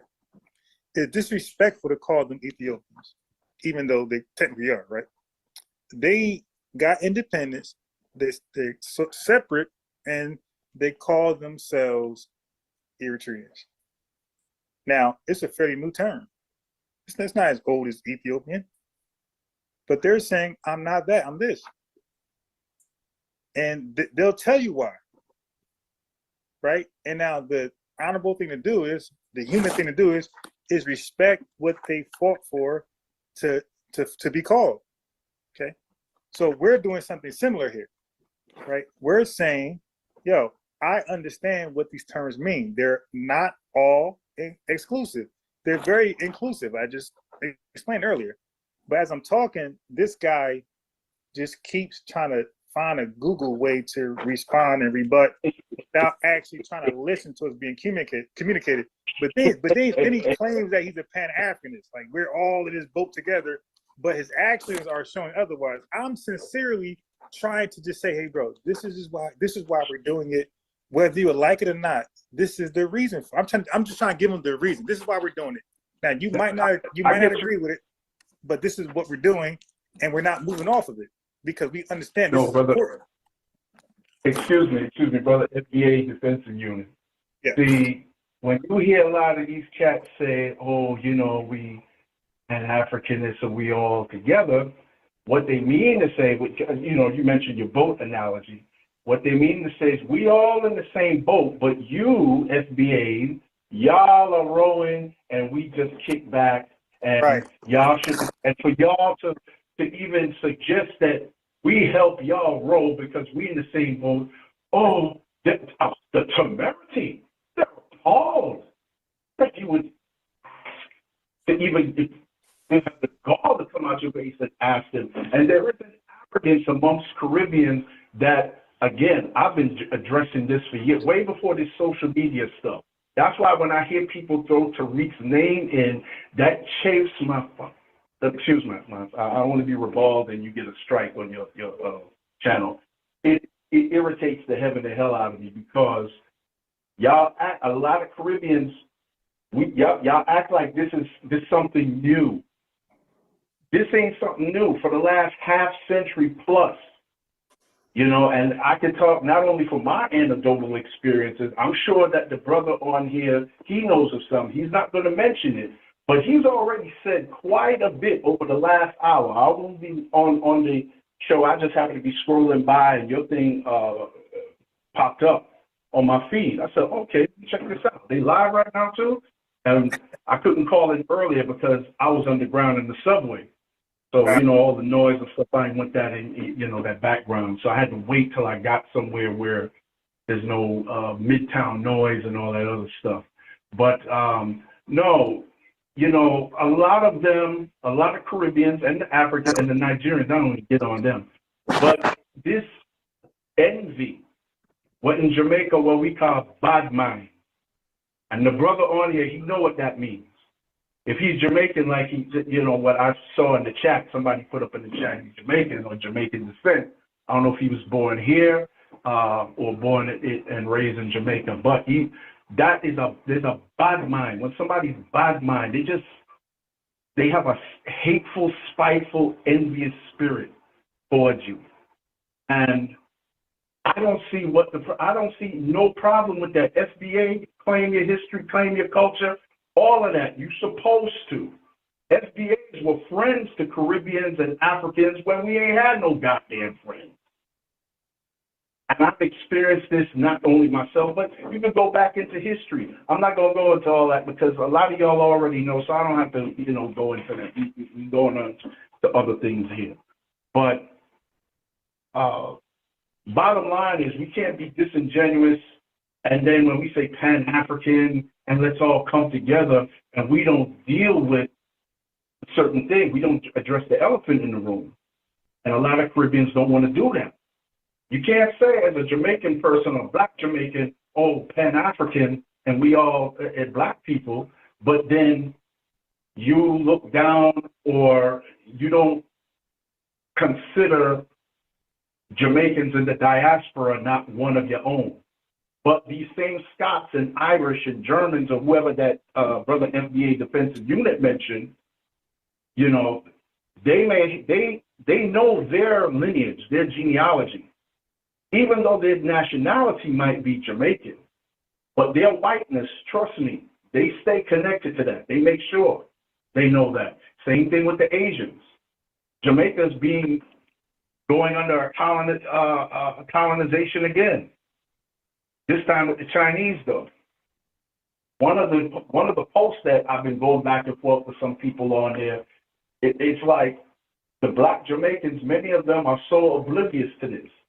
Like the country's motto, out of many races, one people, that bullshit motto should have been trashed a long time ago because it doesn't benefit us, don't benefit Black Jamaicans at all. But if I say it, like some of them said, they try to come for me, which I don't have no problem with because I got the smoke and brimstone and fire to come back at it. But to say that oh, well, you know, we were all enslaved and we went through this and went through, it's like when the Black Americans, now when there's something for them specifically and they want to do that, instead of, you know, cheer for them, celebrate their accomplishment, you know, that's theirs. Because when we have ours, we celebrate and we, you know, share, and nobody else, they got no issue with us. So why can't we reciprocate that same energy without feeling away? It's not always about us. It's not always about you, dude, or you, chick. And that's what a lot of Caribbeans and Africans, namely Jamaicans and Nigerians, they the poster children for that attention whoring. I'll be the one to say it. Nobody else will say it. I don't know why, but I'll say it. On too bad mind and too licky. Go a foreign, on spite the Black American them, and then know when shit happen to you, excuse my language. When badness happen to you, Black people and brothers and sisters, let's come together. No. So the Black Americans are saying, no, bullshit. We gonna do us, and you do you. And I can't say I blame you. Can't say I blame y'all. Let me ask you a few questions, brother. Let me ask you a few questions. I'll say this real quick. Wait. Ask your questions. I'll say this real quick.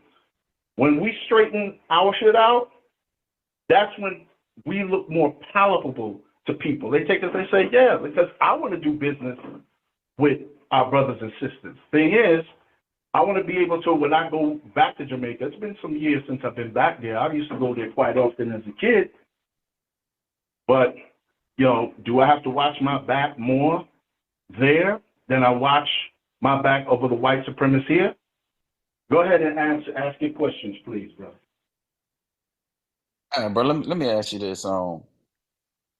In Jamaica, would you say that there are Jamaicans that spite other Jamaicans? Yes. Okay. All right. So Jamaicans spite other Jamaicans in Jamaica, just like you would say Black Americans spite other Black Americans in America, right? Yes. So my question is why would it be any different for a Jamaican to spite a Black American in America and vice versa? Because Black Jamaicans don't mention these things or point these things out until it's something where they feel they may not benefit from, or if it's a detriment to them, then it's why we're the Black Americans to assist. Like many of us, and I notice also, what I'm saying is not to digress, it's connected to your point.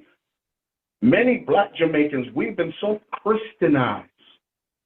We so out of touch of our ancestors and our ancestry.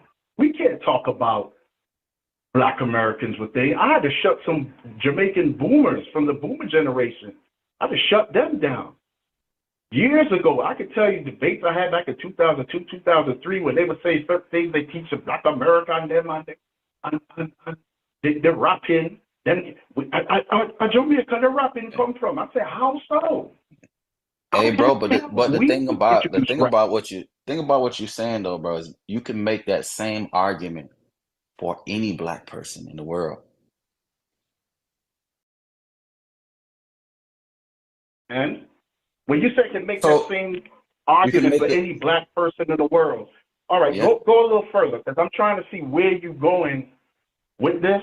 Because me too. When you say you do it with any Black person in the world, no, really, because then we can say white people do the same thing, Asians do the same thing. In fact, I'm glad you said that, because the Chinese that's been flooding in Jamaica within the last decade, they don't even see the Chinese that's been in Jamaica for the last century. They don't see them as quote unquote authentic Chinese, and they've been doing them dirty. Well, that's a little different than where I was going. What I was saying is that every Black person in the world has been indoctrinated by religion. We've all been taught to hate ourselves in one way or another. We've all had to go through slavery. We've all had economic sanctions. We all do the same thing everywhere in the world. And there's no one group of Black people that you can point to and say, well, this group of Black people did things different than this group of Black people. We actually for the most part. Yes, we can. Yes, we can. Yes, we can. For the most part, we can. We can. Okay. You guys didn't experience You guys didn't experience Black codes. You guys didn't experience Jim Crow. We experienced it in the form of economic sanctions. No. Okay, bro. Okay, wait, hold on. I'm sorry. When you say economic sanctions, and about an hour ago, I typed this in the chat as a question. Who imposed economic sanctions on Jamaica? When and who and when? Who and when?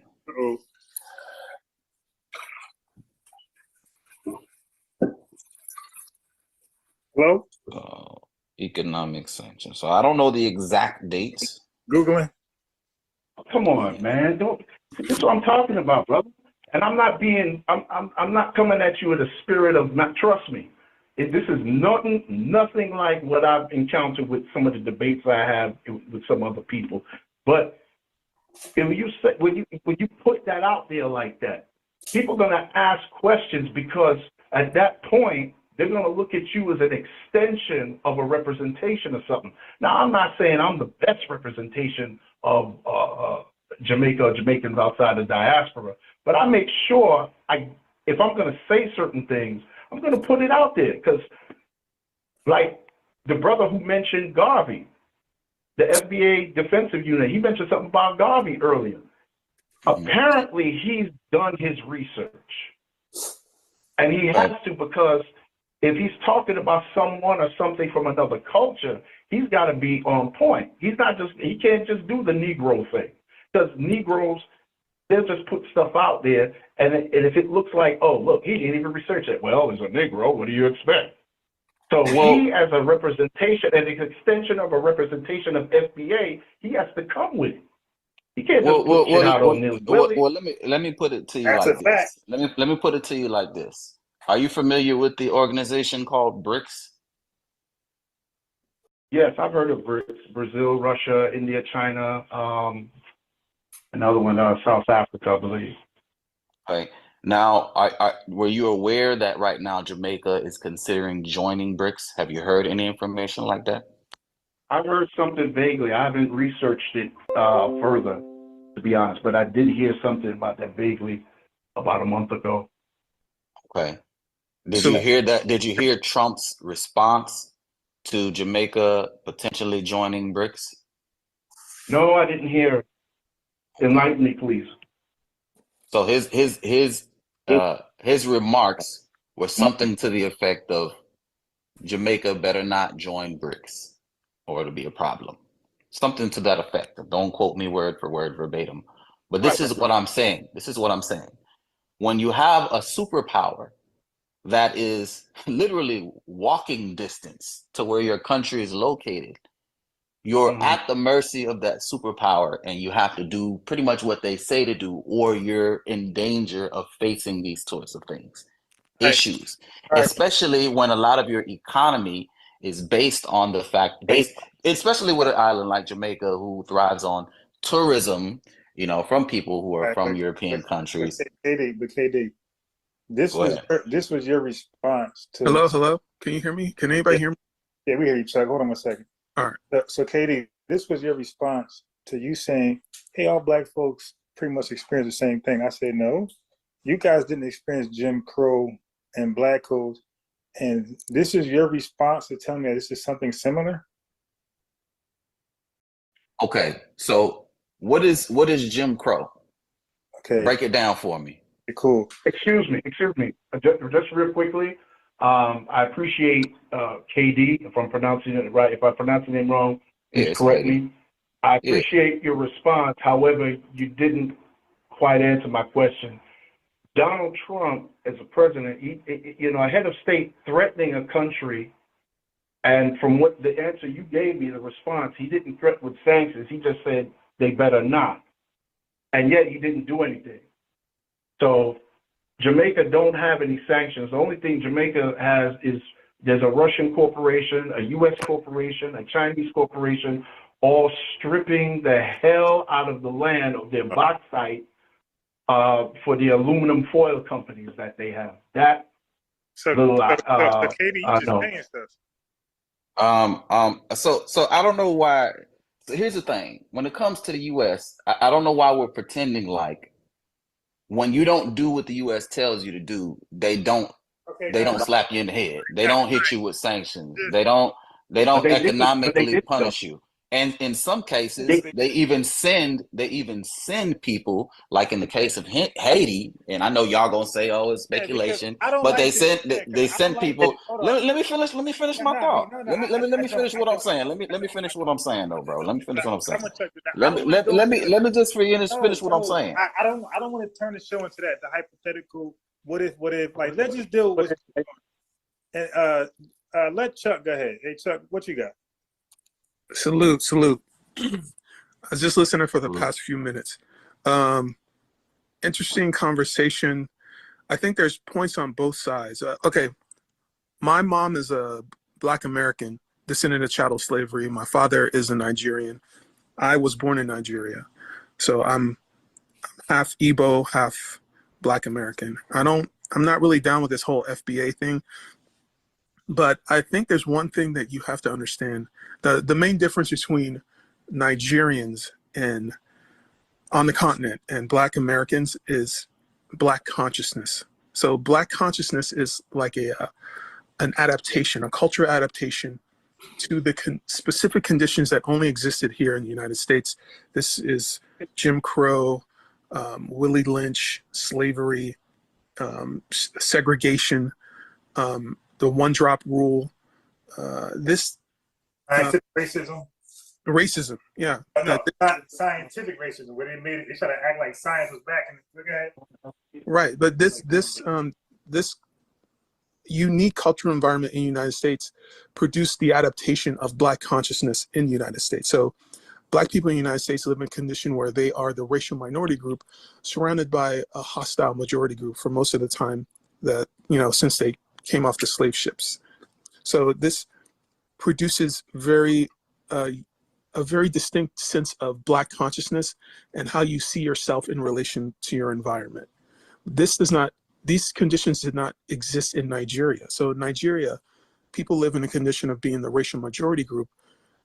And, in that condition, even under colonization for Nigerians was more like remote control. The people in England controlled us through our leaders. So our leaders answered to the people in England, and they told us what to do. So there was not this direct overseer over us. It was our leaders telling us, what the white man said. You see what I'm saying? So that produces a different sense of Black consciousness. So I think a lot of the misunderstandings that you're having is to do with the differences in Black consciousness, because there's a difference between being a racial majority group and being a racial minority group. And there's a difference between colonization and slavery. And this produces two different cultural environments. And that's why there's misunderstandings when a Nigerian first moves to the United States. And I'll land the plane there. Go ahead. You know what? I would say that I agree with you. There are some definite cultural differences, but honestly, they're really two sides of the same coin, and I don't know why most of us don't see that. When you're controlling leaders remotely, essentially, what you're doing is you're teaching the people of that country to hate themselves. They hate their Black leadership through mismanagement of the country's resources via their leadership and government. And over here on this side, there's a direct confrontation with white people directly, so they kind of had that. I mean, like I was saying, it's just kind of, to me, I'm looking at it like two sides of the same coin. I mean, we can argue all day about which one was more detrimental or harmful. We're actually not doing it. We're actually not doing Right. Yeah, we're actually not even doing that. That's what you're doing. Right. I'm not trying to argue that though. That's actually not what I'm doing. What I'm saying is that I can't finish what I'm saying though, bro. Because look what you just did. You just watered down the conversation to who gets done worse. Bro, that's not what we was doing today. I asked you about what is your issue with Tariq, FBA. So it didn't start off as who got it worse. All right. What I did was, the reason why I mentioned Marcus Garvey, because I knew you don't study him more than me. I knew you didn't. I told you don't know more. It was irrelevant from the beginning, but okay. I mean, it ain't had nothing to do with what we were talking about. You just brought it up to filibuster. You know what I mean? All right. Let me mute you again. But can I say something real quick though? Wait, before you do that, because I want to recap to catch you guys up. So what I was doing, because I understand that a lot of guys are not intellectuals and a lot of guys can't follow conversation. I've been doing this shit for 15 years on different topics, right? This is the latest topic. I've been doing this for 15 years, online, by the way, YouTube. I got videos date back 15 years. I've been doing this for a long time. I could follow conversation very well, and I can recall information very well on the fly, all right? And I understand what I'm saying. Now, let's start off by him commenting on my videos about Tariq Nasheed and FBA. Now, I already knew I'm going to get him, because most people like to ignore what we're saying and just focus on what Tariq's saying, and they think we all just blind followers who just follow anything he says. He don't respect us as individuals that agree with some things that Tariq says and disagree with other things. He don't look at us like that. He look at us as just a bunch of dumb Black Americans who just follow cult leaders. All right. So what I was doing was to just expose that. I was exposing to my chat that this is how some of Black immigrants view us. They view us as just blind followers of anybody. So I was showing the double standards and the hypocrisy of his logic. So he went on saying that this is about Tariq and that about Tariq. So I said, cool. I said, hey, you know about Marcus Garvey? He said, yes. I said, tell me about him. He told me some things. I said, so what about the scams? So then he said, no. He first tried to go there first, but I didn't go there first. I went other places. And then I brought him to the scam because I wanted to show that he doesn't know Marcus Garvey at all. Okay. So then I showed him the scams afterwards. All right. He was not aware of that. So now I'm pointing out, I said, now, if Tariq is no good because he's a scammer, allegedly. Which I never called him a scammer, but okay. No problem. So if he's no good, he's a scammer. So whatever you call him, right? I was pointing out that Marcus Garvey is a scammer. He even admitted himself in court. And he got, matter of fact, why is he a leader at all? Like, there's nothing he did that was actually positive. And I even explained when he came to this country, he had a message that no black leader was pushing. No black leader was pushing, go leave America. We were all fighting for equal rights and equal pay and equal opportunity, things like that. And isn't that what Liberia was about? Liberia was about Black Americans going to create a new country in Liberia. That was the same thing. Go ahead. Yeah, but that was a white man thing. The white man gave that up because they want us out the country after we finished building the damn thing. So they want us out of here. But most of us, it took a few of them. Most of us ain't even bothered. And thankful to my ancestors and everybody in the chat, our ancestors didn't fall for that. So the ones who did forfeited their lineage right, and they are Liberians now. And how did that work out for them? They went to a shitty third world country, and now they're suffering and begging and begging. So anyway, but coming back to this, our leaders, okay, none of y'all know more Black history than me. So our leaders were not doing it. Our leaders were fighting for segregation, equal opportunities, and just to get white folks off our back. Like, yo, why you keep? You mean desegregation, not segregation. Go ahead. All right. Okay. So, are you familiar with A. Philip Randolph? Yeah. Okay. So, what was his ideas on immigration? Go ahead. Say your point. No, we ain't doing that. Okay. So, I'll talk to you later. Yeah. Bro, come on, man. Yeah. No, we don't do it. I don't play with that. But when it comes to information, you either know what you're talking about or you don't. So, what I'm not going to do is Right. So, what Come I'm on, bro. You don't want to echo chamber in here, do you? I got you. So goodbye to you too, because it's getting late, and I'm not playing. I want to go to sleep. All right. So it's getting late, and we ain't doing that. Now we're either going to take information serious like I do, or we're not. Okay. So now he's claiming he's trying to correct me. All right. Whatever. Just late over here. I'm in. It's 1 o'clock. I got to be up in 5. So I'm trying to make a quick point, but the thing is, there was no black leaders were not pitching out of America theory. We were saying we want to be in America. We just want to be treated better, have equal treatment under the Constitution. That was our leaders. That was what we were pushing. Okay. So he say, A. Philip Randolph, don't do that. Don't do that. Because you either know him or you don't know him. So I asked him, what was his thoughts on immigration? Because I didn't mention that earlier. So I mentioned other things. I didn't mention that. So I know he didn't know it. So you could listen and peek from the outside and try to cheat and take down notes. I'm gonna purposely withhold stuff. So he didn't know his immigration thoughts. So bye. So we're not gonna do that. Now, our leaders were not pitching no damn out of America theory. We were talking about equal opportunity, and we wanted protection from the federal government. Really, just be treated like regular Americans. Like, hey, leave us alone and let us, build for ourselves in this country in peace. And we kept thinking that would happen. And we had moments of it happening, then a dark cloud for 10, 20, 30 years where we're being locked out of the wealth again. All right, so that's what I was trying to point out. But we're not going to do the I pretend I know what I'm talking about, but you actually don't. I'm going to call you on it, by the way. I'm not going to say something or speak of something that I don't know what I'm talking about. I'm going to listen to you guys when you talk about some things that's out of my, you got it. I'll listen and learn because I'm a student. And I'm going to jot it down, and now I know it too. So next time we talk, I'm gonna talk about it, and I will know it. But I do not respect fake people who pretend to know something but they actually don't. So that's all I was trying to point out earlier with the young brother KD.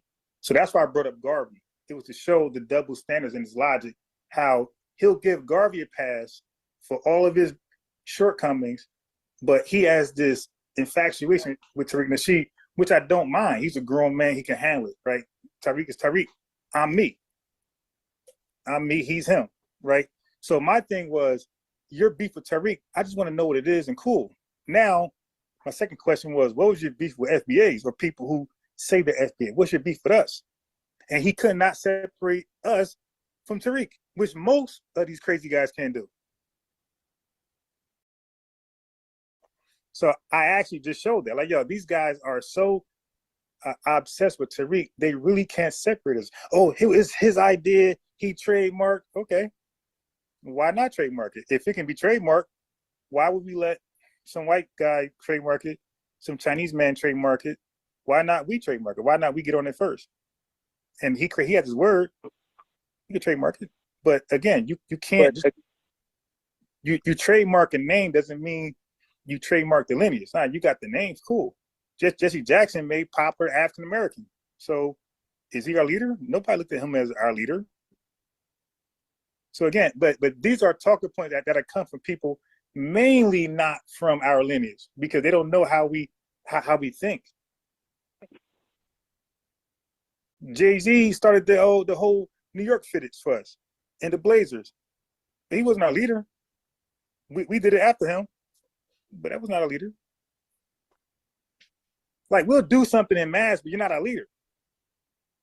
We just think it's cool, or we like it, or we agree to it. The civil rights movement. Dr. King was the face, but he was not a leader of us. He was the face of the movement. He didn't even start the movement, as I articulated earlier. So like, we're just talking in circles, and the dude is just listening to rebut with some Google stuff that he just picking the most favorite definition that agrees with him by ignoring what we're actually saying. Like, dude, there's really an ethnogenesis that happened with us and you and the Mexicans and other folks around the world. But everybody want to deny ours, though. They want to accept Jamaicans, accept Haitis, and accept the Mexicans, and accept everybody else's. But when it comes to our ethnogenesis, it never happened. Like, we're just this, I forgot what Tariq calls it, but we're this African, this mysterious African.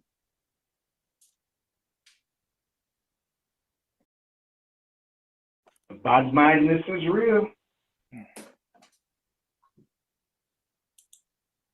Bad mind is real. And then the best summary description I can give of that. And then you said something key.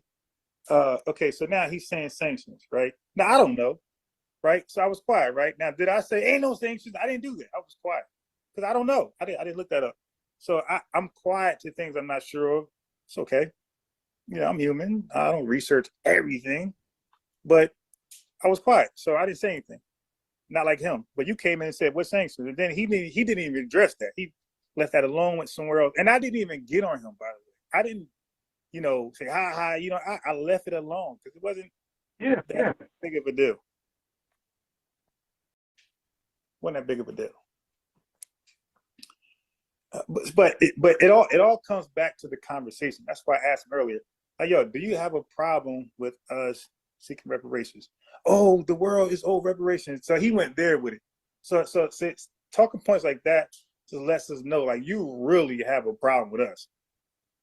I missed that part, but it doesn't surprise me that he said that based on what I've heard at the time I got into conversation, by the time I came into your live. Well, I asked him about what I find, and he said, what he said? He said we deserve that. So I'm like, okay. So I said, Nigeria, when Shell BP went over there and poisoned their land, do we in America deserve some of that? He said, yes. I said, okay, this guy just saying anything now. We in America deserve something back from what the Nigerians experienced and the Ogoni people experienced with Shell BP poisoning their land, creating face cancer, all type of skin cancer over there, where these people are being harmed, and the water is bad, and they're only affected. But he's telling me that we in America deserve some of that money, like, come, or whatever it is they're getting back. Like, we deserve it too. Like, dude, like, you're not even like trying to have an honest conversation at that point.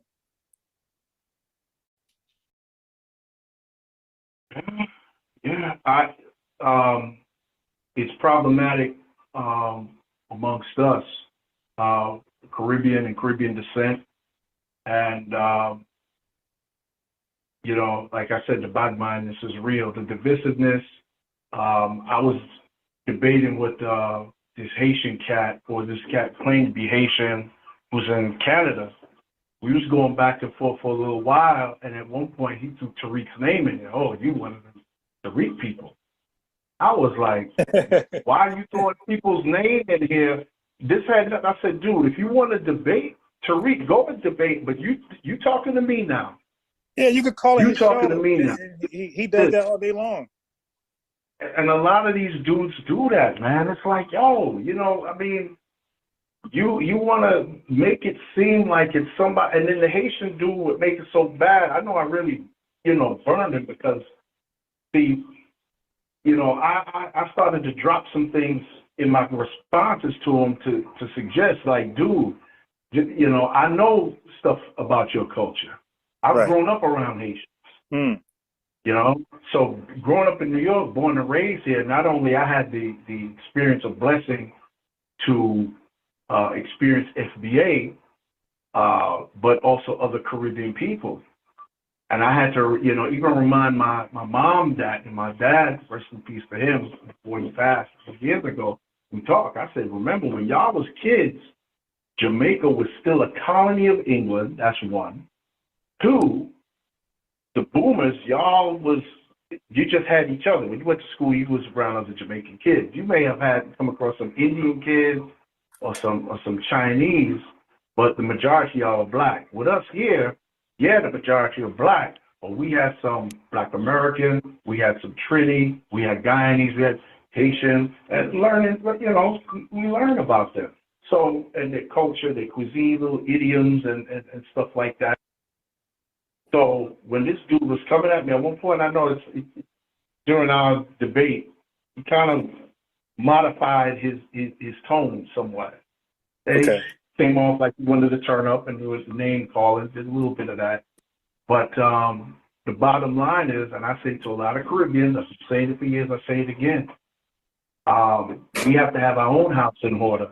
And which is the primary reason why I have no problem with FBA delineating, because the way I see it, it's a perfect juice strainer, if you will. Yeah. You got to strain out all the coons on all levels. Right. All the coons on all levels. So the moment I hear you, the way you say, not only what you say, but the way you say it, that tells me everything I need to know. Those views on certain, hell, Jamaicans don't even see Jamaicans in diaspora are foreign. Them not see Jamaican and foreign as a drug. Oh, well, you were born in the UK. You're British. You're born in the US. You're US. But they'll call me a Yankee as fast as they'll call any FBA Yankee. And I have been. So, I mean, I'm like, that hit harder than the African booty scratcher thing. Yeah. But the difference between the African booty scratcher, well, like I tell Caribbean people, like some young Caribbean people that I've met over the years that were new to this country, they come here, if you hear that, it's not so much as an insult. You know, that's what they do. We make fun of each other. You just have to get with the swing of things and roast them back. You got to return their energy. And at the same time, you got to do that while keeping your composure. Yeah, I'm gonna say for the record, I've never called him by African booty scratcher, and I never heard this man. I went to school in New Jersey. I'm in school with African Jamaicans. I ain't never called somebody that. I ain't never hear that term being used ever in my schooling. So when I hear people say that, like I just be like scratch my head. Like I don't know if everybody experiencing that, because I'm in Jersey, man, and I've never used it. And I never heard it being used around me, all of my schooling. So I'm like, yo, this couldn't be as popular as everybody's saying it. It was, because I would have heard that thing, man. Well, I know where I grew up in Queens on Farmers. It was common. But again, the thing is also, where's the source to it? Because nobody could find a source. You even could Google it. Like there's no, like, it just say America, and it says Canada. But when you say America, what year? Because if you're saying after saying after 65, so I'm like, well, damn. Well, you can't pin that on. I could say the Haitians, Jamaicans, the Nigerians, and y'all brought it. You know, it's like, and then when you Google what it actually is, there's two stories. One is saying the African is scratching his booty, and another one is saying the African is scratching the white man's booty. So it's like, so there's not even like a consistent explanation on like what it is, what it's supposed to be, and where exactly it comes from. So I always go with dates. I always say when. Now, if you could show that word being used around before 1965, I will totally own it. I say, yeah, that's us, because it wasn't too many black immigrants like that over here. It wasn't too many Haitians, Jamaicans like that over here. It was like mainly majority us, but 80s, 90s. I learned from FBA. Now, but how do you know? Okay, how old were you? I'm not 8 years old. I can tell you because I'm a 70s baby. Watch this. How do you know he was FBA at 8 years old? Okay, that's the thing. That's why I said maybe less than 2 minutes ago, I'm going to research that, because you mentioned something about Googling, you know, that you Googled it, and I was like, oh shoot, you know, I'm going to Google it, you know what I mean, you know, and you know, its origin or whatever. But when I first heard the term African booty scratcher, it was Black American kids, my classmates, you know, lunchtime at school. Yeah, because I taught my boy in the live, like just I won it. And my boy, he's FBA, and he said he definitely used it on people. So, but when I asked him on who he used it on, he said it was everybody. He said he didn't really pick and choose. And then, so I asked him this. And by the way, he didn't know he was live. I said, "Who taught you it?" Right on the live, so everybody can listen. And he said, I don't know where I got it from. He said, probably another kid.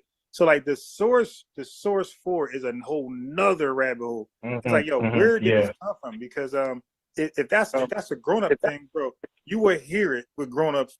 It won't just be a kid thing. You will hear grown-ups say it too. If they got it from grown-ups, you will hear grown-ups say it. So why does it stay in the kid realm? Like, why doesn't it grow, you know, with the grades? Why does it stay in elementary? Why don't it go to junior high and high school and college and, you know, to the work field? Why does it stay only around the elementary swings? And like, that's a whole nother thing.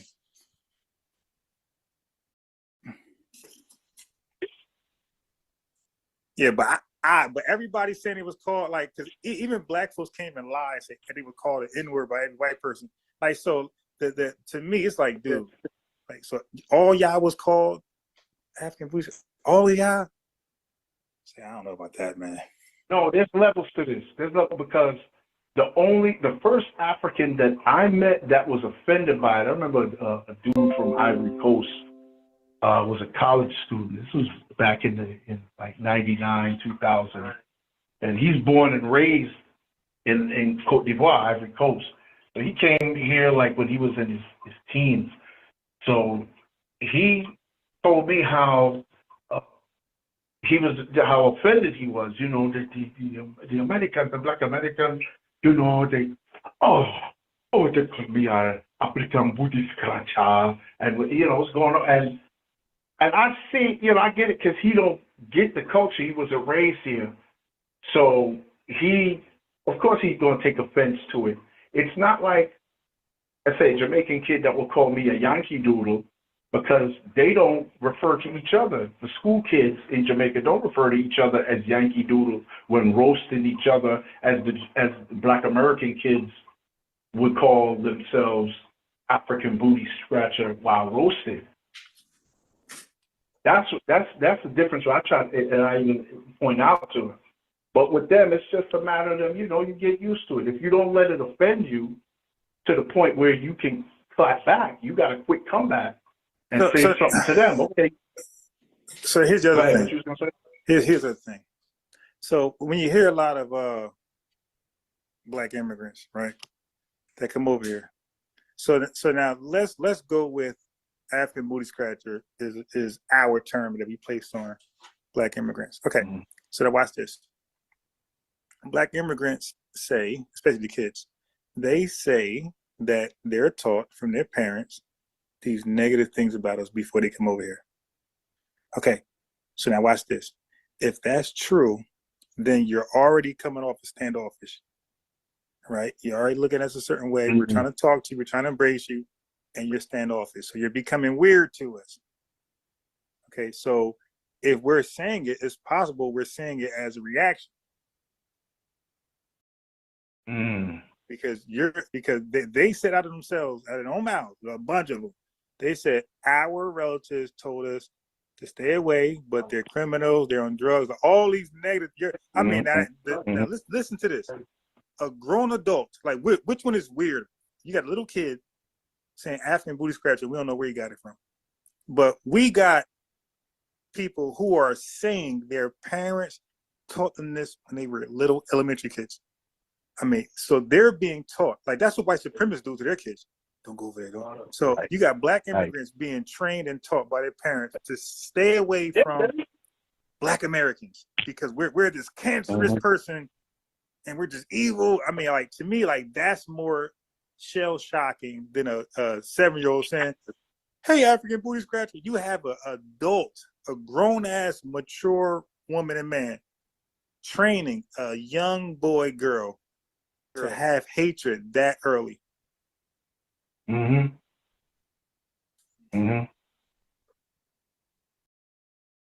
So it's like, that's real. Yeah, so it's like, so you're coming with the hatred, we're coming with jokes. I don't know how we're like comparing. And then that hatred turns into like DJ Academics.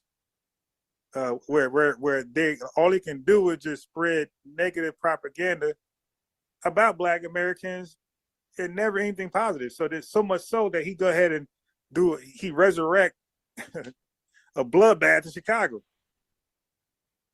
So it's like, and then it's like so y'all can't. So it's like what they were taught.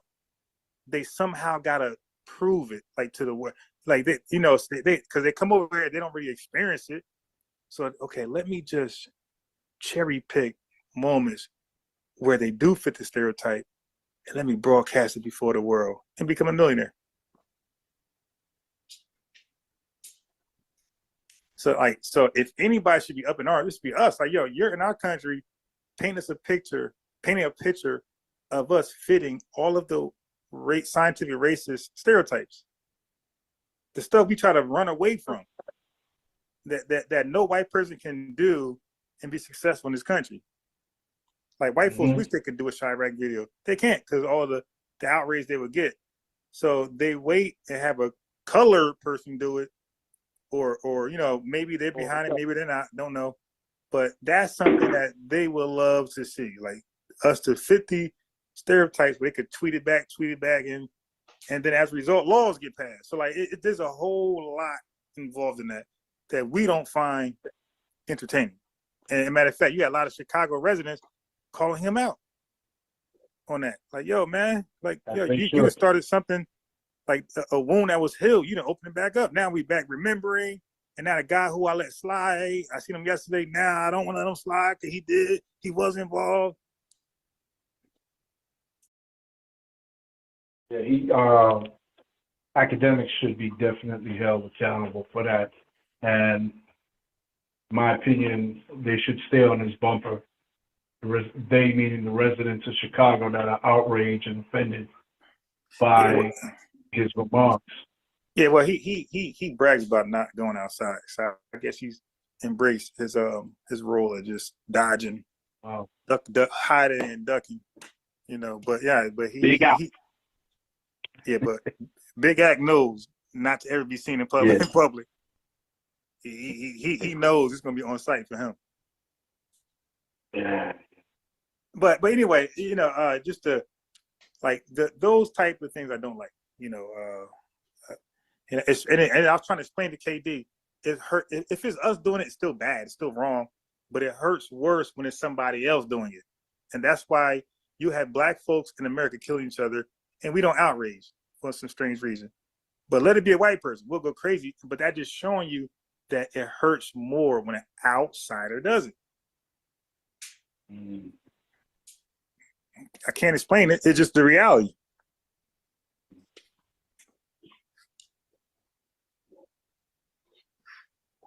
I think that largely comes from being conditioned like racehorses or show dogs. When you breed, train, condition, program someone a certain way over a period of time, it's like embedded in their DNA. So our fight is, largely to shake off bad habits, and while simultaneously replacing those bad habits, and that's a very mild way of putting it, because slavery, post-slavery, and all the trauma that comes with it, is a lot of conditioning to do to burn all of that out of our system. It's going to take time. Yeah. It'll take time, and and we've done quite a bit. FBAs have done quite a bit. I'm thankful for the ancestors at FBA here. I'm thankful for ancestors in Jamaica, like Samuel Sharp and Paul Vogel, Juan Bolas, and Huffy, Cudjoe, Randy Nanny. So if they did it and they was, successful in the time they do what they did and they sacrificed, I have no excuse. Yeah, right. And these are things where I try to share, when I share with Caribbean people, I said, look, everybody else, the same way we like to say, oh, we all went through stuff. Okay, you know what? We all got our hands full too. How about that? How about that? Anybody saying that? We like to talk about how we all this one big generic Negro and all went through slavery. Yeah, we all also have work to do. So FBAs, they're unique, we're unique, and they're dealing with it effectively. You're jumping in there and giving these negative responses and these negative energy towards the FBA and this thing.